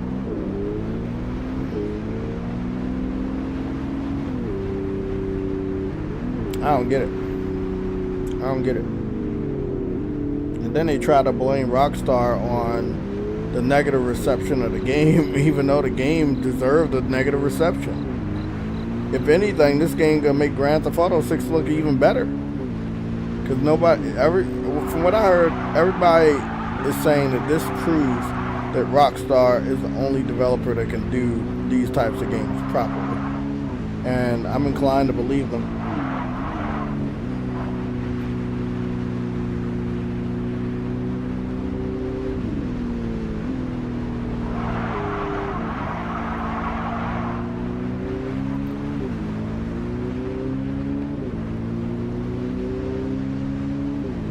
Yeah, it looks good, but I see through all the bullshit. You gotta have to wait.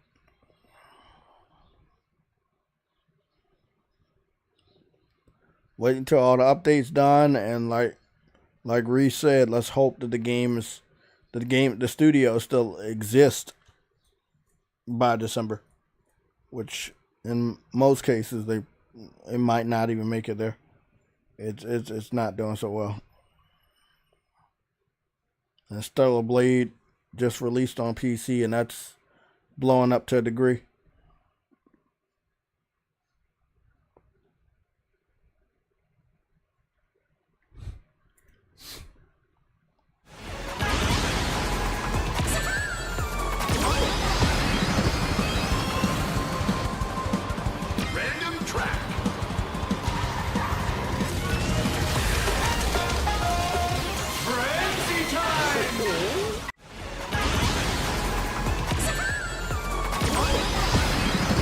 This looks fun.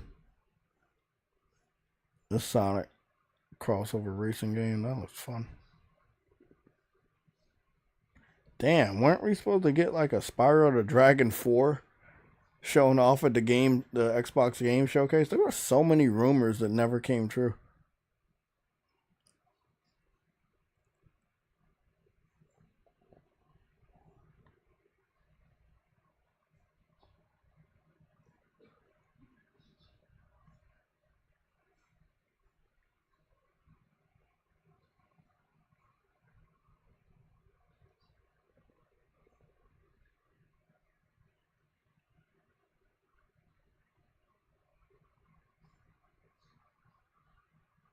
Oh, they played Mindseye? I gotta watch this. What are you gonna get? I need to watch this because I want to see if they came through any like bugs or glitches when they were playing. Which one are you gonna get?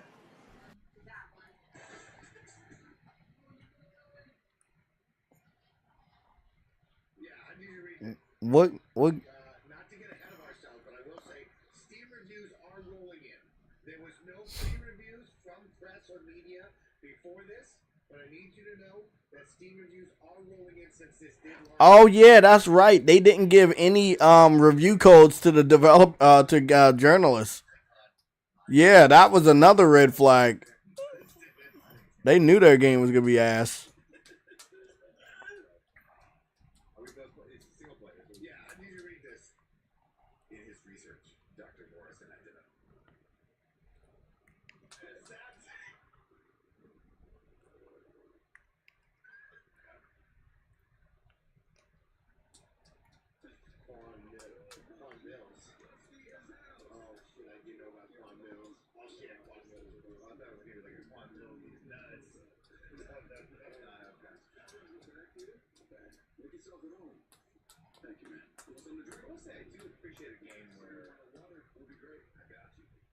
Sitting here for 5 minutes and I haven't. Yeah.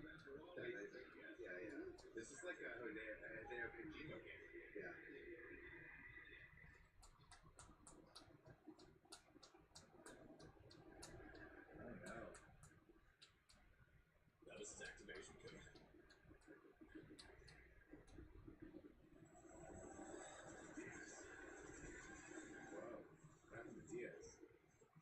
flashback, you know, CTE. I don't think that you guys are the same things. Do you mean PTSD? Jeff, there's someone up in the chat if you listened to the podcast live yesterday. And if you agree with Roger's definition of goodness. Can you pause it? I don't want to skip anything. Alright, we're gonna put on subtitles. So before that, I have to introduce Nick to Quan Mills' book. Okay? Nick, if you can take a look at what I'm about to show you. Alright?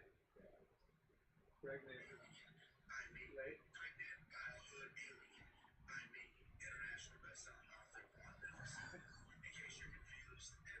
And then, please don't scroll away. Do not scroll away. I need you all to watch this video because I need your help. So I am releasing this book every day. In case you're confused, my name is International. Can we show this? I'll give it to Sam. Then we have to just show to the camera so they can see because the art. Yeah. The art is the best part of it. I'll put it in assets, Barrett. If you can bring it up, let's see if Barrett can make it happen. Again, we have an hour. We'll sit down to make this game happen. All right, we'll put it. Quan Mills, bro. Quan Mills is pregnant with the head and wrap this. That shit about to be wild. One of the best TikTok fucking videos out there. One of these dudes at the pool on vacation. Pregnant by a hood alien.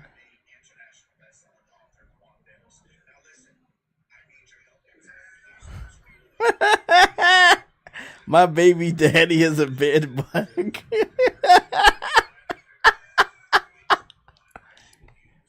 Hey, bro.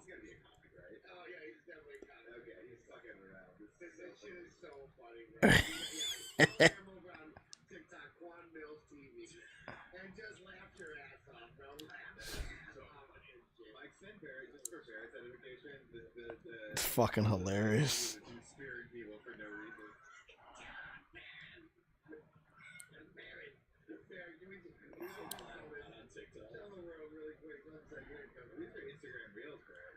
Yeah, links on Instagram real. You and me because we're fucking old. Especially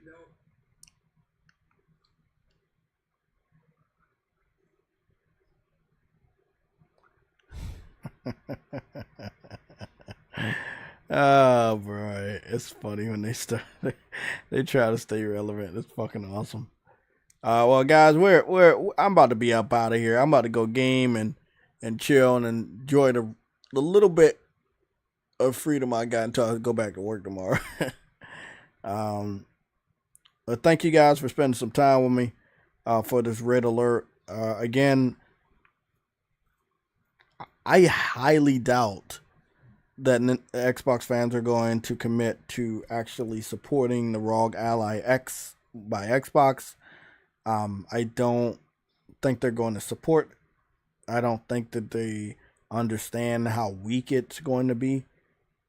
I don't think they understand PC to begin with. So, hey man, they're the ones that did this to themselves. Nobody told them to go run out there and set themselves up for failure. So, I'll be back tomorrow at 4 p.m. with the Gears of War JayTech Plays. I do want it to be a PSLOG game night, but I don't want to fall asleep. So we're going to start at 4 p.m. We might start a little bit earlier depending on when I get home. But look for the stream around 4 p.m. If it's not 4 p.m., it should be a little bit earlier. Yeah, we're gonna cover the Gears of War beta. And before we do that, let me make sure I save my damn game first.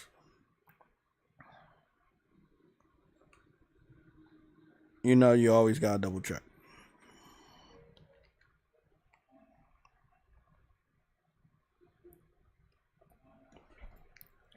So before we do that, we're gonna go into the Xbox Game Studios title by the name of Gears of War Reloaded.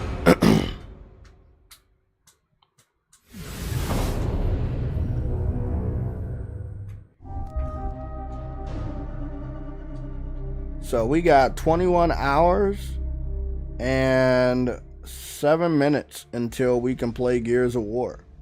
21 hours and 7 minutes until we can play Gears of War. So from what I'm hearing, Afro told me it's gonna be roughly around 3 p.m. anyway.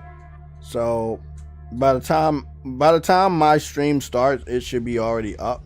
So if I actually do get home at 3 p.m., I might start that shit at 3 p.m. So I get off at 2. I'm gonna try to see if I can get home at least by 2:30. That means I'll be able to start the stream as soon as I get the fuck home at 3. Hopefully there's no problems with the beta. I do know that there's gonna be a shitload of people trying to get into the beta tomorrow. It's Friday. You know, it just launched on PlayStation as well. So, hey, that's how it's gonna be. Again, you're looking at it right here. We are 21 hours and 6 minutes away from Gears of War being playable on the PlayStation. And as much as I want to play that shit now, they won't let me.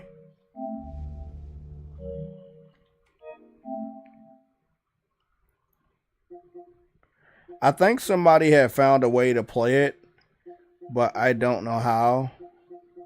I think it was right here. Somebody found a way to play a trailer or something. I think it was on PC though.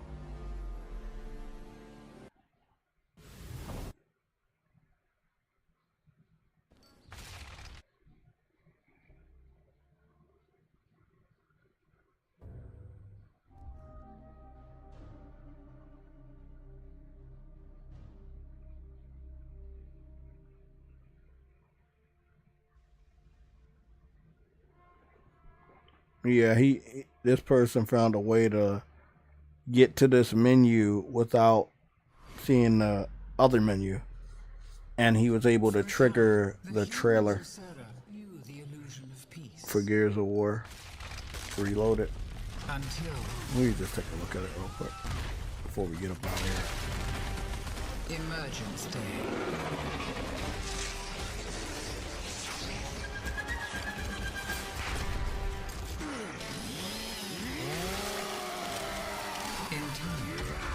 Their valiant defense was crushed with billions dead. Humans denied their enemy control by destroying their own civilization.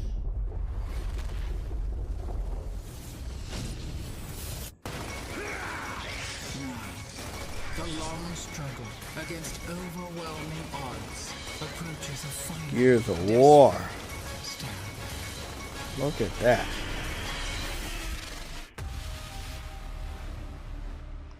Gears of War Reloaded. Yeah, I love it.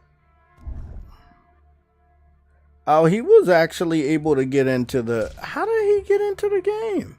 He was able to get into the game and set up the controls and everything. The fuck? How was he able to do that shit? I don't know how he did it. But he was able to do that shit. That's crazy. It must be a button he pushed before that menu pops up. I don't know. That's dope as shit though. Tomorrow, I'll be on there. Tomorrow gonna be a historic day, man. The first day that you gonna see so many different PlayStation gamers playing Gears of War. The most celebrated shooter on Xbox right now, besides Halo Infinite. That's gonna be a fucking crazy sight to see all over the internet. Like, I know these guys are talking about a fucking handheld, but they should not forget that their biggest game is currently on a PlayStation console. Let that shit sink in.